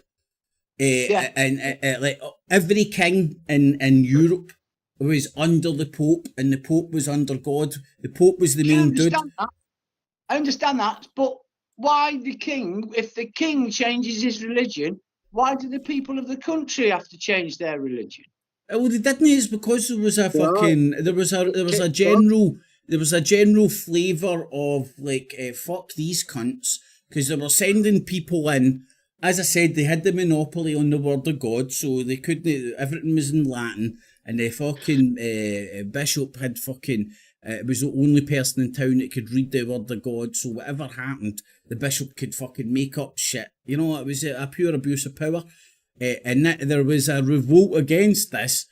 I would say the Reformation started with Robert the Bruce, right? But that's because I'm Scottish, man. Because like the Pope was in Dunfermline Abbey, and Robert the Bruce, who's held as a Scottish hero, stabbed him in the fucking back.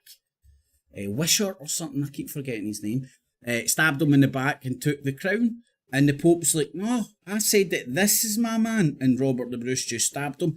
Then you've got the dimension. This wasn't short after the Knights Templar and the Jews. Right, here's interesting. The Jews get flung out a year before Friday the 13th.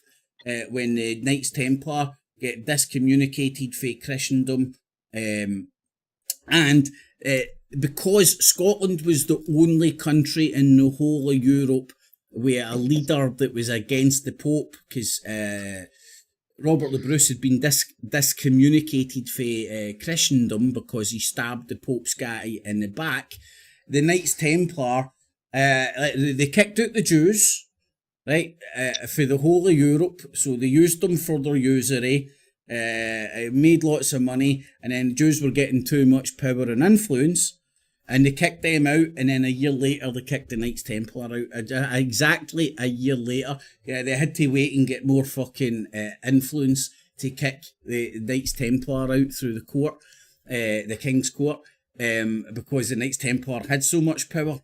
Because they were the first international bankers, and that's why the Knights Templar and Jews are like that. So you've got Christians using Jews, but they're united with money and power, and then you've got all the fucking all the what people would say the Satanist shit, that they're into, which other people would say in modern day terms, it's just modern day YouTube and different ideas. But back then it was seen as Satanism and all that kind of shit. You've still got the rumours that they all fuck each other and all that, like they're all gay and all that kind of shit. Whether they were fucking each other, who the fuck knows? All guys were fucking each other back then, man. Back in the day, they didn't even have a word for it, man. It was just like your confidant. You know, you'd have a wee slave guy. He's got that off watching Netflix. What's that, man? You got that off watching Netflix. I bet they did have a name for it. Oh no, it was just given, like, people knew that fucking guys were shagging. But the beacon was the marital unit, and that was for the purpose of getting an heir or a boy to pass your shit on to. That's the way the aristocracy rocked back then. They didn't give a fuck. Look at the fucking... Mate, it's happened in our lifetime, boys. It's happened in our lifetime with Camilla and fucking Diana. Diana was brought in as a breeding mare, and then they killed her and fucking brought out Camilla. There was some writings from ancient times, like, and it were Roman times. Yeah, I think it was Roman times, and they had a go at this bloke, not because he was shagging men or lads, but because he was only shagging men and lads. If he'd have been shagging men and women, they wouldn't have had a go at him. Aye. He was a pure poof in the heart. They couldn't understand that. And I think there would have always been heterosexuals, though, Kip, don't you? Well, like, I just think modern day society's a wee bit too obsessed with it, man, to be honest. Like, me personally, man, I know what I want to touch, what I don't want to touch, and what I want to do. You know, do you agree with this, Kip, when I say this? That I believe that Catholicism back in King Henry VIII's time, I view that as a form of communism. Well, it was, man, it was one leader, one rule, wasn't it? And every country was under them. So... power. Everyone else has to pay the money to it. And here's the crazy thing, mate. It was all done under the word of God. Oh, well, that's a given, isn't it? See, if it wasn't for the Reformation, right, do you think we would be sitting around even like with these things to discuss what you're saying, Crossman? Like, we're just fucking talking about paths that other people have trodden for us in the path. But these weren't allowed to get talked about back in the day. The Jesuit order did do a lot of great things. I don't like to keep pointing this out, but... but with the churches and charity and all that kind of shit. Yeah, and like we probably wouldn't be able to read and write if it weren't for the Jesuits. They fought for us to be able to read and write, and they fought for women's rights. Right, well, mate, I hear you, and that is all true, right? But there was a competition. It was a pissing competition, right? You had the fucking the Prodi missionaries fucking off all over the world, and you had predominantly all the Catholics, the Spanish missionaries, fucking off all over the world. A lot to South America, which is still very self-evident with their heavy fucking Catholic bullshit. And you know the Jesuits, mate, you'll love this. The Jesuits, you find this in an old map. I was looking at old maps, and I was like, what the fuck is this? And it was called, the Jesuits had their own state in South America. It's still a state. You did this last time. Don't you think it's funny how the chessboard has two bishops on it? Well, 4, depending how you look at it. But I get you, mate. I get you. I get you. Oh, because they're powerful motherfuckers, mate. See this delusion that the royal family and religion doesn't have power? It's the opposing forces. Yeah, so you have a left and a right. So you do have Catholicism and Protestantism, don't you? Before that, it would have been Catholicism and Islam, wouldn't it? But there's always a division in religion, isn't there? Is what I'm saying. Well, the days of the Crusades, mate, against the Muslims, it was Rangers versus Celtic. There was only 2 teams, man. It was Christians versus the Muslims. And both sides had the mentality that the other side were devils. drilled home to them by the religious organisations, which then puts that into your head that it's okay to murder and slaughter these motherfuckers, they're devils. And not only does that apply to when you're in the battlefield, where that cunt's either going to kill me or I'm going to kill him, but then that transpires into like the raping and pillaging that goes on after the victories, if you're lucky enough to be in the victory and still alive. I mean, like, I'd say it's very rarely documented, but Netflix sees to that, man, with all their fucking portrayal. I'm getting old, man. There's too much fucking sex on Netflix, man. It's like, come on, fuck, man. Like, I've got porn if I want to go down that route. I don't want all this pure borderline titillation shit, fucking Lord of the Rings style. What was that, Lord of the Rings? I know what you're saying. She was watching a film the other day and I was watching it, like, and I thought, I didn't say out to her, but I thought, do it like soft porn, this, innit? Like, it was just like loads of fit birds, like, when it's an out on, like, I don't complain, I just thought. No, but, I mean, I don't know if the woman, it frustrates me, you know what I mean? Like, I want one or the other. I want entertained or fucking full-blown hardcore. But I don't know if the women fucking love the titillation and stuff. But they do their marketing research, so then it must be working. Pope Francis was the first Jesuit pope. The one that's sitting the new? In 2005. Aye. He's still the Pope the new, isn't he? Well, we had Ratzinger, didn't we? I don't know. We've got that Italian one in now, haven't we? Oh, mate, I would have said to you that the sitting Pope was still the Jesuit cunt, and who was the first Jesuit, but I might be wrong. Are you on about the Black Pope? The Jesuit guy, aye, the straight up Jesuit guy that became the first white and black Pope, as you're saying, man, aye. Because and the Jesuits are a very interesting organisation. I always like to go back to their original doctrine, and I'm paraphrasing a big bit, but it was basically like they were set up to fucking counter the Reformation. And the Reformation was like taking the ability of the Church of Rome to monopolise the Word of God. Which is very ironic, because what all the proddies and new derivatives of Protestantism done was monopolise the Word of God, but their version of it. They call them a military order, don't they? Oh, they were a military order, mate. They were a military order. The Warriors for Jesus or something. That's the IHS symbol, right? That means Jesus. It's like the Greek for... The ISIS Horus Set symbol. That's one interpretation, mate. It's debatable whether that's what it stands for. That's one. Bringing David Icke. Well, listen to this. At the time it was set up, Greek, Latin, and that was very similar, and that was a way of saying Jesus. So, here's a conspiracy on a conspiracy. If the Jesuit order got it from the Greek or Latin for Jesus, I'm pretty sure it was the Greek, IHS, that means the word Jesus, which is very weirdly similar to Zeus. Anyway, let's not go doing that. Well, they do say that, don't they? You know, maybe the original name for Jesus was fucking Isis Horus Set. We should have David Icke face, on cardboard faces, and when you're talking, you should put the. You know what, mate? I'm going to check my phone and see if there is a David Icke filter. It wouldn't.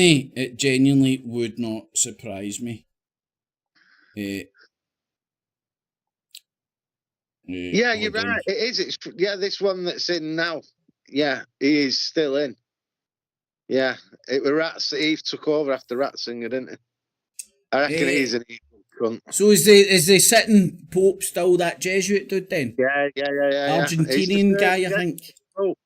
He's got a weird fetish for little boys' feet, man. Yeah, he did a Dalai Lama and licked some kid, didn't he? I think he had to apologise. I think it was something to do with his fucking a wee kid's feet. Weird, didn't it? I mean, I can suck a fucking woman's toe, man. I don't mind that shit, but like going around doing it to wee boys in front of fucking like the paparazzi, you've got to live in some weird bubble for that fucking shit to occur. You know what I mean?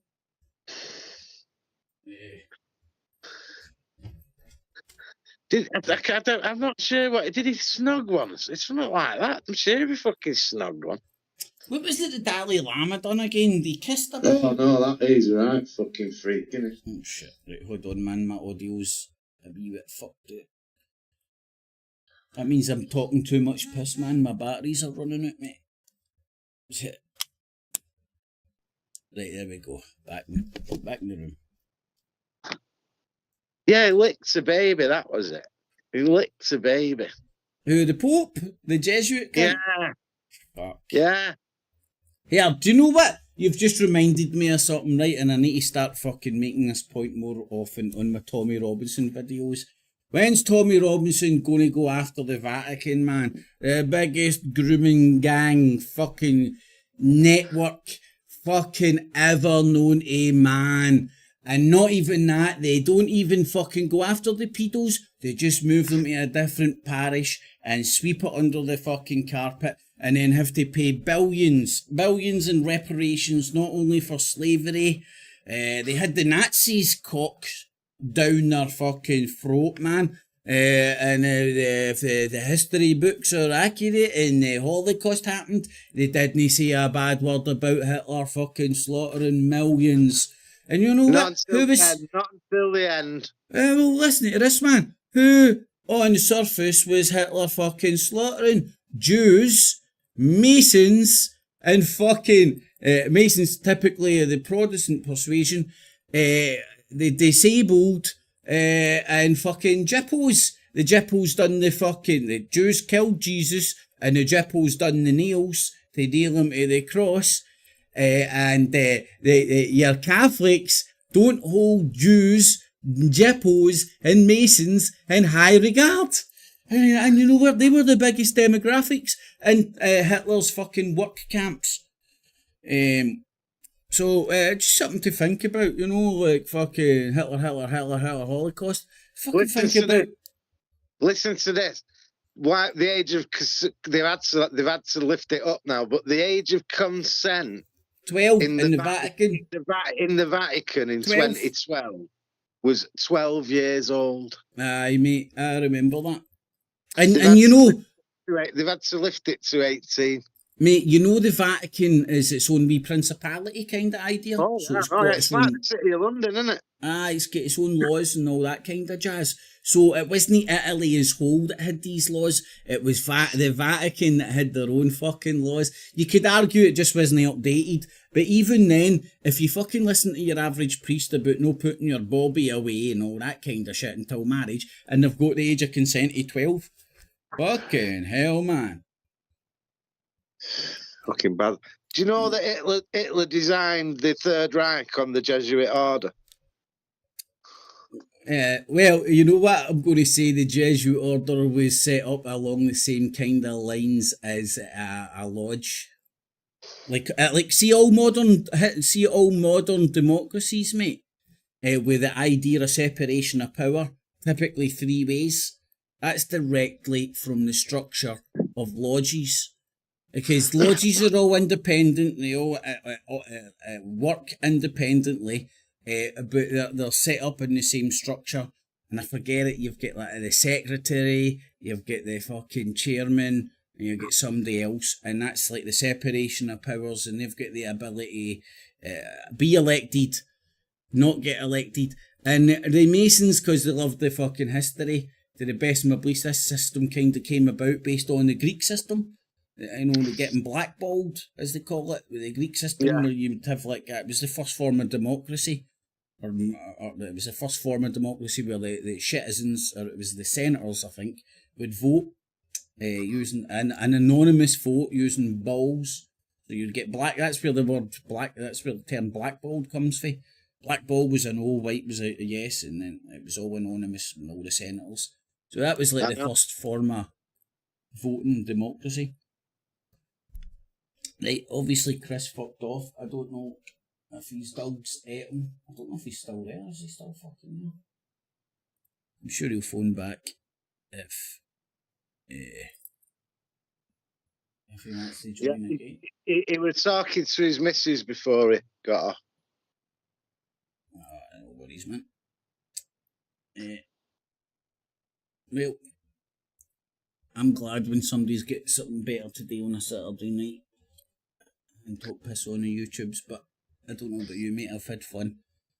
Right, so I'm saying we'll call it a night at 10 bells, 45 minutes, if we can still talk to it up till then. Yeah, but 10 bells is in... oh, you mean another 45 minutes? Aye, 10 o'clock. Yeah, all right. Top of hour, I'm up for that. I'm happy to do that, yeah. Just if we don't put a limit on it, mate, we'll fucking be here all night, you know what I mean? And if anybody does want to join before then, the Skype details are to the side, down below, and all that jazz. And it's not kicked off, has it? Sorry? It's not kicked off. Well, think about, like, who's no here that fucking was there last time, man. I'll tell you what, this has been enjoyable rather than me sitting getting stressed out my tits, because fucking it's just pure, like the Big Brother house. I got a headache last week. But I mean, it was partly my own fault because it was well over the limit. Well, mate, I'm not going to sit here and browbeat you about fucking turning up drunk, man. These things are bound to happen, man. When I come on tonight, like, I was fucking cold stone sober. I've only had a few of these fucking week beers, so I'm all good in the hood. I'd imagine some folk actually just tune in to see how drunk or sober we are. I know, yeah. And then go. Some cunt should run a book, like for next week. 3 options, man. Right, just starting, had a tipple, already mashed. I think you get a better video when we're not pissed, if you know what I mean. Of course you do, man. But like fucking, we live a life and fucking shit happens, man. It's no, and here's the thing as well, buddy. Like, the one thing I've never pursued is that fucking professionalism shit. Do you know what I mean? No. Like, I'm quite happy to fucking strive for good audio because I like that fucking good audio myself. It makes it an easier listen and fucking crackling and feedback and all that. Like last week as well with fucking James and his audio stuff, man. It does my tits in, right? And it's nothing, there's no reflection on him, man. I get it. He's a dude with a laptop and wants to get involved. That's all good in the hood.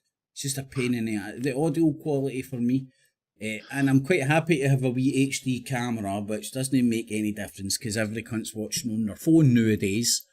9 out of 10.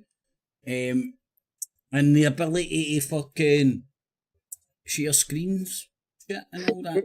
Apart from that, man, this isn't meant to be news at 10 or fucking some Sargon of Akkad overly produced. It's over more production. What a fur coat and no knickers. I'm all about the knickers, me. They reckon it's about 50. I think it was 54% of people are watching on them. So on the mobiles. So still half of the people are watching on desktops and whatnot.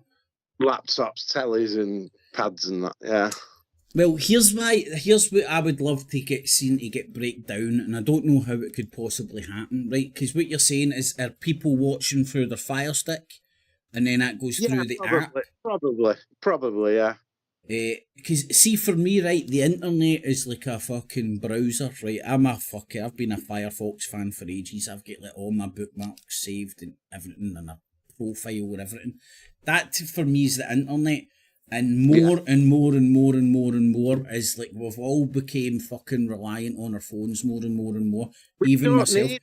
Need it anymore, do you? Do you get what I mean? Like, if I want to save anything, I save it on my home screen, so it's there then. Oh no, I get you, mate. And it's the habits that we've fell into when we've fucking like started to rely on this.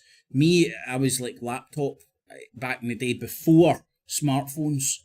So I got addicted to that fucking laptop environment and your desktop and all that kind of shit.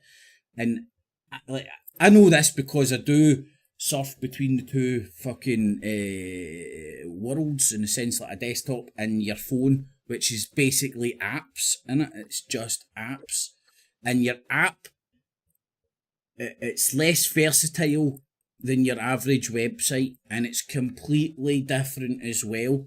In the sense, if you go into a YouTube app, I'm pretty much lost most of the time. I'm getting a wee bit more familiar with it the more I use, but it's completely different. Whereas the desktop thing, I'm like, boom, boom, boom, know all the buttons. And Which app are you on about? What apps are you on about? well, the ones that I use the most is YouTube, right, which is completely different. TikTok, right? I've got TikTok on my desktop, which is different as well. Snapchat, you can't get that on your desktop, or it's a pain in the arse or something. And Twitter as well. It's completely different environment. Like, see, for example, on Twitter, when I'm going desktop and I've got my mouse, which these will be a thing of the past when Elon Musk gets his chip up to date.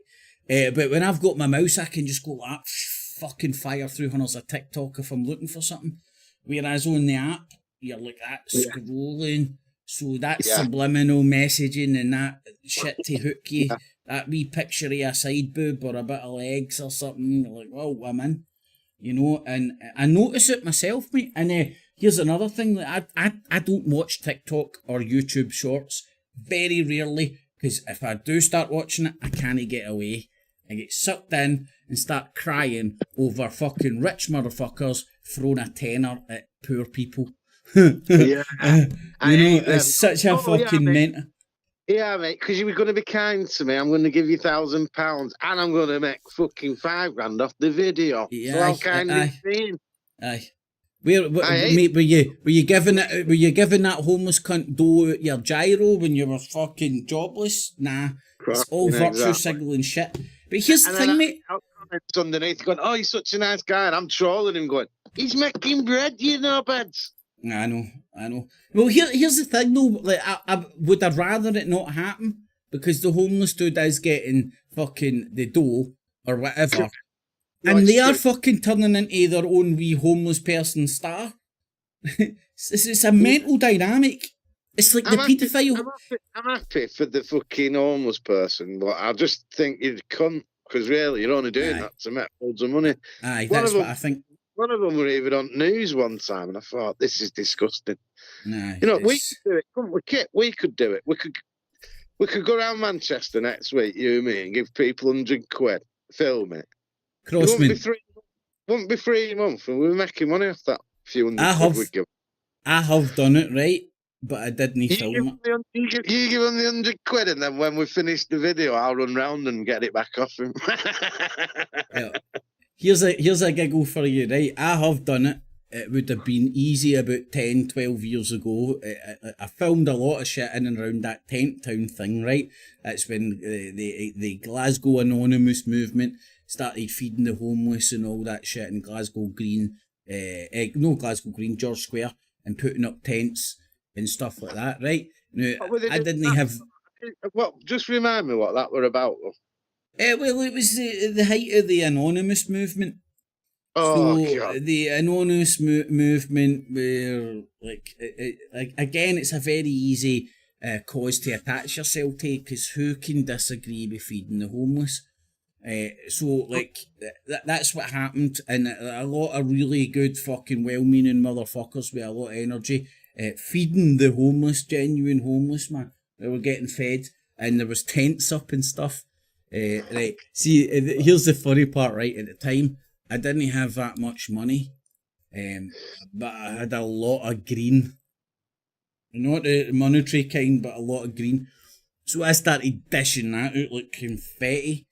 And then one of the tents in Glasgow Green, it turned into a fucking hot box or whatever you want to call it, man. Oh, mate, it was fucking amazing. So I get everybody high as a motherfucker, man. off my own back kind of stuff. So that was my way of looking after the homeless. I wasn't feeding them. I was getting them No, stoned. I've passed half a spliff to many an homeless fucker, me.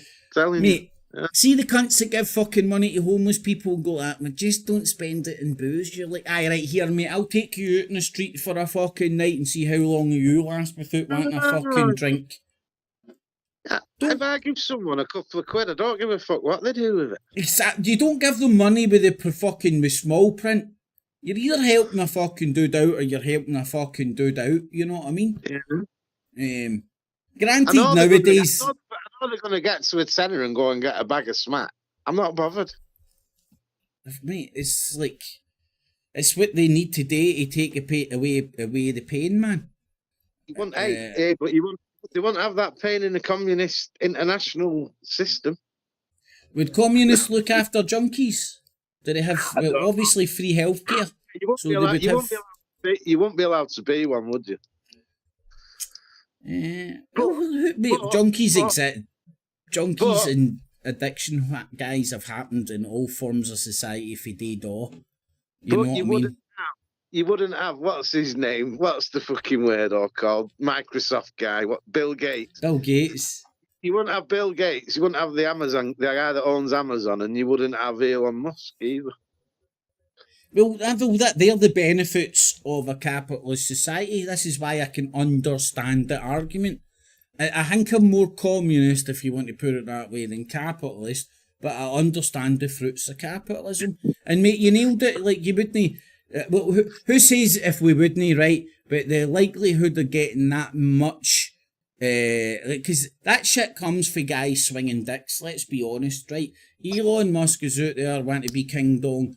Who's your guy? Richard Branson. He's out there swinging his dick. He's trying to get into the space game.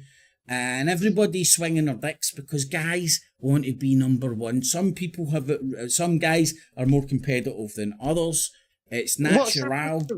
What happened to Virgin guy? What was his name? Richard Branson. Yeah, what's happened to him? I'm going to Google him quickly. Well, wait, he's sorting out space travel. He's already done the first... I think he done the first commercial flight into space, and I don't want to get technical. I don't think it's space, it's high orbit. No, Thingy went on it, didn't it, from Star Trek? Am I right? Was it that one? You know, that rings a bell, mate. I think there was a wee gimmicky thing like that. Aye, I think you're right. Yeah. Because, do you know what I done? See, when that, mate, see, it wasn't that long ago. I done a video asking for a crowd fund for this guy called Beyond the Imaginary Curve. And I wanted to crowdfund enough dough to send this cunt up to the edge of space so he can see the curve of the earth his fucking self. So, I don't think the crowd was fucking wanting to fund that shit. It was a joke, but it was just no, that's the curve of the camera. Well, I'll tell you, when I was 16-year-old and I worked for DM Design. I don't know if you guys get it down there, right? It's a big company up here. Self-made millionaire, drived a Lambo back in the day, and I used to work with this guy, and his missus worked for British Airways. So one of the perks of working for British Airways is you either get free tickets or reduced tickets for Concorde. This is when Concorde existed. So he's came back for a Concorde trip to New York, I think it was, and he's shown me this is before mobile phones and all that shit, and he's shown me the Polaroids, right? And Concordes used to fly so high, like all hypersonic fucking aircraft has to do because it's a lighter atmosphere up there. They fly so high. They'd break up, wouldn't they, if they didn't get up there, wouldn't they? Am I right? They couldn't travel as fast through a thicker atmosphere. It's a lot less fucking denser atmosphere. And you can see the curvature of the Earth in Concords. And I think the French had their own version of Concorde. I think Concorde is actually French. I think it was a joint venture, if I remember right. But the long and the short of it, this dude brought back fucking Polaroids when I was 16, fucking decade ago, a long, long time ago, and showed me, like, look, you could see the black meet the blue, and you could see the curve of the Earth. Like, there was no flat Earth tards about that time. There wasn't even the internet, man. I was 16 fucking year old. Was I 16 or 18? Well, here's an easier way of telling people that the Earth is round. Astronomy. If you go up to a big hill, right, and you follow every stream, yeah, all the water just keeps flowing downwards, doesn't it? Right, oh, hold on, mate. Right, I'll give you a good giggle, right? This guy, right, and God loves him. Right, I don't know if he believes his own bullshit. Put it this way: his channel's monetized, and the views he gets is unfucking believable, right? But he does science. What's it called? Beyond the imaginary curve. He's a Glaswegian guy. Guy. Right, now, I can't tolerate his content, right? But my mate Blazing, he's fucking tolerated a bit of his content for a giraffe, right? He's not a flat earther, but he's doing. He doesn't believe in gravity, right? Because gravity's a good fucking teller, right? That we're on a sphere. Anyway, but he's like talking about gravity, but he's throwing out bottles of water out his window, right? And he's saying that the bottle of water isn't falling, but the Earth is flying through space and catching up with the bottle of water. Because, and I know, mate, it doesn't make sense. Don't even try and understand it. It doesn't make sense. But this is the shite they need to peddle to justify. He's not smashing it though. He's only getting like 27k, 36, 27. He's reached his limit. Click on his name for more info and see how many views he's had in a lifetime. Oh well, that's another story, isn't it? More about this channel. 1,724,907 views. That's no too bad money, mate. From 2014. Put it this way, speaking about flat Earth 24/7, you get your shit monetized. No problemo, mate. No problemo. Yeah. So is he that goes into when you said why are they doing it? Well, never, not that why they're doing it. Well, we can see that they are letting it happen, aren't they? Well, that's what I'm wondering. Does he believe his own bullshit? Not religion, can they? You can't say, you can't have a channel on religion and say, I believe in God. They can't really close you down for it, can they? So I suppose they can't close you down for saying that the Earth is flat, can they? It's just unoffensive to anybody, but it stirs up such debate. Here's the thing as well. See, most his views that will come from people that don't believe in flat Earth, who have been wound up, that just want to go to that.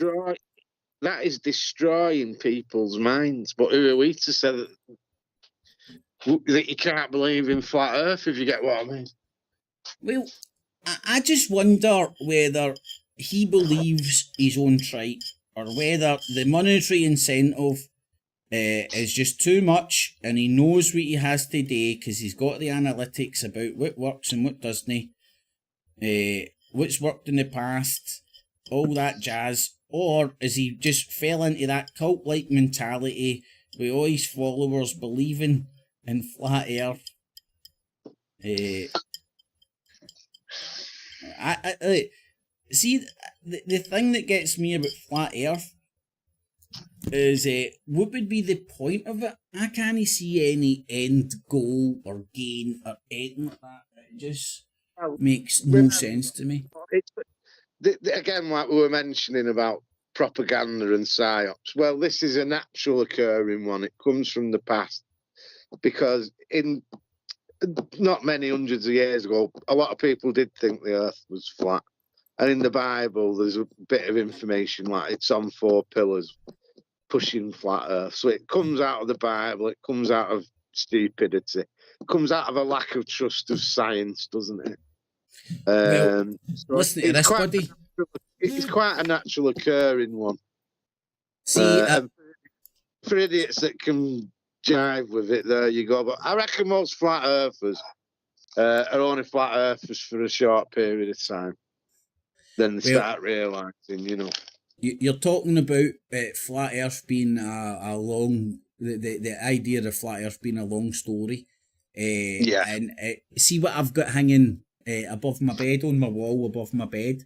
It's a present for India, right? It's a Buddhist mandana, they call it, right? And it's like it's got a long story in Buddhism, right? But the long and the short of it, is it's a Buddhist representation of the universe. And if you want to go a wee bit further, it's flat. So, and how many thousands of years is the Buddhist shit go back, man? Yeah, that's what I'm saying.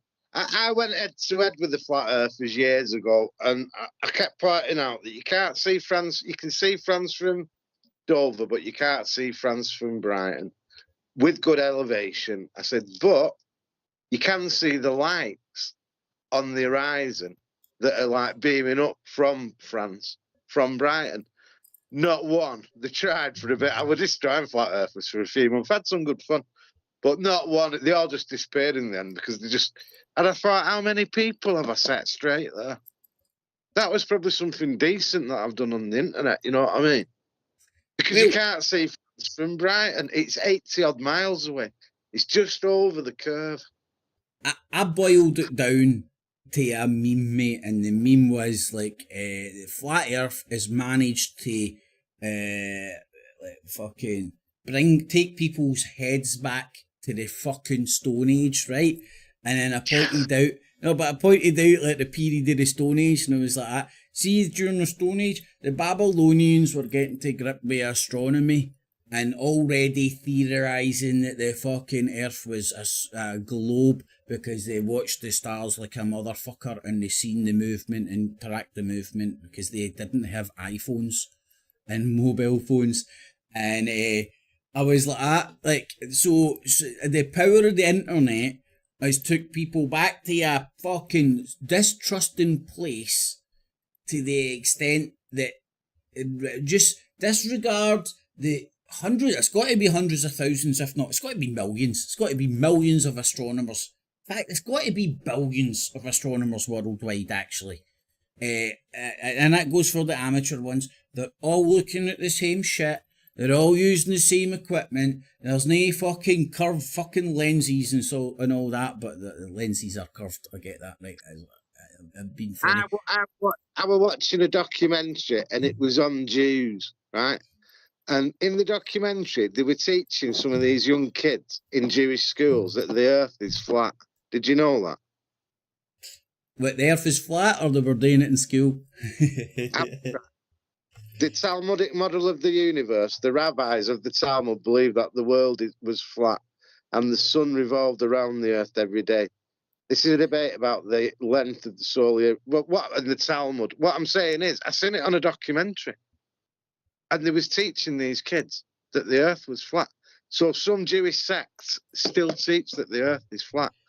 So where did it come from? Come from the Jews? It's like a Jew bash, isn't it? No, the Muslims still fucking, some Muslim idiots still get fucking clitorises removed.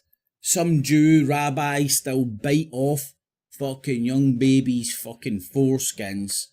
A lot of Americans, it's done by fucking practice for some reason, some bullcrap about being clean. They still get rid of fucking dudes' foreskins as well, man. I mean, how the fuck, due to a stupid fucking book or a man in a funny costume saying that he's closer to God or gods than you, would you let him mutilate your little boy or girl? It's beyond me, man. It's beyond me. We're talking about tradition, aren't we? Well, that was what Proddies were all about in the Reformation, breaking from tradition, again, repelling the retardation of fucking, interjecting modern fucking thought and knowledge over a retarded religious position for a bygone era. In Africa, lots of parts of Africa, if you're a girl and you don't have all your little bits removed, yeah, no one will have you. Oh, well, I know, man. I get it, mate. It's like all these crazy ass religions, traditions, and they're all religious based. When you, as the parent, have that done to your child, you're doing that in your belief so that she can have a life. Aye, mate, I get that. It's like arranged marriage. It's like arranged marriage, man. I know it's weird. So, right, see what you're saying? I get you, man, and that's been the way that it's always been. So what mechanisms do we have, or what freedoms have we fought and fucking died for to allow us to think differently for the bygone era? Because here's another thing that I said earlier on, if you speak to your average truther that's fucking been through the ringer for the last 10 years and shit, they typically get more religious, they typically get more right-wing, and they also fucking typically get more traditional fucking values kind of thing that are harping on for like things were better a way back when. And the weird thing is, they typically come from the rebellious fucking teenage, early 20s adult fucking kind of attitude, in the sense that they were a rebel when they were younger, and then they get older. And whether it's just the way of the world, in the sense that you tend to change as you get older and harp on about the way things used to be, or whether it's the shit that's getting peddled on the internet helping to steer the consciousness of the fucking nation. Because I certainly know that my attitudes, especially politically and all that, have changed a hell of a lot. Whether it's just the way the world, me getting older, or the internet, or a fucking a factor of all three, man. Combination. But like, I definitely started smelling a rat when you were in the truther fucking movement, and it was all about freedom of speech, and like your arsehole was twitching if you wanted to talk out about Alex Jones, because that was like the first fucking god that I went against, man. And it was because of my fucking tune to the moon on the pro-Palestine shit. And it's like, it's hard to argue about a genocide or ethnic cleansing, man. It's really powerful shit when you're tuned to the moon on that. A lot of them circumcisions that are done on African women, girls in Africa, they're done with rusty old fucking blades and shit. A lot of them die of fucking blood poisoning. A lot of them bleed to death. That's why... But to them, it's worth the risk. Mate, that's why in my dictatorship, although I'm not a fan of abortion, and it should be a last resort, I certainly would never ban it if I'm dictator, because the ultimate fucking result would be what happened in days gone by, because of religious nutbars, women rocking up in fucking backstreet alleys and getting rid of shit, fucking coat hanger style and stuff, man. Which still goes on in the world. How I view it is, I have got no opinion on abortion, but what I have got an opinion on is a person's personal freedom. Aye. You see, so I don't have an opinion on abortion. Do I think this or that? It's irrelevant. I believe that if a woman has got a baby and she doesn't want it, it's up to her what she fucking does. On her head be it. But for us as the systems come when we're dictators to say, right, you're not allowed to do this, that to me is bullshit.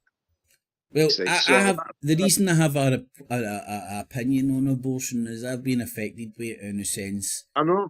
You said, I was in a situation. We did this. I know. I didn't want to do it. She done it. And I didn't fucking I didn't say a bad word to her, because I did respect her fucking thing, mate. Although I didn't agree with it. Anyway, I would make it harder, but fucking not fucking take it off the table for any, especially not for stupid ass religious reasons, or fucking debates about whether a embryo is or isn't a life, because that is just down the religious route, which is self-evident what's happened in the States. I wouldn't make it harder. I wouldn't make it easier. I wouldn't make it harder. All I'm saying is that a woman, right, should have the right to decide what to do with her own body. And if anyone's got a problem with it, make her have the baby and you have the baby. See, this is it? So this was me showing my pure, some would say my religious side or whatever, right? I would fucking go down the route of like, make it as hard as possible, right? Make it a last resort. I would have fucking counselling, right? To the extent where people can discuss the options, rather than a lassie sitting alone in a bedroom and making the decision to get a abortion and rocking up and get given it. I would have a process, and counselling and options would be the first place protocol. Ultimately, it's the woman's decision. I mean, I get that it is. I would like to fucking have like a fucking. Oh, absolutely. I'd be quite happy to say to the woman, like, just before I do the operation, be quite happy to say to her, like, we can get a family that'll set this baby off your hands. Because there's loads of people who want kids that can't have them. That's a fact. Well, there we go. See these people who like are doing it for money.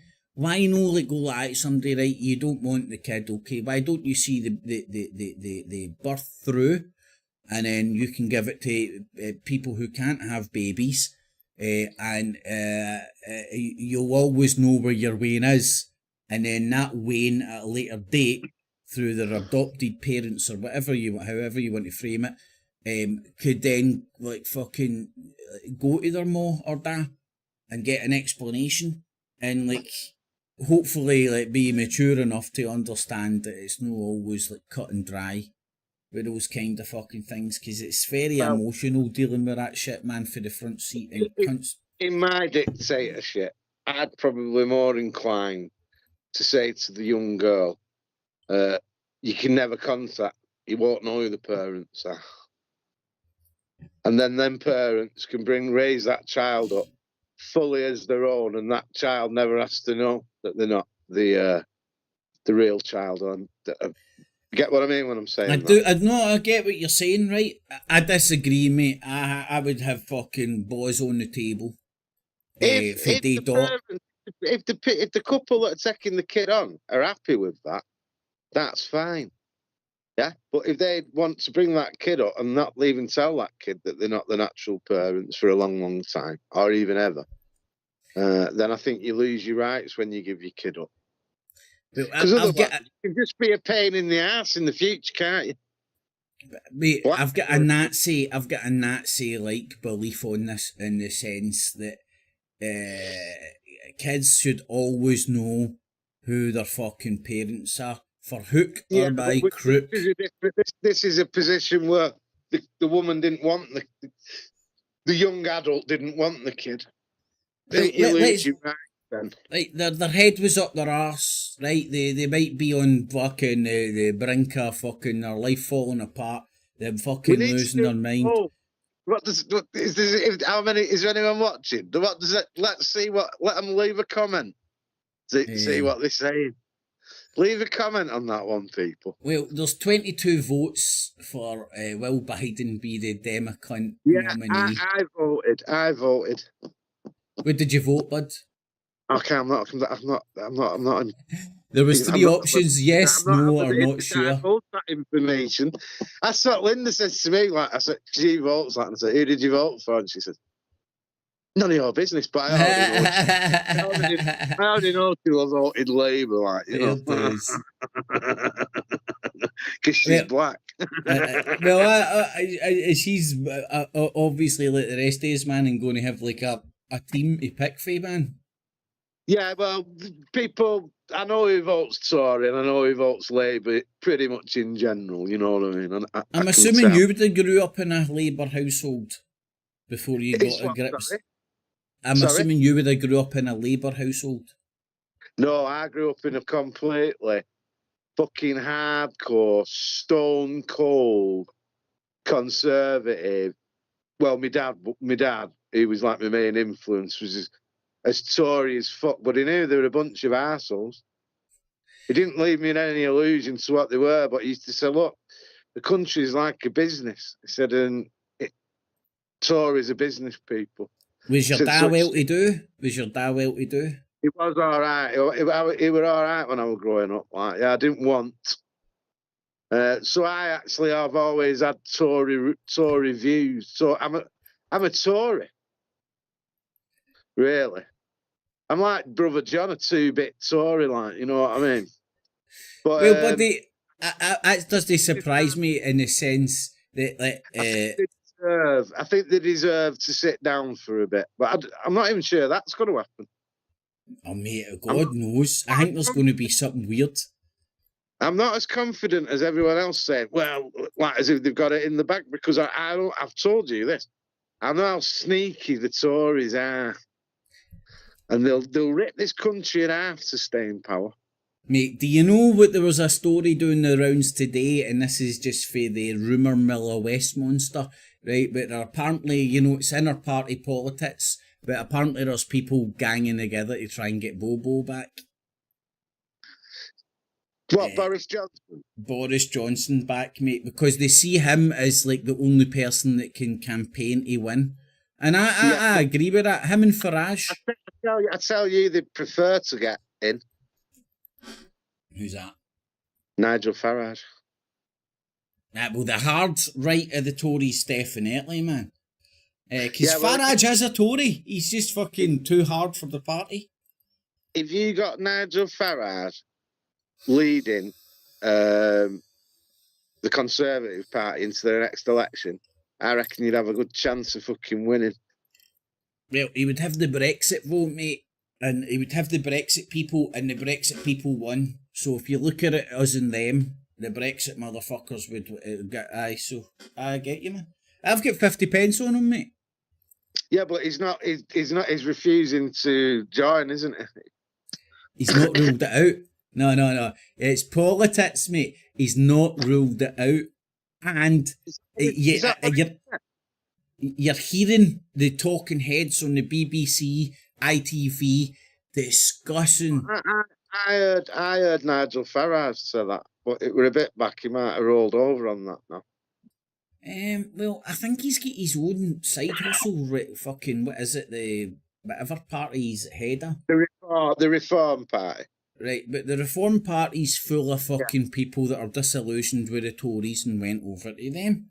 So it's basically like. I did a good video on Reform Party. It's on my channel a good few months back, but it's worth watching if anyone wants to go and have a watch of it. I rip them a new arsehole.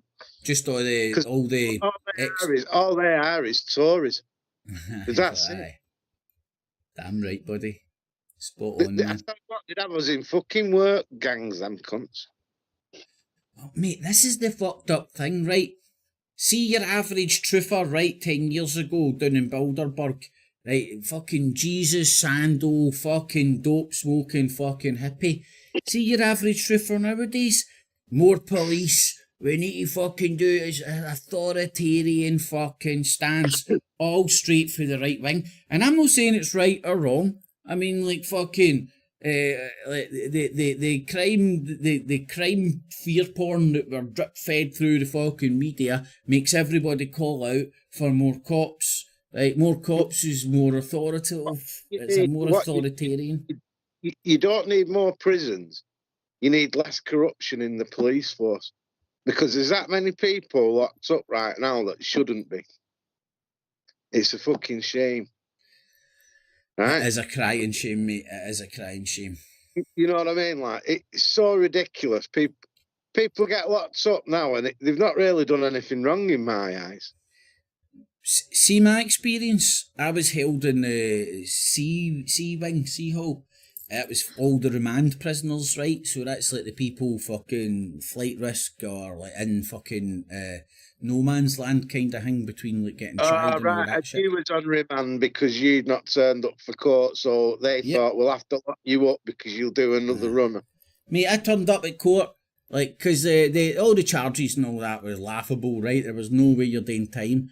But I thought I was going to get judged on the crime, right? Which was a nothing. But I wasn't. I was getting judged a disrespecting the fucking court and not turning up.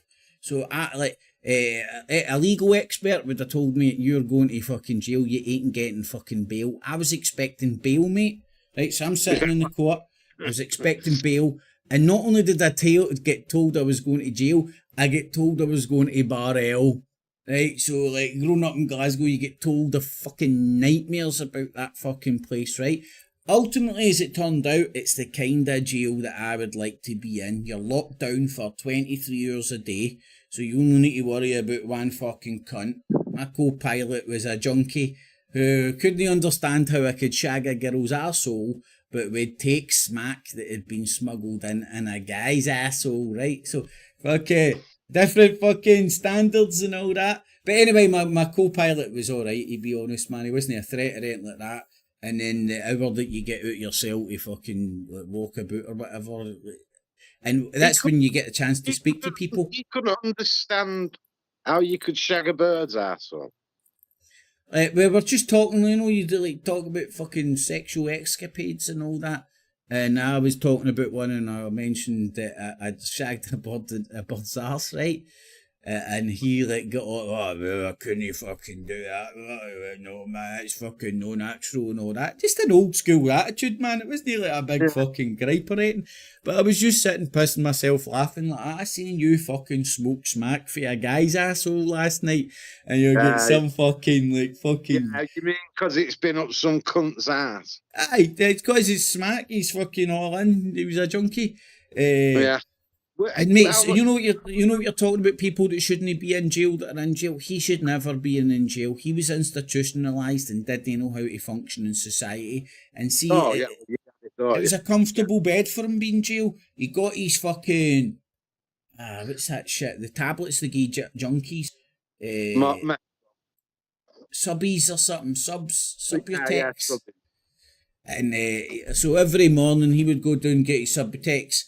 And this is another thing, so he would gum it. He would hide fucking half of it or hide a bit in his mouth and then use that as currency for fucking X, Y, or Z. And then again, I'm like that, right?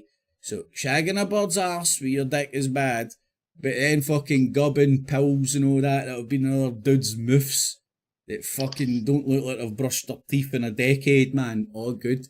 But you know what, mate? It just made me no scared of jail at all. It was counterproductive. So did he get to smoke smacking though? Who, him? Yeah. Aye. He wasn't doing it every night and all that, but when he could get a bit, he would smoke it. But he would take his Subutex as well. You know, I would have, because of that board, I would have had some of that, mate. No, man, I came out of fucking jail fit as a butcher. No booze, no weed for a whole month.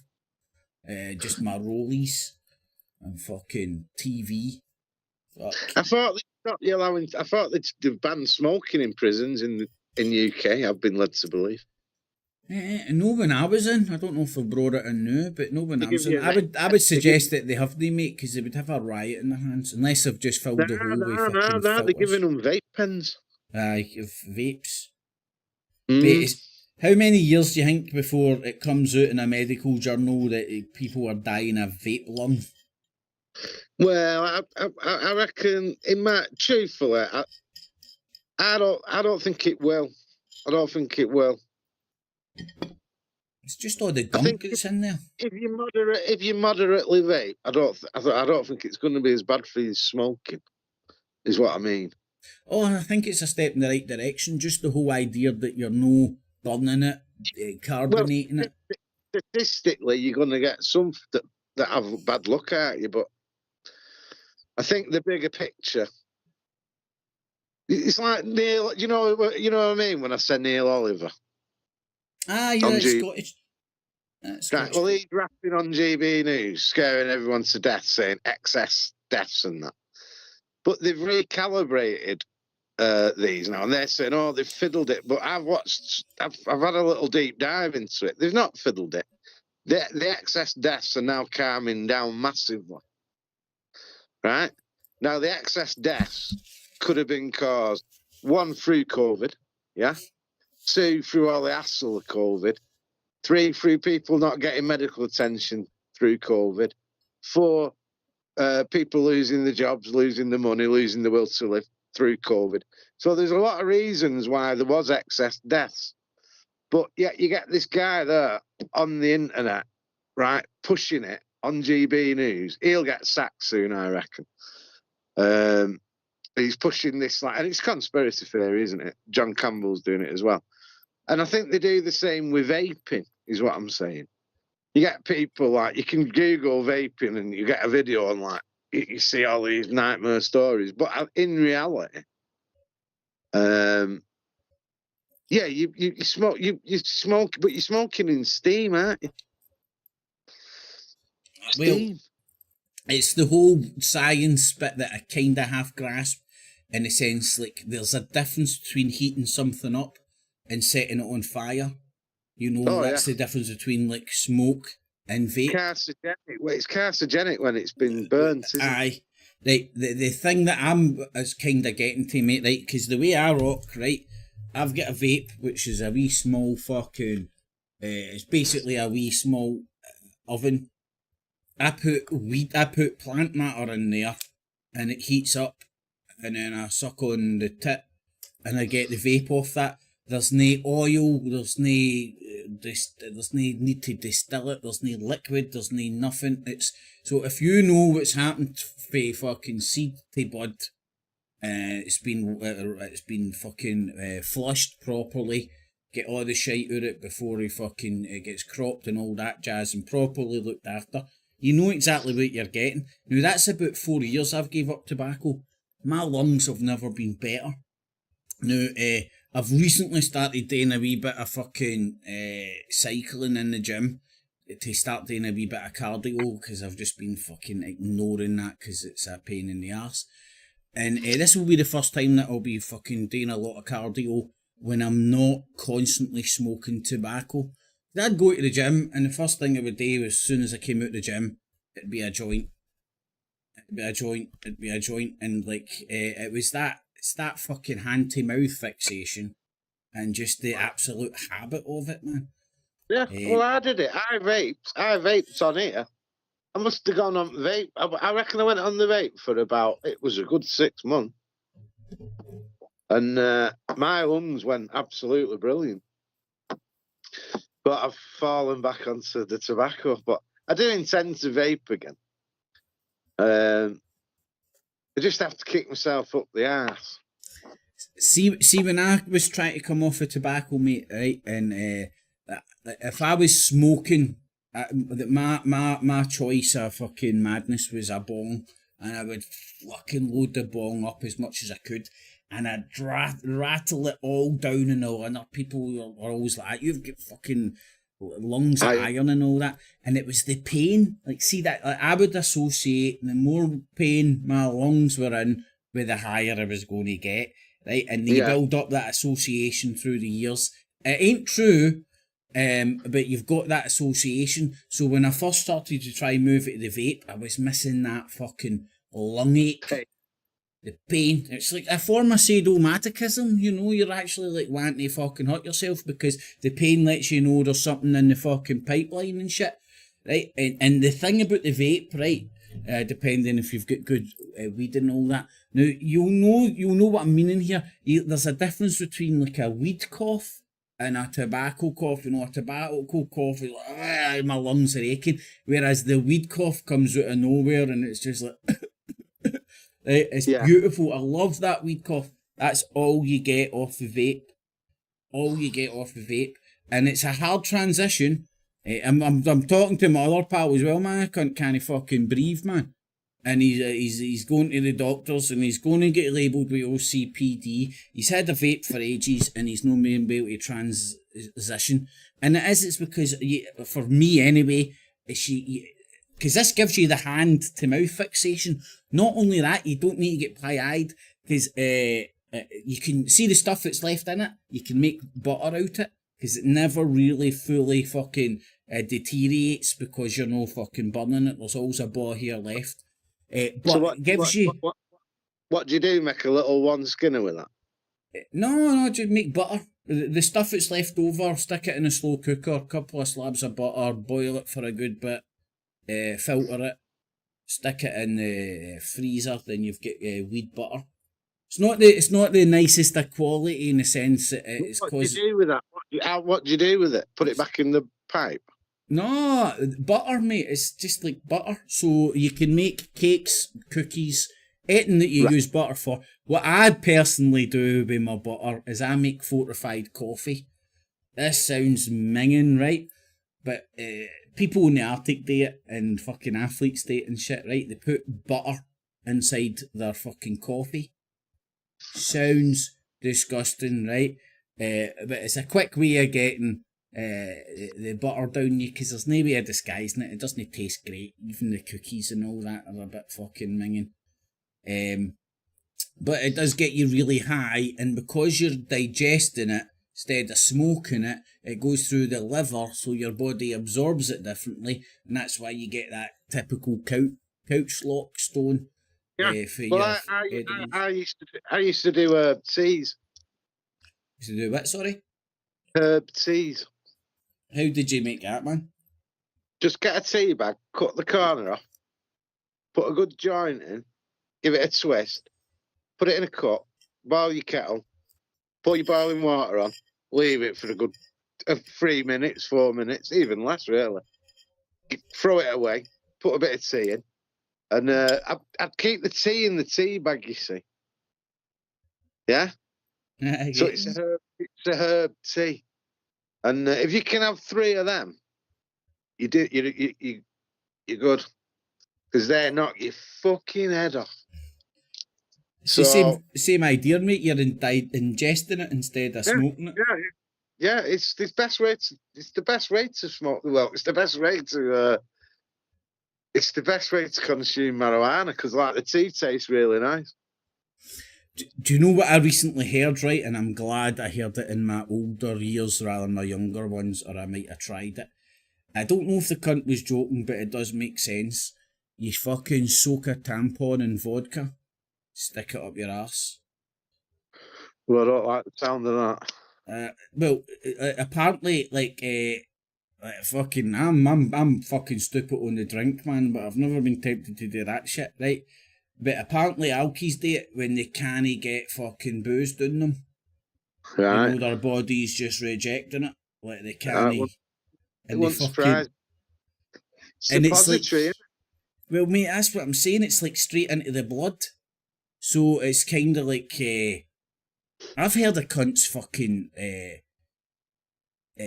injecting vodka. I've never seen it.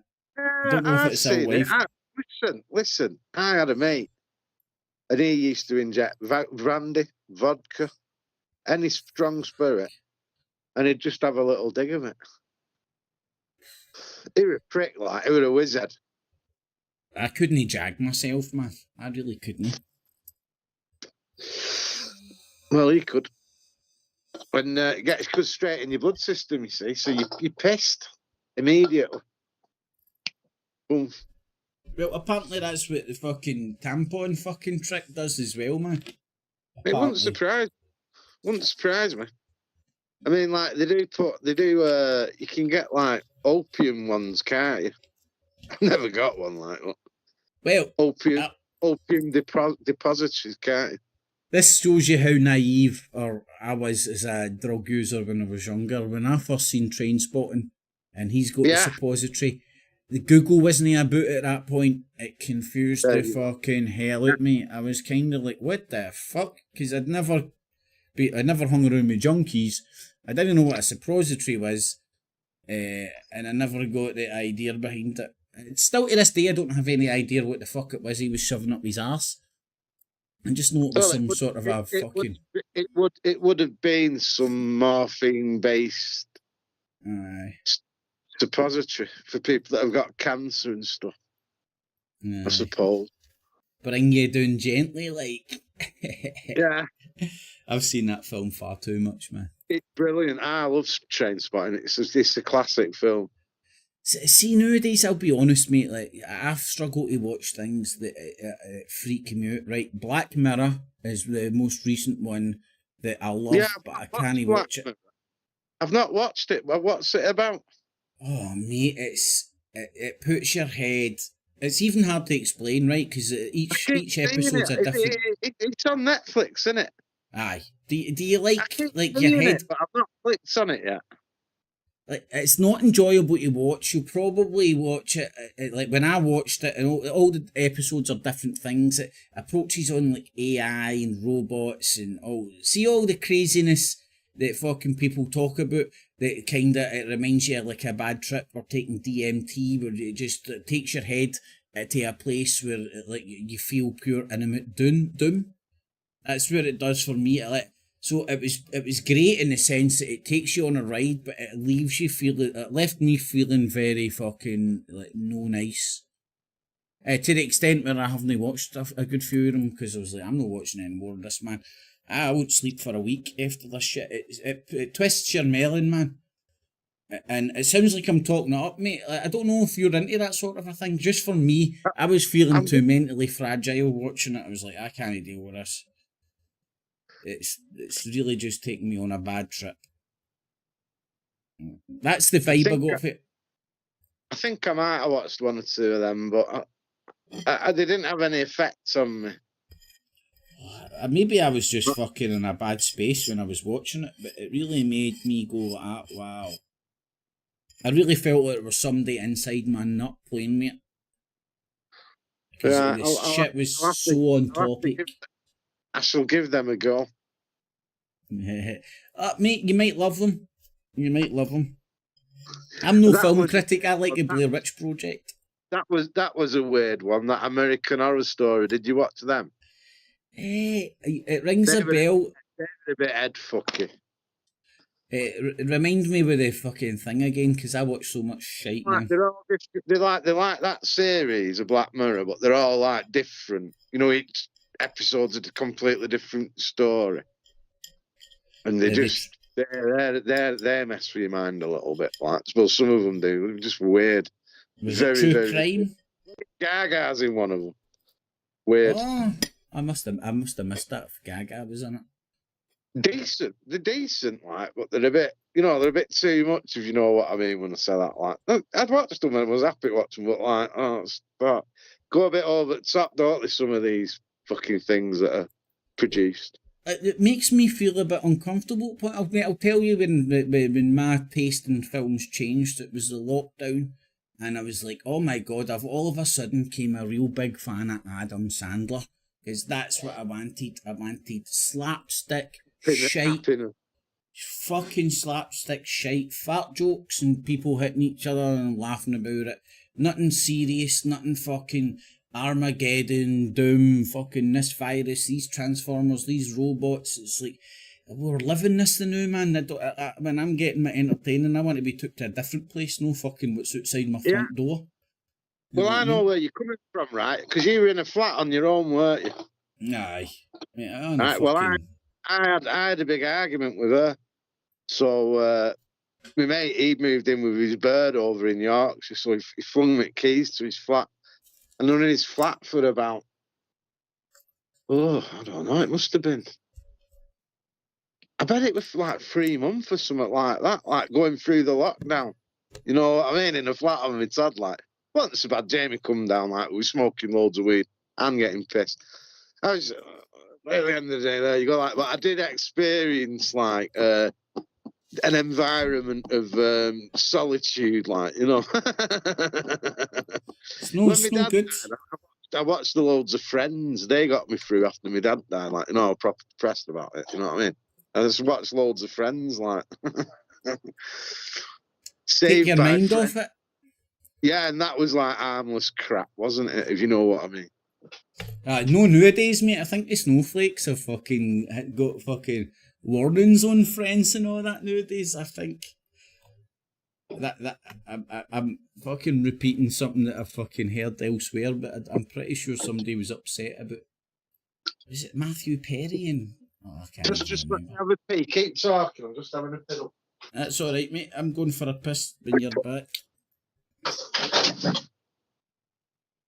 Right, hold on, I've got Crossman's channel up. So I can share the link. For people that want to check out his channel, I think he's going to be able to post again in the next week or two.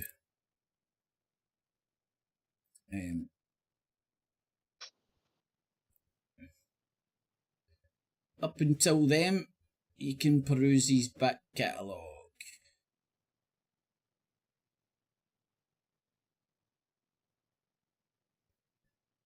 Right, man. I need to hurry up. I'm choking for a piss. Sir Keel's on the gear. Sir Keel's on the gear. He can't breathe through his nose 'cause he's full of gear.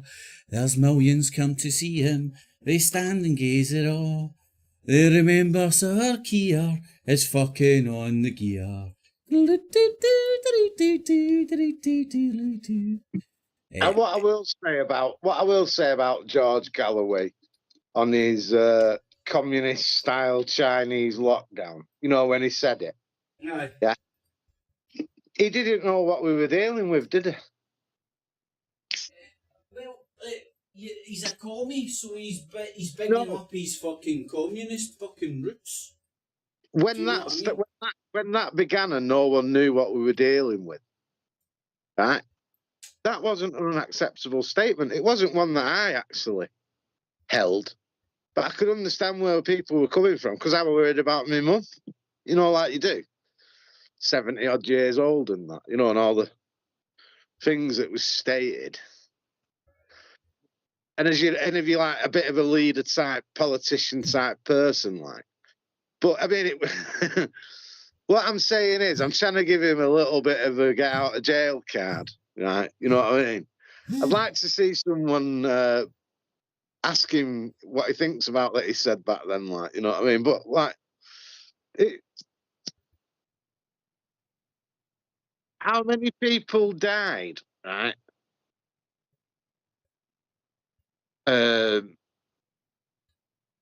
Because we didn't react quick enough. We'll never know, will we? That's if it's even real. Well, mate, just like World War One and World War Two, I would argue the truth is lost. There's too many people with different fucking agendas to steer what people think happened to ever get near the truth. I said years ago in videos, I said, we'll never know the truth, ever. Never know it. We're stumbling around in the dark. Even what you said earlier on, man, like the shit that we talk about and go over and all that, that's the fucking crumbs off the table. Do you know what I mean? Like, there's probably nobody out there saying what's really going on. It's more frightening than that. Because the people that we think know don't even know. Do you get what I mean when I say that? I think it's like the royal family. It's like the people think that Prince Charles is like any choice in what he does. He's part of a larger institution, a larger machine.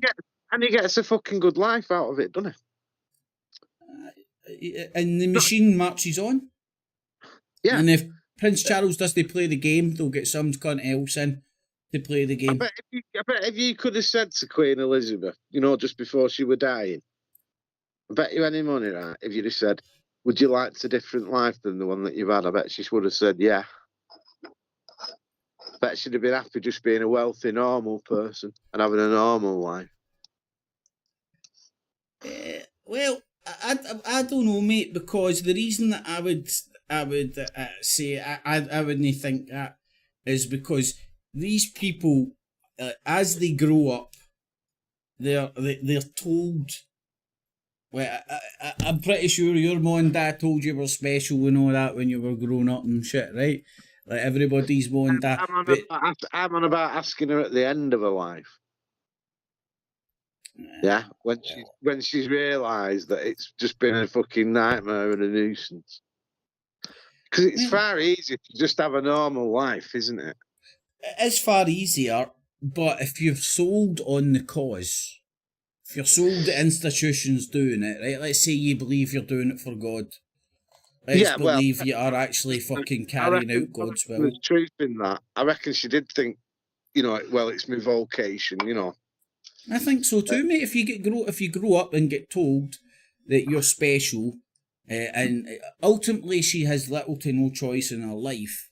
You know, everything's dictated to her. You have to do it for the service. It's no, she doesn't wake up in the morning and go, right, I'm going to watch fucking Loose Woman and fucking get the vibrator out, have some fun, and then fucking kick it with fucking Philip for the rest of the day.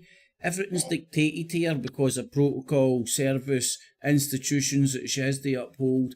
I mean, again, like she was the Pope, she was the head of the church. Not only the head of state, right? Here's Great Britain, the head of all democracies. separation of fucking power 3 ways. Head of state, Prince Charles, Prince Elizabeth. Head of who do you need to share allegiance to in the fucking Parliament? Queen Elizabeth, King Charles. And who the fuck's the head of religion? The Church of England. That would be fucking Queen Elizabeth and Prince Charles. Where's the separation of power? And you can't get rid of these fucking fuckers. You can't. You kill one of them, the next guy in line's fucking creeps in. You kill another, the next guy creeps in. And they're all claiming it's because of God. Again, it's all religious. It's all fucking... Even you go to court, they're carrying out God's law. And like, I don't know about you, man. If you grow up and you actually fucking... It's droned into you for day daw. There is no other way. I mean, look at Charlie Veitch, right? He's a scumbag, but he's still got that air of us and them, you know, like fucking great unwashed. It's fucking horrible the way he bounces about and treats people, man. It's fucking unbelievable. And like, if people can't see his demeanour and the way that he separates himself from fucking the great unwashed, man, it's like, it's sad to watch. And people love it. People fucking love it. Especially your middle class, upper class fucking YouTubers. You know what I mean, mate? There's very little scumbags out on the YouTube that fucking get fucking passed around as like reliable or smoke blowing up each other's arse. It's all fucking middle class, fucking upper class dickheads, man, with some sort of a sense that they're better than other people. Yeah, I mean, I think he started out on the dodgy payroll. I don't know if he's still on the dodgy payroll, but he's he puts energy, he puts effort into it, doesn't he? Do you know what I mean? Like, I can't stand him myself, but I'm saying, like, he does. I don't agree with what he does either, but I'm saying, like, he puts the graft in, doesn't he? Who, Veitch? Yeah. Well, here's the thing that I've noticed. He does put in the time, but he never live streams and it's all edited. So he selectively chooses what goes out. Yeah, but if you want to be big on YouTube doing it his style, you have to do it that way, don't you, I suppose? Well, because he understands he's selling himself. Because I think he's a bit of a sociopath, mate, where he thinks he is like, he's like intellectually bigger and better. And the smoke that's been blown up his arse through social medias, especially the YouTubes, will give him an even bigger confidence that I'm the ticket, I'm better, I'm bigger, I'm more intelligent. And he doesn't want that demeanour to fall. He got caught out a dillion with Ian Tomlinson. And again, people have got small memories. Probably don't even remember that G20 protest, never mind Ian Tomlinson, or the shite that fucking Charlie Veitch spouted. At the very best, a fucking fame whore. At worst, an absolute agent of the state. Trying to justify this cunt's murder, man. And it was either making a thumbnail saying he had a dodgy eye, or the fact that I was focusing in on Ian Tomlinson, why he cancelled the interview that I was meant to do with him. Somebody warned him off or something. I don't know. I was getting trolled like a motherfucker at the time, and I did say that interview was happening on my channel, so it's a possibility the trolls would have fucking started hounding him or whatever. Or he would have seen that all I did is want to talk to him about Ian Tomlinson. That was it. That was my sole purpose. I wanted for him to try, without the gobbledygook, explain to me what happened. Because it's like, there's no defence for it, man. As I said, at worst, fame whore, busted. At best, agent of the state, and then he bounces up fucking on the BBC after that, the 9/11 shit. Again, fame whore. How the fuck did he end up in the BBC? Where's his connections into the media world? Well, Brother John's been on the BBC about, I don't know, loads of times now. He's been contacted by Geoorge Galloway, did you know? Did I tell you? I think you mentioned something, mate, I forgot about it, to be honest. Yeah. So what they contacted him for? For his points of view and shit? See, I don't listen to Brother John, but I just because it had Galloway on it, I listened to it. I don't know, like 5 days ago or something. And he was saying like George Galloway's assistant has contacted me.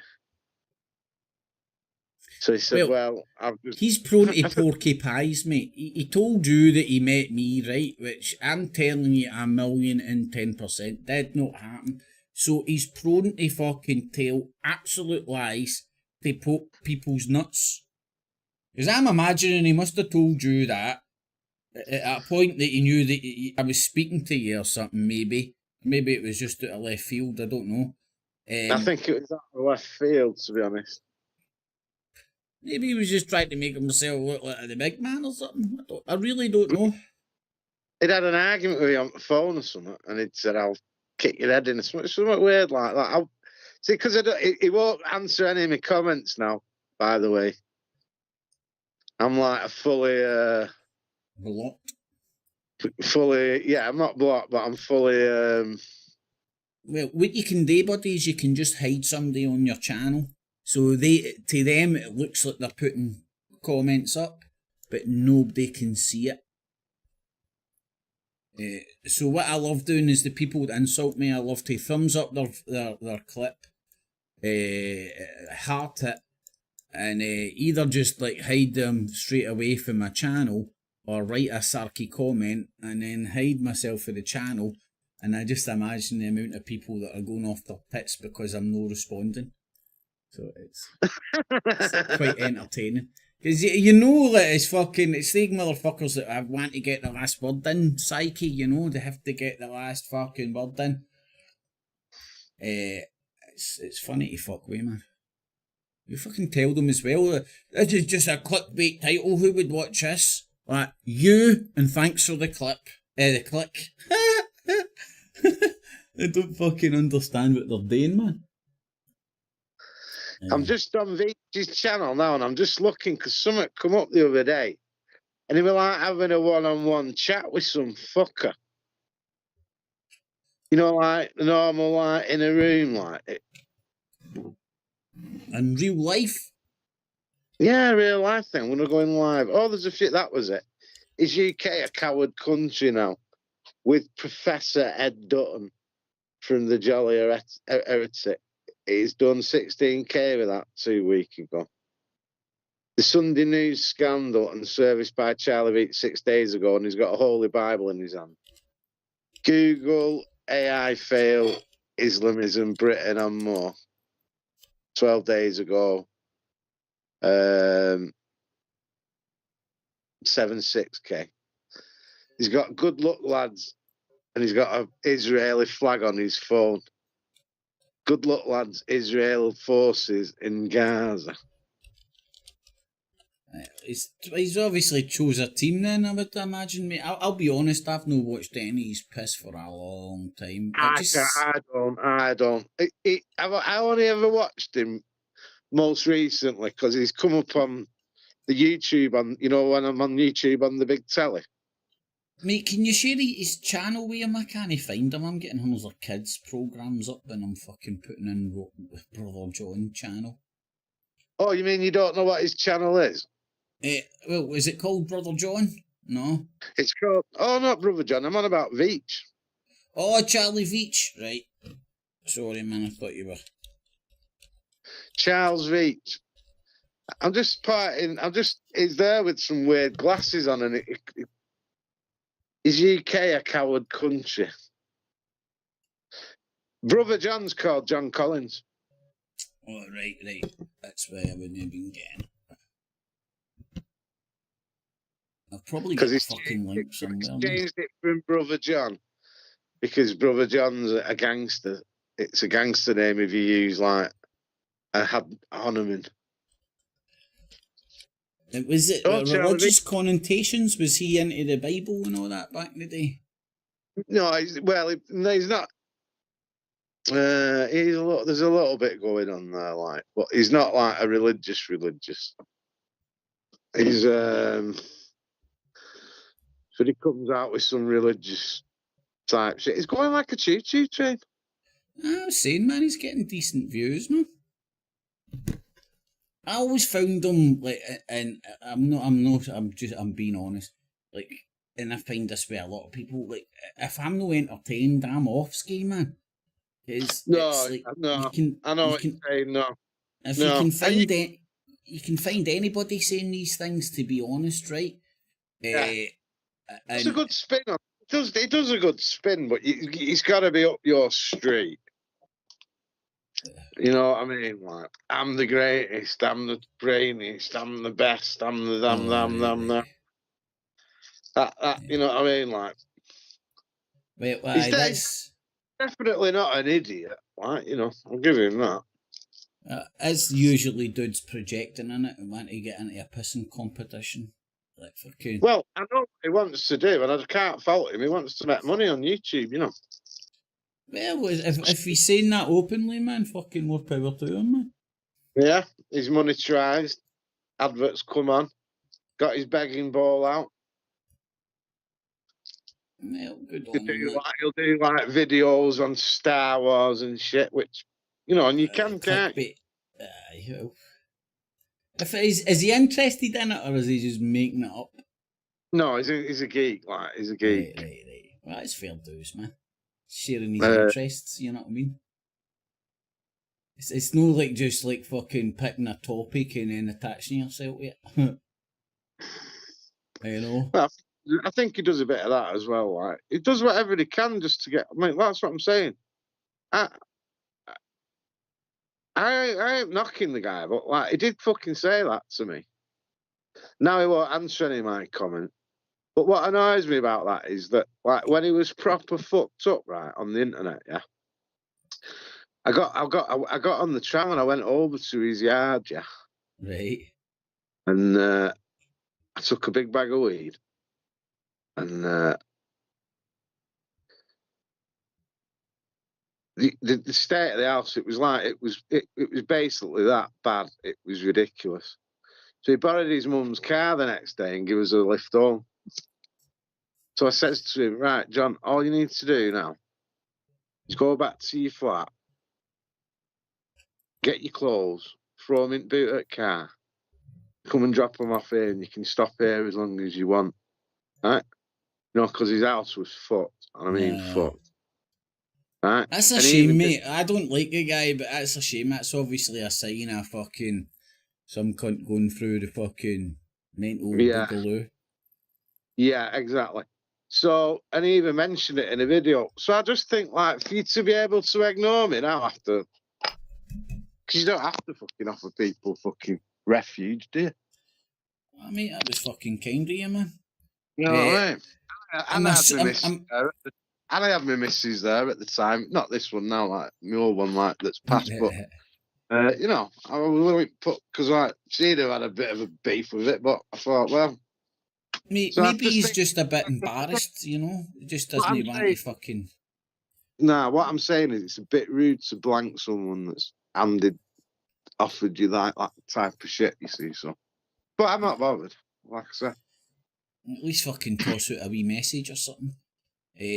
I'm assuming, mate, he's no blanking you a badness. It's more like he doesn't want to admit to himself or deal with like fucking that time or where his head was at that time. Possibly.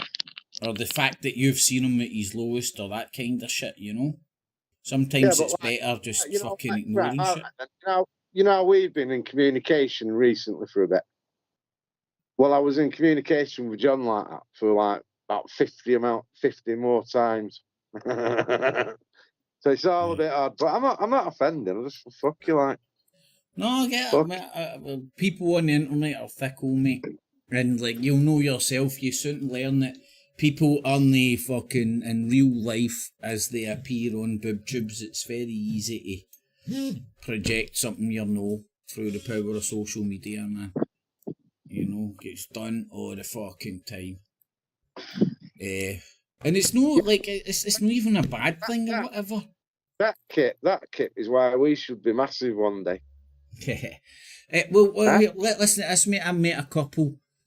I was in the boozer last night, right? I'd fucking just left my ma, and I went for a wee quiet pint, which is hard in the fucking middle of Glasgow at that time on Friday.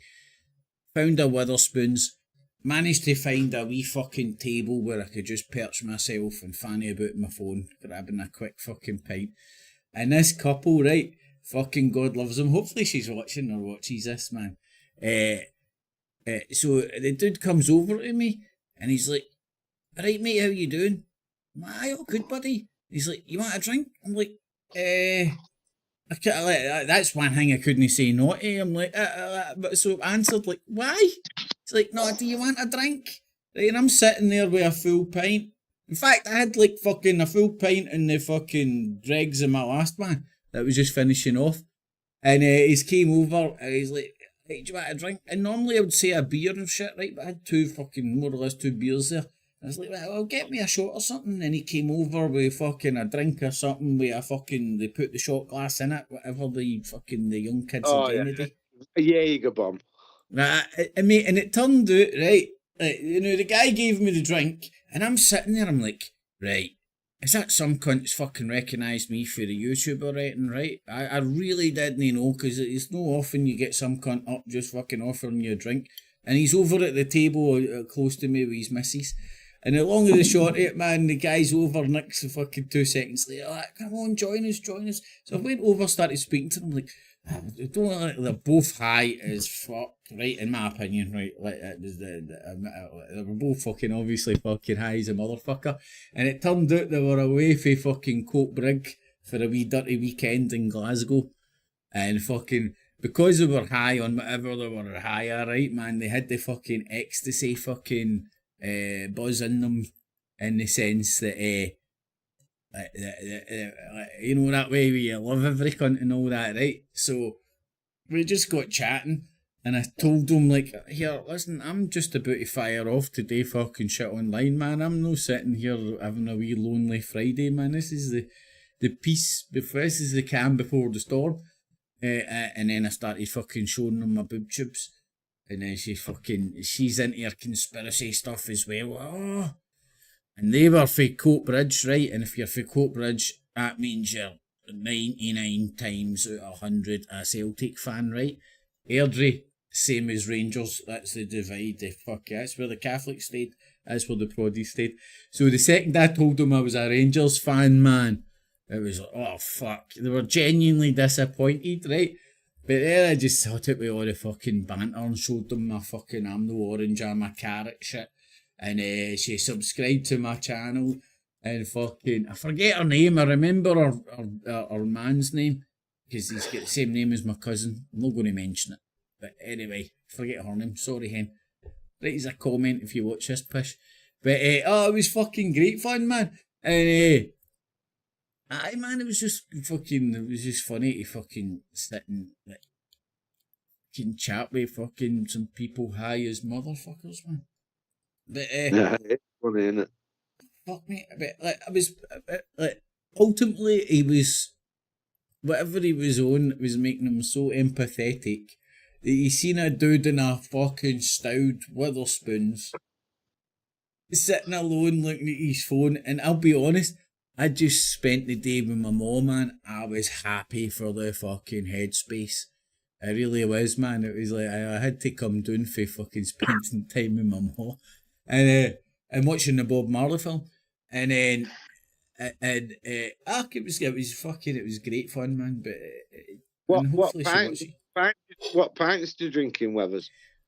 Well, I usually go for their own ale shit, right? Their new ales, I think, because it's cheaper. Plus, you also, it actually broadens your palate, mate. Right? Like, see, before Witherspoon started doing that cheap fucking ale stuff, right? I was like fucking Tennant's Carlin, and if I was feeling flush, I might get a pint of wife beater. Stella. Yeah. But since they started doing that shit, man, £2 a pint, which is almost half the price. Last night I was fucking drinking Grizzly Bear. Right? It was 6%, right? So it was really strong. In there, isn't there?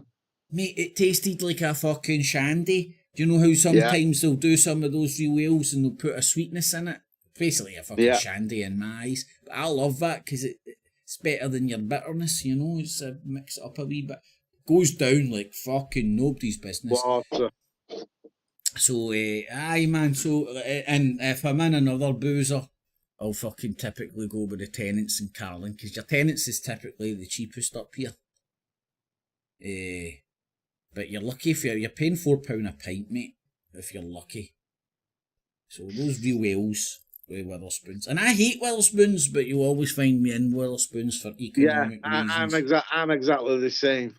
Because they're not a pub, are they, really? But I just hate the way that they turned into the McDonald's of the boozers. You know, but they didn't turn into them. They've always been like that, haven't they? No, but do you not remember the time, like, they just started buying every boozer in sight? And to keep people satisfied, they would keep the old name and some of the old staff, but they would start slowly putting in the Wetherspoons principles, like no music, and then they'd be selling their own ale. Wetherspoons are like YouTube. They change all the rules around all the time, don't they? I were in Wetherspoons once, right, and I've got a pint, like, and they went, "You can't stand at the bar." It was way before COVID, like, it was fucking years ago. Like, I'm like, what do you mean you can't stand at the bar? No, you got to go and sit at a table. So I went and sat at a table. I didn't go in one for ages after that. But, like, now you can stand at the bar now. Like, it's all fucking weird. They never play any music, do they? It's like... I'll tell you, mate, that's never been a rule that I've ever seen enforced in Glasgow. Yeah, they must have just tried it. I think each pub's different. I know a lot about Wetherspoons, by the way. I'm like a Wetherspoons expert only because I know people that have worked there, basically. Like some are like franchises, so Wetherspoons own half and they own half. They can play music. Then you get others that are completely Wetherspoons, full stop. Aye. And if you get a steak, that's done on a grill.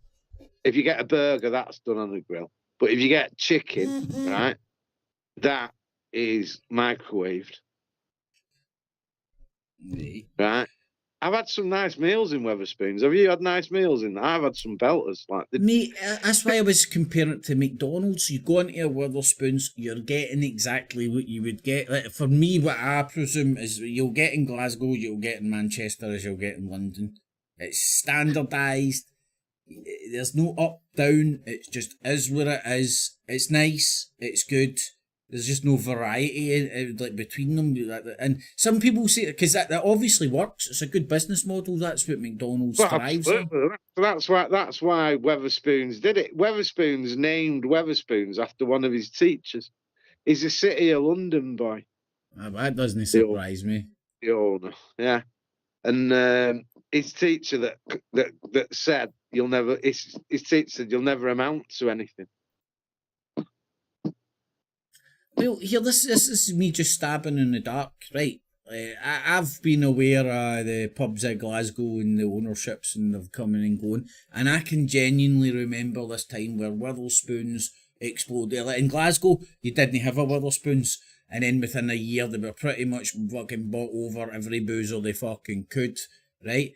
And then, like, so if he's a City of London boy, sounds like you had a good pitch, went to a lot of investors, and fucking got a lot of dough and bought over. Yeah, what they said was they were going to try and make them on a traditional pub.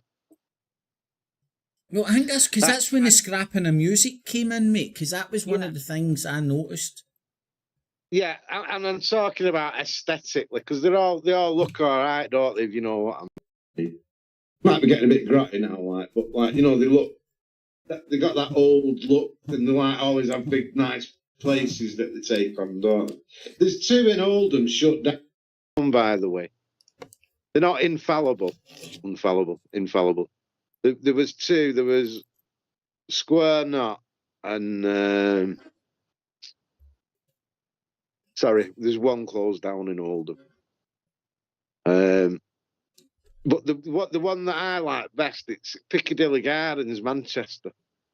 Because they've got the guy that... Because, like, all right, well, I used to cut this guy's hair and he works in one. And he'd worked in all the top restaurants, right? And he actually knew what we were doing on the pans.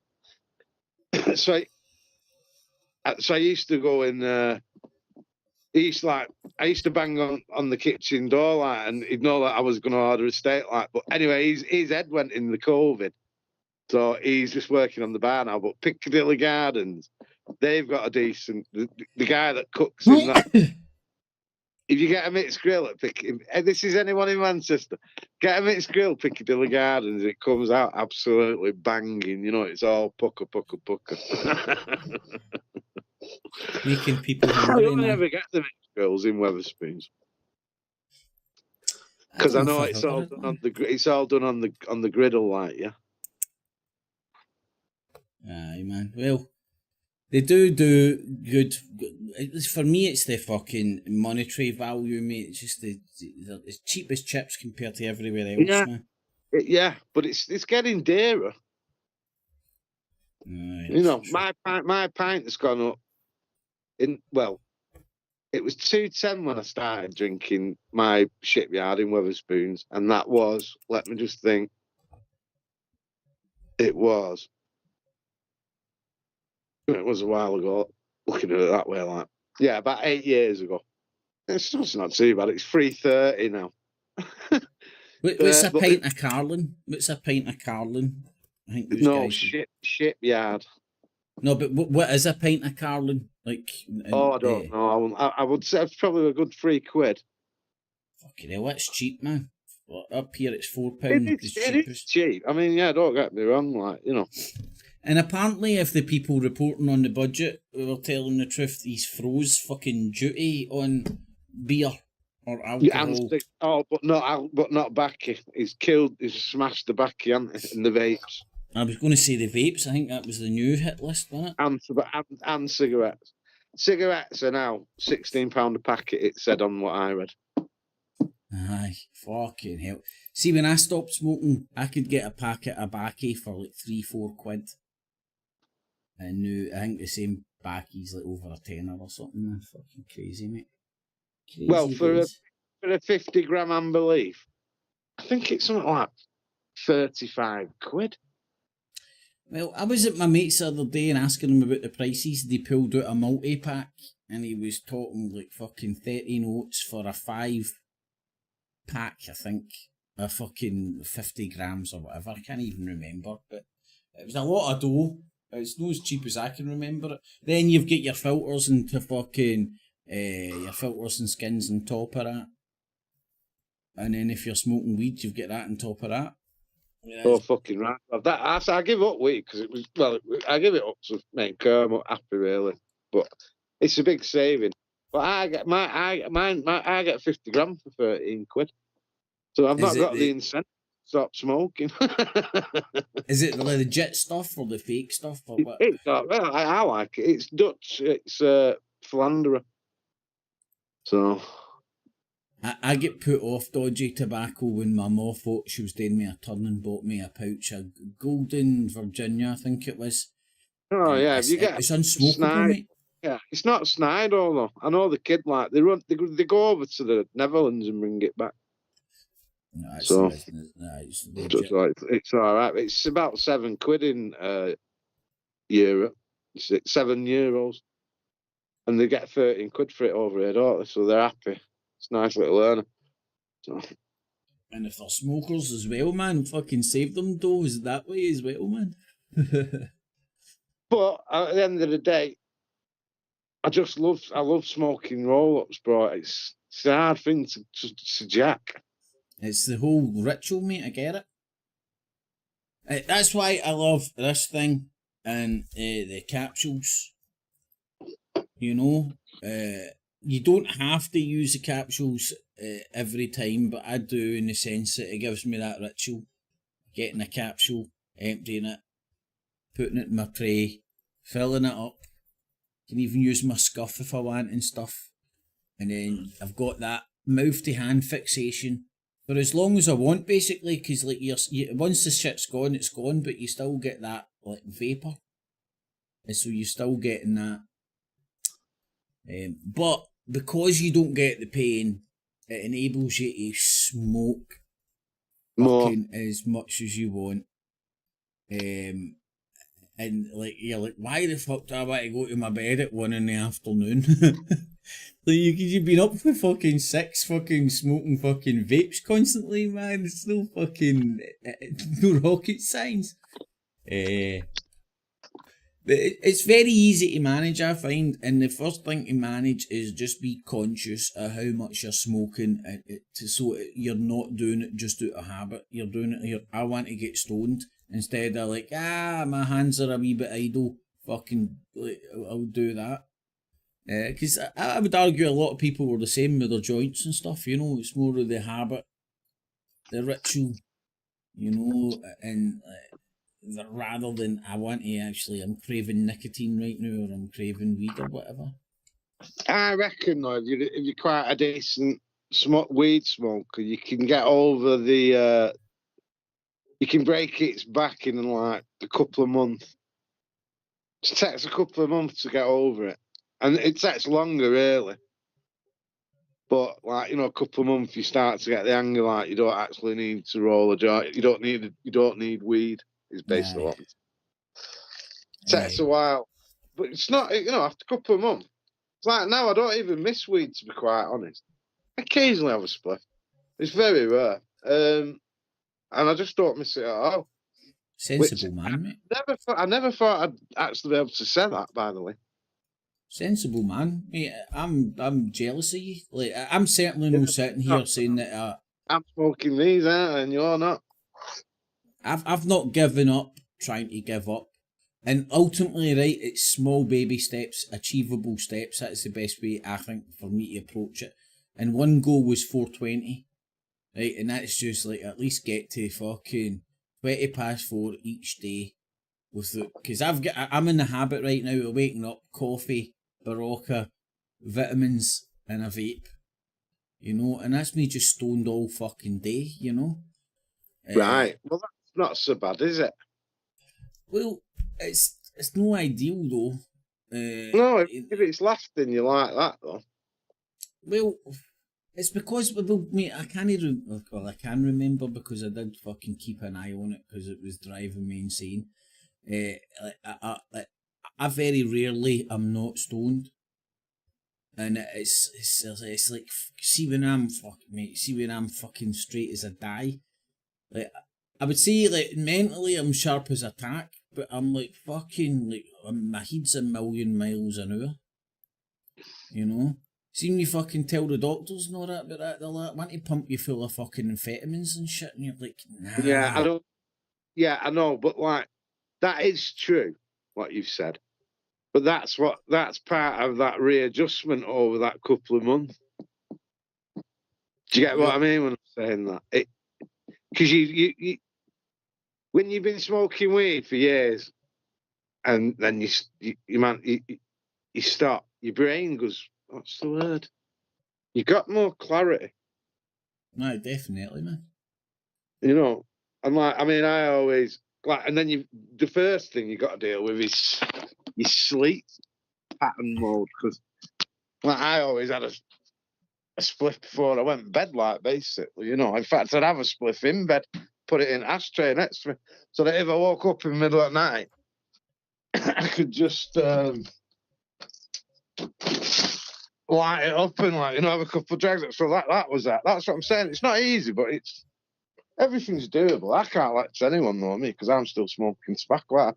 But I don't regret giving the weed up, is what I mean. And more power to you, man. I thought I'd never be able to say that is basically what I mean. No, man, fucking good on you, buddy. You know, it's just like, I certainly am sitting here thinking, like, moving forward, I want to smoke more weed. I definitely want to move in the right direction. It's all a rip-off, though, isn't it? That's the problem. Well, it won't be long until we've got fucking weed cafes over here, man, because it's all about the money in it. Yeah. And they've changed the general public's attitude towards it through the power of EastEnders and that lassie in the wheelchair. When she was smoking the wacky backy for her wheelchair symptoms, whatever she had, I can't remember. Yeah, but they've now recently said, I think that what I'm going to say is, it's not looking like it's going to get legalised like it looked like a bit back. Well, listen to this. I don't know if you've heard this, that it's not been on the main media, but Germany just legalised it. Yeah, but that's not England. That's what I'm saying. It's no here, definitely. That's what I mean. I just listened to someone, Parliament cunt, and I thought, what's like they're moving the goalposts on that now? Like they're going to toughen up on weed and stuff. That's what they were like insinuating, if you know what I mean. So I don't know, because I thought they would have already legalised it. It's not happened, has it? Well, I see it as them looking at it as a cost benefit analysis, right? So it's not that they don't want you smoking weed; it's they want their slice of the pie when you are smoking weed. So right now the fucking landscape is people are doing it on their pod, or independent motherfuckers just doing it fucking in their bedrooms and whatnot. And what they want is to regulate it, which would mean fucking big farms like Liz Truss's. I'm sure Theresa May's husband is in the pharmaceutical game, and they're legally grown weed here in the UK for pharmaceutical reasons. And that's where the money men want it, because they're getting the slice through taxes, regulations. And I even heard when they were talking about this in the German context, the talking heads were saying, yes, well, at least you can regulate it and make sure it's not getting with poisons and stuff like that. You're like, what the fuck are you talking about, mate? It's a fucking plant. Fucking redunculous, you know. But the German shit's pretty good, man. I think you can grow up to 3 plants for yourself and shit. Yeah, but can you imagine the electric bill? Well, true, but that's why Germany wants to fucking stay pally with Russia, because they're at the tip of the spear with the fucking cheap gas. I know they are. And that's why that's why they might fucking have a different opinion about the Ukraine-Russia thing because of their own economy. And let's not forget as well, mate, the new Silk Road that's getting built by the Chinese, that ends in West Germany. You know what I mean? So Germany's set to prosper under fucking Chinese dominance and of goods and Russian dominance of gas. Germany's in a good position, and that's what I think's mixed up in the Brexit ordeal, the power struggle. Between those elements, and also they were trying to move the financial centre to Germany. I think it was Frankfurt, which the City of London would have none of. And they threatened to do that before Nigel Farage fell out the fucking City of London's asshole and started talking about brown people and boats. We get everybody fucking ramped up for Brexit.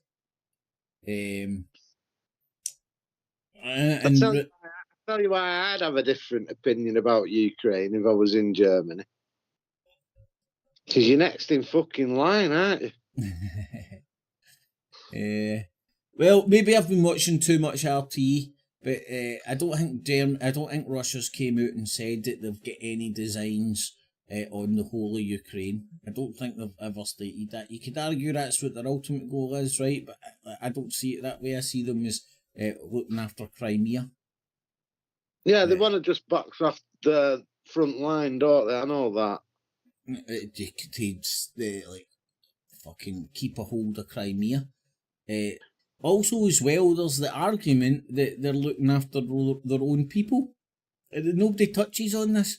I think it was George Galloway, or it was somebody talking about. In fact, it was George Galloway. He was talking about the West is more. In fact, it was George Galloway talking about migration and brown people and boats. He's like, the West is more concerned about the borders in Ukraine and Yagransk or whatever the city And was. our own borders, yeah. I know. And he was talking about how it'd been in 4 different countries in the last 100 years or something, you know, with all the Soviet Union, Ukraine, Russia. I'm for the fourth is escaping me, but and it was just pointing out, and that's what I love about people like George Galloway and even Jeremy Corbyn to an extent, is they use the knowledge they've got a history to bamboozle fucks or try to rewrite it or create the narrative. You know, that's why Corbyn was removed. That's why Sir Keir Starmer was installed to fucking pro-Palestine, the Labour Party, and he's done it. And fucking usurped the fucking the vote for a permanent ceasefire inside fucking Gaza.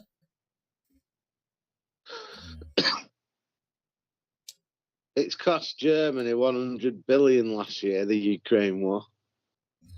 Is that like in gas, lost gas and all that shit? I'm just going to say that's in a general...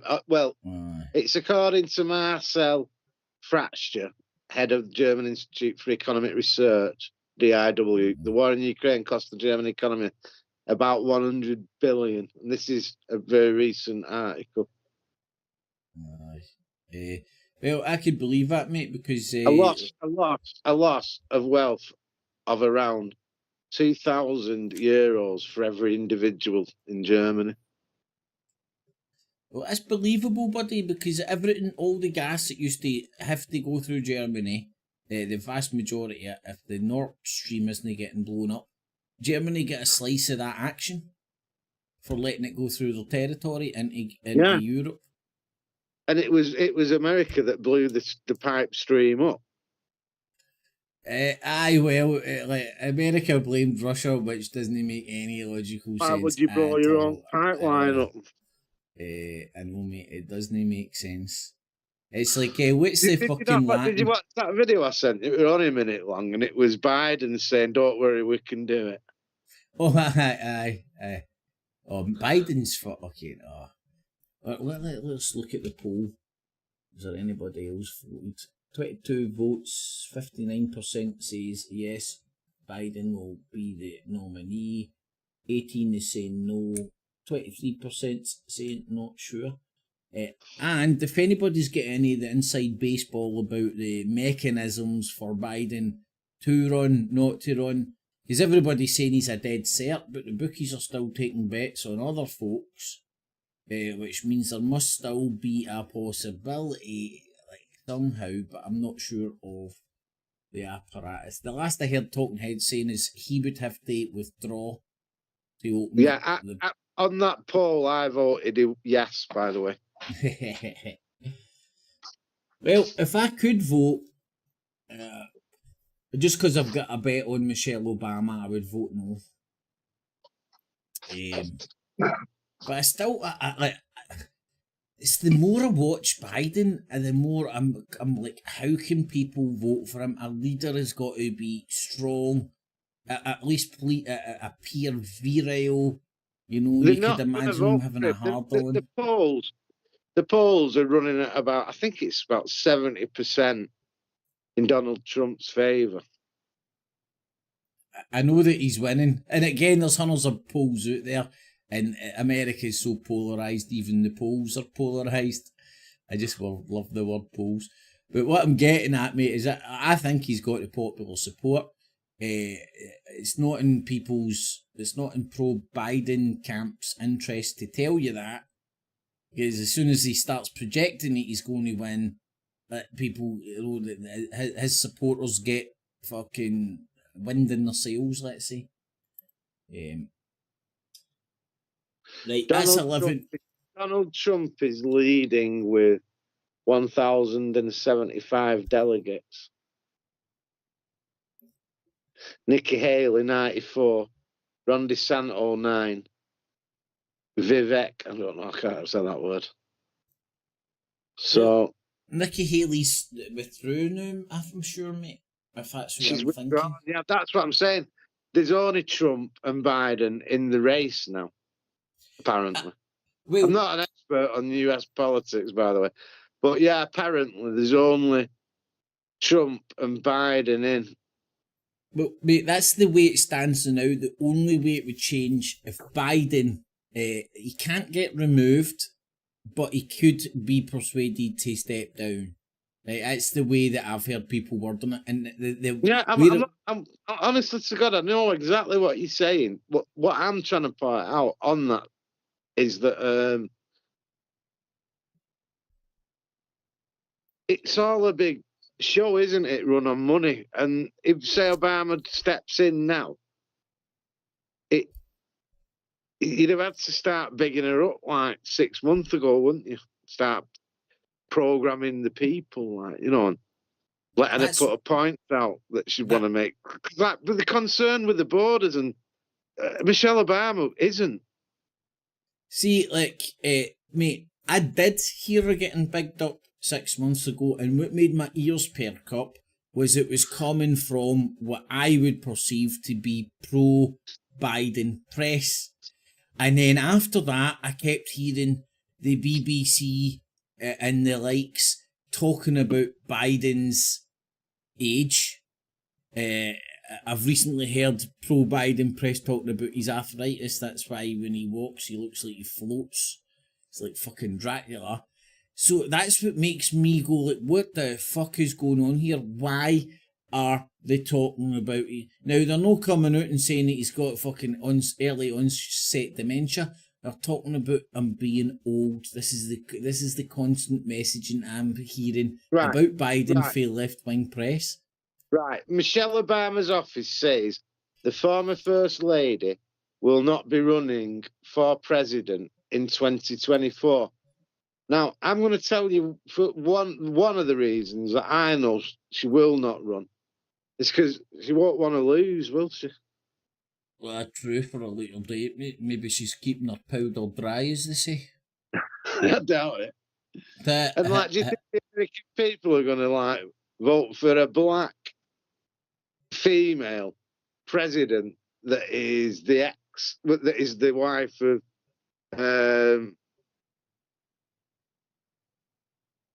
Obama? I don't think she'd have a chance in hell. Well, here's the way. The wrong gender. She's got the wrong policies. It's going to the right, isn't it, right now? It's going to the right over it. It's being pushed. Right. But that's what's also happening in America, isn't it? Mate, you're seeing it from somebody sitting in your shoes, right? Think of somebody that's very much in the left spectrum of politics, right? To them, she is the right gender. To them, she is the right colour, race, whatever. And to them, she is for the right dynasty, you know. So she's already got the support of Barack Obama's fucking dudes. She's got the vagina vote. She's got the black vote. And she's also going to get the vote for fucking the Democrats that fucking are just glad that fucking old man Biden isn't coming in. And she looks like a spring chicken compared to fucking Biden, do you know what I mean? Like, I don't think she's got much charisma or gravitas at all, so I don't know if she'd be a good campaigner. What I'm saying is, there's definitely a thought process out there that's getting propagated on some through the news that Biden's done and Michelle Obama should run, and it's because again it boils down to there's some cutthroat motherfuckers, and that's what politics is, and cost benefit analysis. I agree. I think she should run, but I reckon that the reason she won't run is because she couldn't stand losing. One, full stop, and two, to Donald Trump. Her ego couldn't handle it, you see. Well, am I right in saying, right, I know that if you're voted in president in the United States, the maximum you can run is 2 terms. Is it consecutively, or is it... 2 terms, yeah. Is it consecutively, or just 2 terms? I think Trump could only... I'm guessing. I think he can only run 1 term. Let's have a look about that. Because it'd be interesting to see if Trump's going to be there for 4 or 5 years, or fucking the whole 10 years, or whatever it could turn out to be. Can Trump run 3 terms? Let's see. US Constitution 27. No person shall be elected to office of the president more than twice, and no person who has held office of president for more than 2 years of a term to which some other person was elected president shall be elected to the office for the president more than once. But this article shall not apply to any person holding the office of the president when this article was proposed by the Congress, and shall not prevent any person who may be holding the office of president for acting president during blah, blah. This article shall... Right. So it doesn't sound like he can run for more than 2 terms, any? No former president, Trump, could not serve 2 more terms if re-elected. No former president, Trump, could not serve 2 more terms if elected. So that means he can only serve 1 more term if he gets in. Aye, so that would be 4 or 5 years he's got now. Max.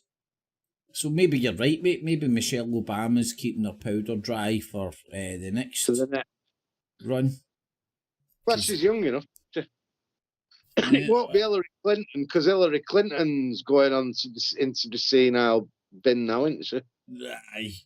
And did you see her getting shouted down? She turned up at a public speaking thing, and a bunch of fucking pro-Palestine motherfuckers were there, and it was a woman like, "You're talking about women's rights and you're not even saying anything about the genocide and all that." She was just destroyed. And it was like, she forgot that nobody really likes her. It was funny as fuck. Yeah, she's had...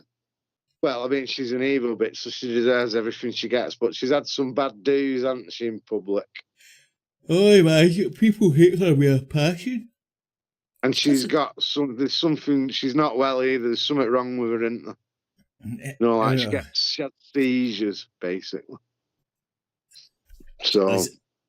Is it real or she's going for a sympathy vote? So it looks like Trump. Well, Trump says he'll get everything sorted in one term anyway. So he said I won't be running for a third. But according to this, you're not allowed to anyway. Aye. Well, let's see. It's weird, isn't it? Because like we could have Margaret Thatcher for 13 years, can't we? Well, mate, we've had the Conservative Party now for 15 years. So, technically speaking, if they had a fucking good leader, and know the shit show that they've had, we could have had a Prime Minister for 15 years. Through 2 elections. Just 2 elections. Welcome to democracy, Cammy. Well, this is it, isn't it? It's fucking... The game's rigged. What is it George Carlin said? The fucking game's rigged or some shit, man. There's a quote in there that I've fucking forgot, but George Carlin, man, he was good. He's fucking... Nowadays would be called memes, but his one-liners are just these short stories to destroy fucking... Thatcher was Prime Minister for 11 years. My dad was like your dad, mate. He loved Margaret Thatcher. He's a business owner. He did like her, yeah. He knew what they were. Like, look, you can have leaders that are bastards, so you know that they're bastards, right? And then you can have leaders that pretend like they're not bastards when they're actually complete bastards. And that's like Labour, isn't it? Well, Keir Starmer's Labour. Oh man, like if you want to talk about shills, man, like if that guy stands up in a party that's actually named Labour after workers, and you've got a sir that he got his sirship through his involvement with the Jimmy Savile fucking inquest, and if people can't see the fucking wood for the trees on that one, man, that guy was in control of what did and didn't get let out. And then he gets a sirship. And then he's in line to become walk-in to becoming the next PM. Crazy days. It's almost like it was earmarked for him.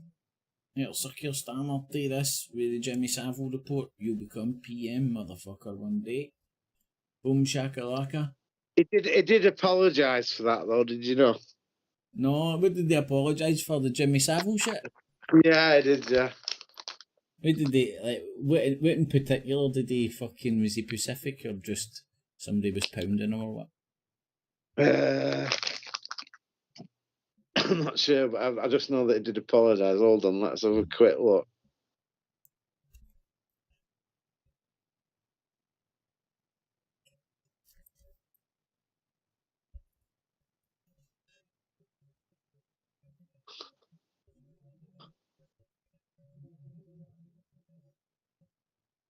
Mr. apologises for the failures and describes the Savile scandal as a watershed moment in the investigation of sex offences. Speaking at the time, he said, "I have apologised to the victims, and I now apologise in similar cases." So he's an apologist for fucking crimes of Jimmy Savile, quite literally, man. That's mental. Yeah, he's apologising to the victims because he didn't put a stop to it. Oops. I just tripped up, officer, and my dick was hanging out and it ended up in our fucking mouth. It's an accident. Oops. I just like what he just done to fucking stop the fucking ceasefire motion go through. Oops. We were scared for the MP's safety. Right, mate, I'm fucking flat lagging here. As I said, we need No worries, bro. No worries. I think we put a time limit on it an hour and 15 minutes ago. Yeah, we've done well. Aye. But anyway, mate, I've had a fucking great time as always, man. Yeah, People, no worries, Kit. I'll speak to you in the week. I dropped a link for Crossman's channel not too long ago in the chat. If you want to go and catch up with that, he's be able to upload within a week or two. I've been led to believe. And if anybody wants to join us next week, I'll be putting these up simultaneously, hopefully in 2 weeks. But I don't want to start fucking around with my channel until I'm back to one strike. well, so far, mate, these have right. So far, Kit, these things have been all good. Yeah. I'll start, give us a buzz tomorrow if you're knocking about, but otherwise I'll speak to you in the week, bro, yeah? Aye, no worries, mate. Keep in touch, man, with the old fucking WhatsApp and whatnot. Everybody that's watched... What happened to Blazing tonight? I don't know, man. Sometimes he turns up, sometimes he doesn't, man. He must be having fun. He got a new couch, so I think he might be fucking chilling out on that. Everybody that's tuned in, moving forward, it looks like the format's going to be an hour and then open it up on the Skypes if folk wants to join.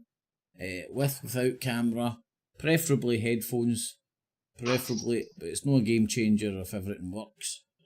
And within the realms of what I consider to be decent, and Crossman considers to be decent, you can say what you want.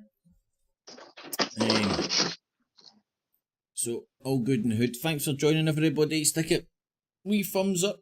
Share it with your friends, family, foes. Jeff, Denny, in the chat. Thanks, boys, for having the chat. Pontiac, long time no see, my man. Hopefully you're still watching. And I'll end the poll. And 22 votes, and the results were, oh shit, I can't see the poll there. I can see here the results were Biden is going to run 59%, 22 not sure, and no 18. So that's interesting, man. Everybody seems to think fucking they're going to jack Biden up to run. I don't know, maybe I'm watching pro-Trump videos too much where they're showing them falling downstairs and all that, and I'm just like, fuck. Because it's dead easy to get a false opinion of somebody if you follow them around 24/7 and show all their worst bits. You know, it's not rocket science to know that it's been politics. They're going to run him. They're going to run him because they've got no choice. It's not that they want it. Well, I want Michelle Obama. My pocket's screaming Michelle Obama. But it's looking less likely. It's looking less likely. She's moved into fourth favourite for fucking third favourite, so the bookies are very rarely wrong. And they genuinely have their fucking nose close to the street. What you mean, the bookies? The bookies. Oh, aye, man. Well, like, those motherfuckers very rarely get shit wrong, mate. Because they're like, it's very complex mathematics, man, and it's just the fucking. They always win, but they definitely like they keep their nose fucking close to the fucking shit, man. That's why I reckon it's worth going putting a tenner on on the Tories at the next election. get about 10 grand for it, won't you? Well, I got 26-1 for Nigel Farage and Bobo Johnson to be the next Prime Minister. Not together, but one of them or the other. Because they're the only people I can see from the opposite side of the fucking house that has got any charisma. And nowadays, politics is all about the fur coat. No cunt gives a fuck about the knickers. Yeah, it doesn't matter. This is the problem with Starmer and Sunak. They've got no personality, have they? Nah, they're fucking wet fish, mate. They could be the best politicians in the world and have the best fucking policies and stuff. Tony Blair had charisma. George Galloway's got charisma. Bobo Johnson, love or hate him, can hold a fucking room and get his message across, and people love or love him. He's a clever guy, Johnson, believe it or not. Oh, well read. David Cameron, I heard his name's still in the hat to fucking get resurrected for the House of Lords. I don't know if he would still be a Lord if he was an MP, but I'm pretty sure that isn't. I'm pretty sure that wouldn't be the first time. He's give his oath in the House of Lords, Cameron.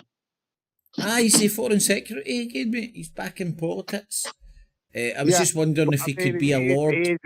He is in the House of Lords already now. I was just wondering if he could be a Lord and MP at the same time, in the sense ahead of the Conservatives. I reckon he could, because he's not really old, is he? He still get a lot of respect in politics, whereas the country kind of hates him. But when's that stopped anything happening? And politics needs something, man.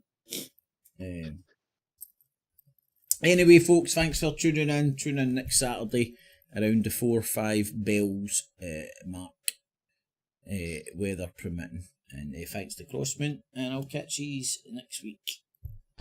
Cips, clips. And remember, citizens, always subscribe. Hit the notification bell as well. And $19.95 plus shipping and handling will keep you out of hell.